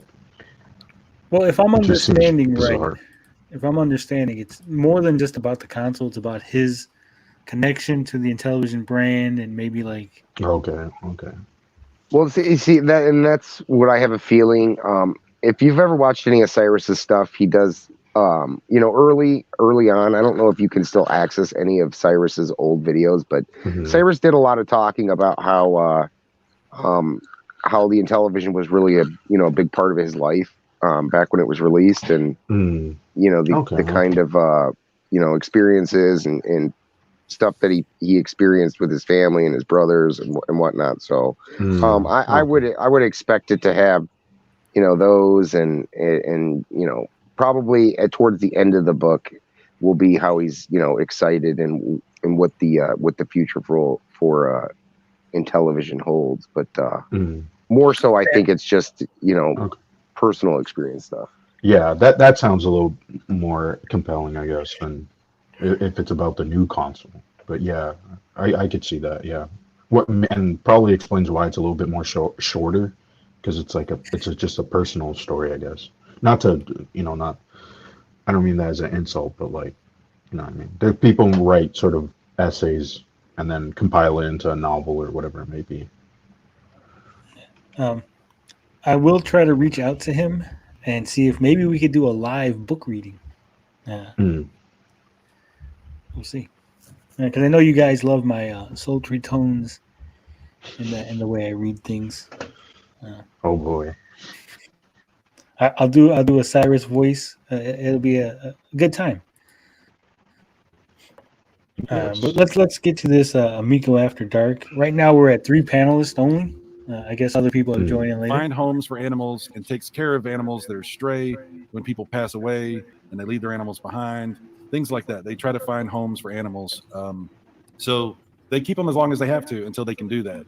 And they take care of them. It's been around for quite a while. It's a charity that had used to be promoted pretty heavily on the radio by a really popular local radio host. And unfortunately, he passed away. So they're not getting the attention and exposure that they used to get. So I'm just doing my little tiny part here to try to help them. And so you don't have to buy my book. I don't really care. Just support OperationKindness.org. It's a great charity. They've made a huge difference in a lot of ways in the Dallas-Fort Worth area. And if you don't like them, then find another charity that you like and support them. If you want a free digital version of my book, a PDF version of my book, email me at cyrusmartin@yahoo.com. I would really like to get it to everybody that I can. If I haven't gotten it to you yet, email me. I will. Why didn't you guys? I apologize. You haven't tell me to wait. I will get you that copy of that. And even if you just support the charity, about the actual book, get the PDF version. Just tell me. Do you think he would have emailed it to you, Tony? And I will. Yeah, I would have emailed you and said, "Give me a free copy." Like I said, just trying to do something positive in a real world way, and hopefully it helps a little bit. So I will say that the idea that it is for charity. I knew you were working on it, but we did. I did purchase it. It looks like a pretty cool read, and actually did obviously have it in television for a brief period of time, so I got to play the games. But it is like a nice little piece of history how you kind of tied it together. I haven't read. You sent me the PDF, but I'm not going to read that. I'm going to wait until I actually get it. I feel like it'll kind of be cooler if I actually have the book and I read it. So I hope you like it. But yeah. Now, I do my reading on the toilet, so if we do a live read, it'll be from my charity to bathroom. get behind, and it's live from the bathroom. We can all kind of get behind, especially with the charity, and it's awesome. Reading about Amico while taking an Amico. Opportunity because of the attention that has sort of been given to what's going on with the Amico and with the television. We have an opportunity to try to use that to do something good, and even if you hate television and you hate Tommy Tallarico, you hate me personally, maybe just from the attention of this, I can direct some of that towards helping to do something good. So that's what I was thinking when I'm going to kick a cat. I encourage everybody to find a way to do something like that because it's an opportunity to help, to use some attention in a positive way. You're not going to do good. Just there's so much of this extracurricular negativity. I think that it doesn't have to be. We can use some of that for something good, and that's not a reflection on me. Like I said, we can change the world one Amico at a Let's time. try to do something good. So yeah, get the damn book. Okay, if you didn't hear him right, here I'll drop the link in the chat for everybody. Get that book, son. I can't wait to get mine. I actually do plan on doing a little review of it. My book's better. As we move along, I did want to talk about this. Let me see if I can actually pull this picture up. Actually, I'll go back. John's double dipping. We talked about that last night. The Geek Getaways channel a little bit last night. I thought it'd be interesting to get your take, Cyrus, and your take, Nick. Because obviously it's going to be different from what was last night. I was kind of a sheep in the wolf's den last night, which is fine. I'm fine with that. So this is from Shack News. Nintendo discloses Switch age demographic data for the first time. So this is the first time that they've actually released the demographic data. I'm going to see. There is one thing I was curious about to see how they got it. But one of the most fascinating things about the Nintendo Switch leading up to following its release was the fact that it was being marketed towards adults.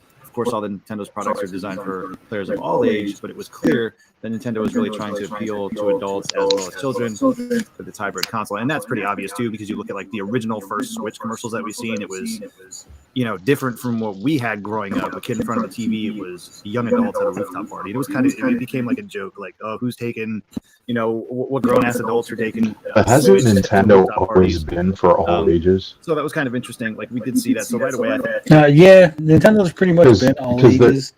Like I remember Shigeru Miyamoto used to say like how he doesn't want Mario games just to appeal to kids.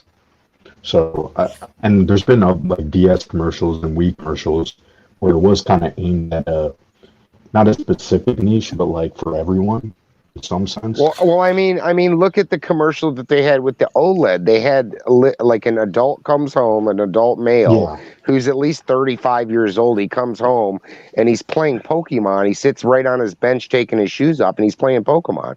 I mean, how more like, people have for years have said, Pokemon is a kid's franchise. It doesn't belong to adults. Well, then why are you got your marketing team drumming up 35-year-olds coming home from work playing their Switch? So Nintendo, that's what I love about Nintendo. Nintendo's like, it's home. It's what it is. Like, Nintendo is that, like, feeling homesick. Yeah. Oh, you know what you need? You need to sit down and play Nintendo and feel like you're back when you were a kid. That's what it is. To me, PlayStation and Microsoft, while they do have, kid-friendly games on there, there's no doubt about that. They just have never, ever marketed the PlayStation 5 or PlayStation 4 or, like 360 or that's always been marketed towards, hey, if you're, 18 and older, this is the big boy system. You know what I mean? It's like PlayStation. This is if you want right. I just feel like that those consoles, their marketing has kind of made Nintendo look like as if they were kiddie. When I don't think, like, sure, they make games that can, kids can play. They're bright. You see, the thing is and I totally believe this. There is a group of people that believe bright, colorful games are kiddie games, and if it's not ultra realistic looking, then it's not, it's not for the big boys. It's not adult enough. And everywhere, every game or every platform has its place. But I think Nintendo does a good job bringing everybody in and saying that, hey, you might be 30 or in your 40s, but you can still enjoy this gaming. Yeah. Okay, so I'm going to throw some historical context here into this whole discussion. After the video game crash in the 80s, in order for Nintendo to survive, in order for Nintendo to thrive in the North American market, they had to put their consoles in the toy section. This is why people started to believe that video games were for kids, that they were toys, because it was in the toy aisle originally when it first debuted. But the reason that the NES, the North American NES, looks the way it does, has that nice drawer, that little flip top. You put the cartridge in and you got to push it down, because they were trying to emulate a VHS. That's why it's the Nintendo Entertainment System, because they always wanted it to appeal to the entire family. And they knew that they were trying to make it look like a luxury electronic so adults would be interested in it, even though they were forced to be in the toy aisle, which gave them that toy image. By the time PlayStation and Xbox rolled around, we had already gone through 2-3 generations of consoles. Right. Yeah, like people used to always make this comparison, like PlayStation was like HBO for gaming. Like that's how it kind of came across. Like we have all this content that's a little bit more edgier compared to Nintendo, where Nintendo hasn't made anything that's edgy per se. You know what I mean? Like, if that makes sense. Yeah, party wise, I don't think they really have any games that really stand out as like adult or edgy. But they've done a good job, at least on the Switch, allowing those types of developers and companies of those kind of games to come in and share the same space. So, well, again, to add some historical context to the whole thing, the ESRB, when it was first formed, it did not have a teen rating. That's why if you look at the old games from Nintendo, E for everyone and mature, right? Right. So a lot of games that would be considered teen nowadays, like a Contra, I know we all played it and we're like, oh, it's just a stupid game, but it has guns and violence, and so it would be considered more of a teen game. And you could actually see in the ESRB ratings for the re-releases, some of them do get teen ratings. That was just considered, everything was just considered kids. It wasn't adult, so it's not mature, so it's kids, right? E for everyone. Fuck it. Well, one of the funny things is how Night Trap, a game I've talked about plenty of times on here, was that was part of the controversy of how the ESRB got started, and what that game got rated on its re-release or remaster, whatever, when Limited Run brought it back out. It's funny to see, that's why the whole joke was that I forget which lawmaker said it, which senator was like, or maybe it was Nintendo, I can't remember, but they issued that statement that said Nintendo will never that'll never be on Nintendo. And then fast forward all the way to 2018, or I can't remember when it came out. I think it was like 2017, and there it is, boom, and it made it, and with a lower age rating. Yeah, that's interesting. Yeah, it's all content. Remember, again, in the 80s, the very violent 80s, when you got movies like RoboCop and Commando, Rambo, Americans being Americans, we didn't think violence was something to get in an uproar about. So everything was just shooting, tanks, explosions. And again, back in the old days, you didn't have the level of photorealism. So graphic violence just couldn't exist, right? It just how graphic could a pixel art get? Yeah. I mean, people have tried to argue, but it still kind of falls apart, that argument. Yeah. So Nintendo wasn't always family friendly. It just had a image thrust upon it because it was considered a toy. It was in the toy aisle. It was considered, you had cartoons and stuff about Mario and all them. So that helped increase that image. Well, it's for kids. They got cartoons, and cartoons are for kids, right? It's a bit of a misconception. Yeah, exactly. Well, and the geek culture has broken that stigma apart in the last, I would say, probably last 10 years. I mean, we've made it to be the cool thing, the fad to actually, go back and revisit our toys and accept all these forms of things that were for kids only. And now you got grown men collecting baseball cards, and they predominantly collect that. I mean, you really can't get into that market. It's kind of hard. And then toys and video games and all that stuff. So we've made great strides, but it's sad to see that people still give Nintendo shit for being too kiddie-ish, because I think they got some of the best games out there. I mean, there's a place for PlayStation and Xbox, but to me, Nintendo, like I said before, will always feel like home when I flip on a Nintendo console, whether it be my DS, my 3DS, Switch, my old NES, Super Nintendo. It just feels like home. I mean, if it wasn't for Nintendo, we probably wouldn't be here discussing anything relatively close to the Amico. So yeah, that's true. Good point. I mean, they saved the industry, in my opinion. Are you saying in like 30 years we're going to be trying to make a new Nintendo, harken back to the days of the old? I mean, Nintendo? they've already done that. I think Switch has really done that. I think we're as close as we'll ever be to seeing those games. I think the retro modernized games are what's in right now.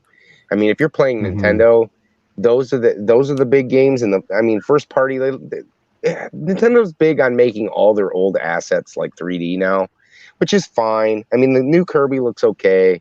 I think it's going to be more of a disappointment. I think people are overhyping themselves for it. It looks good. Still looks good. It looks good, but I think people are going to be, at the end of the day, I think people are going to be disappointed. Personally, I like 2D Kirby. I wish they would go back to make a sequel to All Stars. I think they could bring those 5 or 6 mini games that they had in that game and kind of make sequels out of them. Would be awesome, especially the Treasure Hunter Kirby game. But You know, I just think 2D Kirby has like kind of run its course because we got it so many. it has because they've done so much. And when's the last time we got a 3D one? Was what the Crystal Shards on 64? Yeah, the 64. Yeah. That's like Yeah, that's so long ago. So obviously their timing here is perfect with that, and I think they're giving. I mean, Nintendo's really been on a roll when you look at the last like 3-4 years of the Switch. It's just they've just been bringing out like. I mean, you bring in Luigi's Mansion 3 out. I mean, people went crazy about that, and then you had that game was good. I literally it was fantastic. And then you bring games that were on like the Game Boy, like you got Link's Awakening coming back as like a toy-ish look kind of styled game, and I mean they just have every year they just keep coming out with great games and reintroducing new generations to these old classics, which, if that's the way they're going to do it, it's perfectly fine. I mean, Nintendo has their few franchise series, whatever you want to call it, that they kind of rely on, but they're fantastic for a reason. I mean, people love them. I mean, you can't get enough of Zelda. People are clamoring for the new Breath of the Wild. So yeah, and I think they will put out new stuff too. Real quick. I'm going to try to reset my stream because apparently my chat has just died. It broke. Bro? Yeah, on my screen here and on StreamYards, my chat just stopped.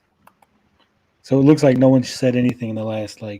When I said that, I don't know if it was an hour because we were talking to Anthony FX, and that wasn't about an hour ago when he said when you were connected by CB. When you were trying to get your thing fixed. But when I tried to say send a thumbs up, I noticed that nobody was chatting, and then I flipped over. I should have noticed that a little bit quicker than that. Yeah, hold on. Let me. And he's gone. But yeah, it looks good. I mean, that's why I'm a big fan of Nintendo. I mean, I'd love to have a PlayStation 5 and new Xbox and all that good stuff. But I mean, for the price point, I think you're going to get. Obviously, you're like, what are you looking to play? Are you looking to play something that you want it to emulate life, or you want it to be fun and bubbly?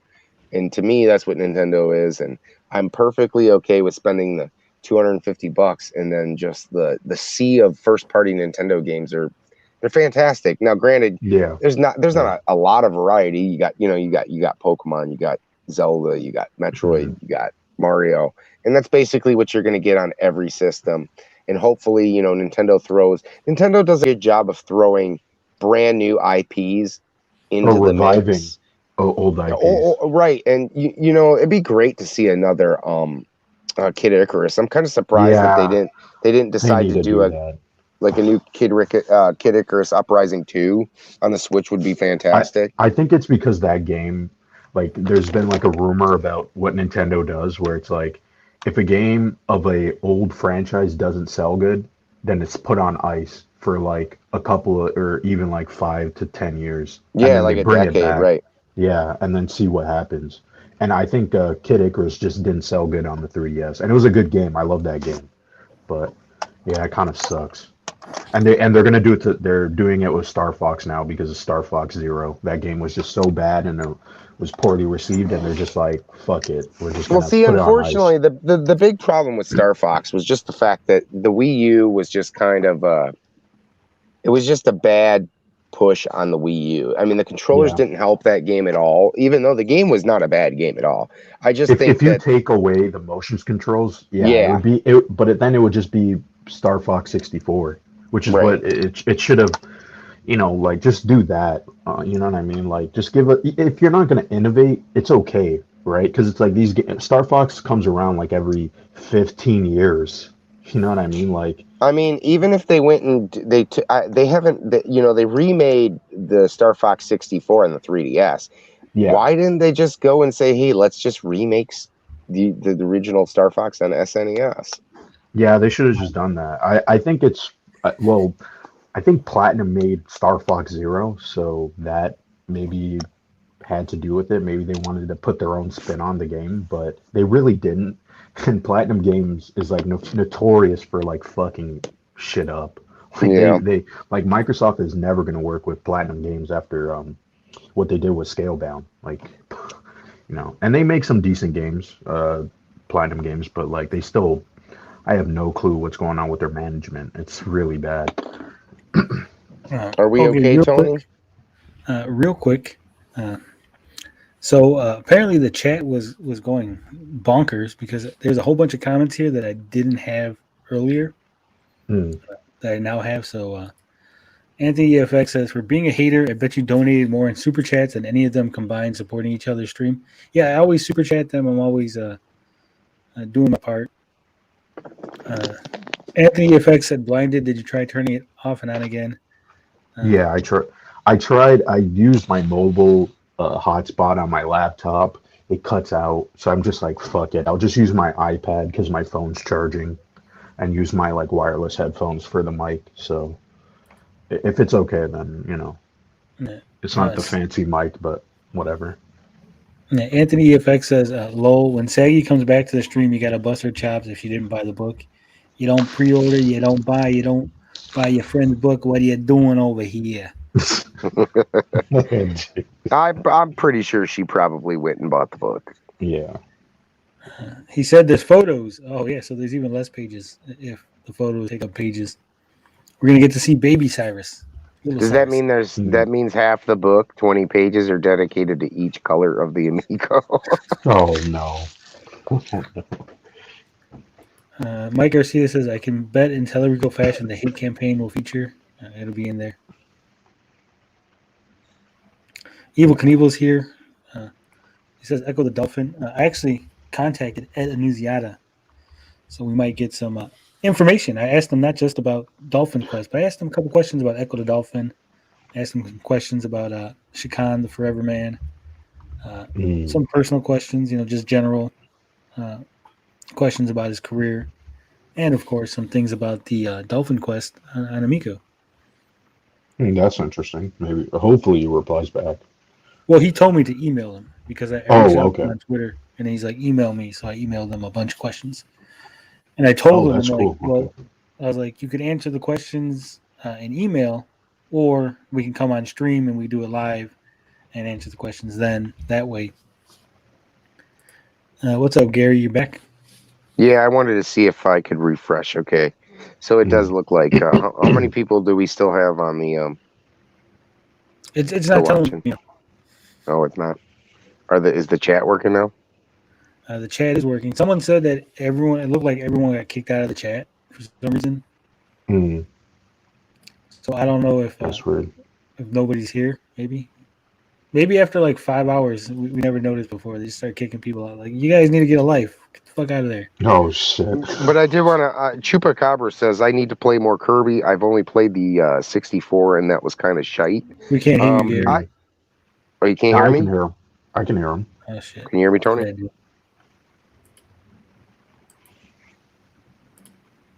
Can you hear me now? You know what?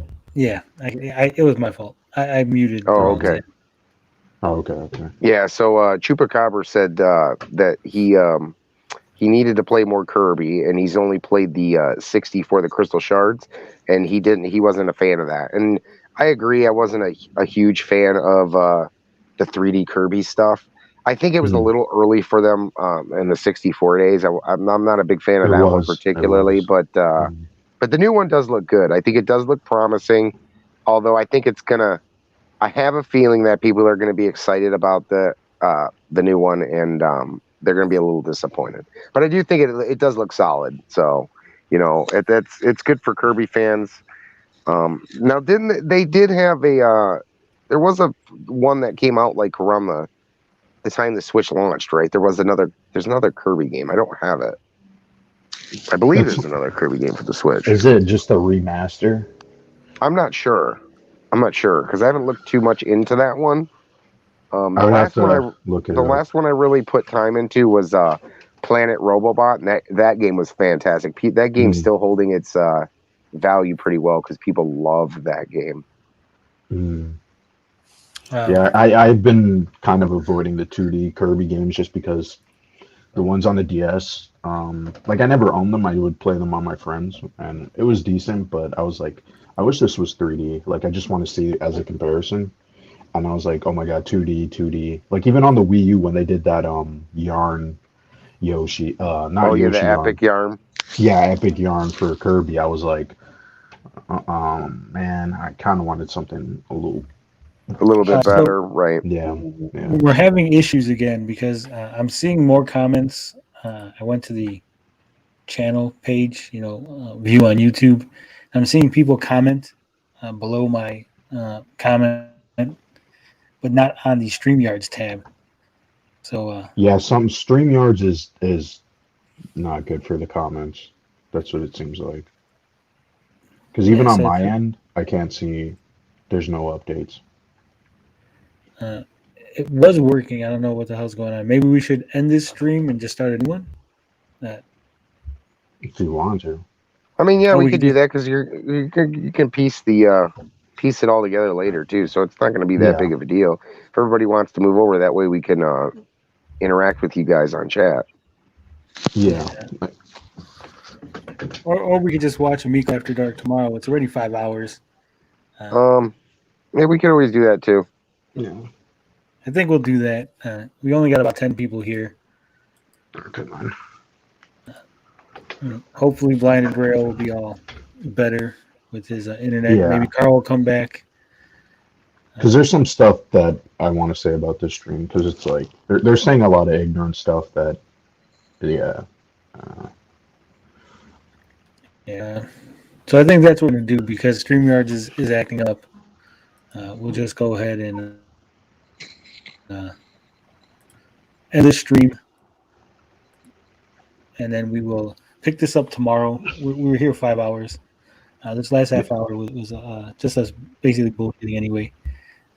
We watched like 5 seconds of the video, just Cyrus talking about his book. So we know where to pick up when we left off. What do you guys think about 11 o'clock, 12 o'clock in the afternoon? 12 is fine. We'll figure sounds something. good. Yeah. I don't want to say a definite time because I'll probably go to sleep and never get up, but we'll figure something out. We will do this. Thank you all for being here. Thank you for being guests on the panel, putting up with all the embarrassment that I put you guys through by looking at Jason Momoa's ass. That one was funny. That was actually funny. Yeah. Love, peace, booty grease. We out this bitch.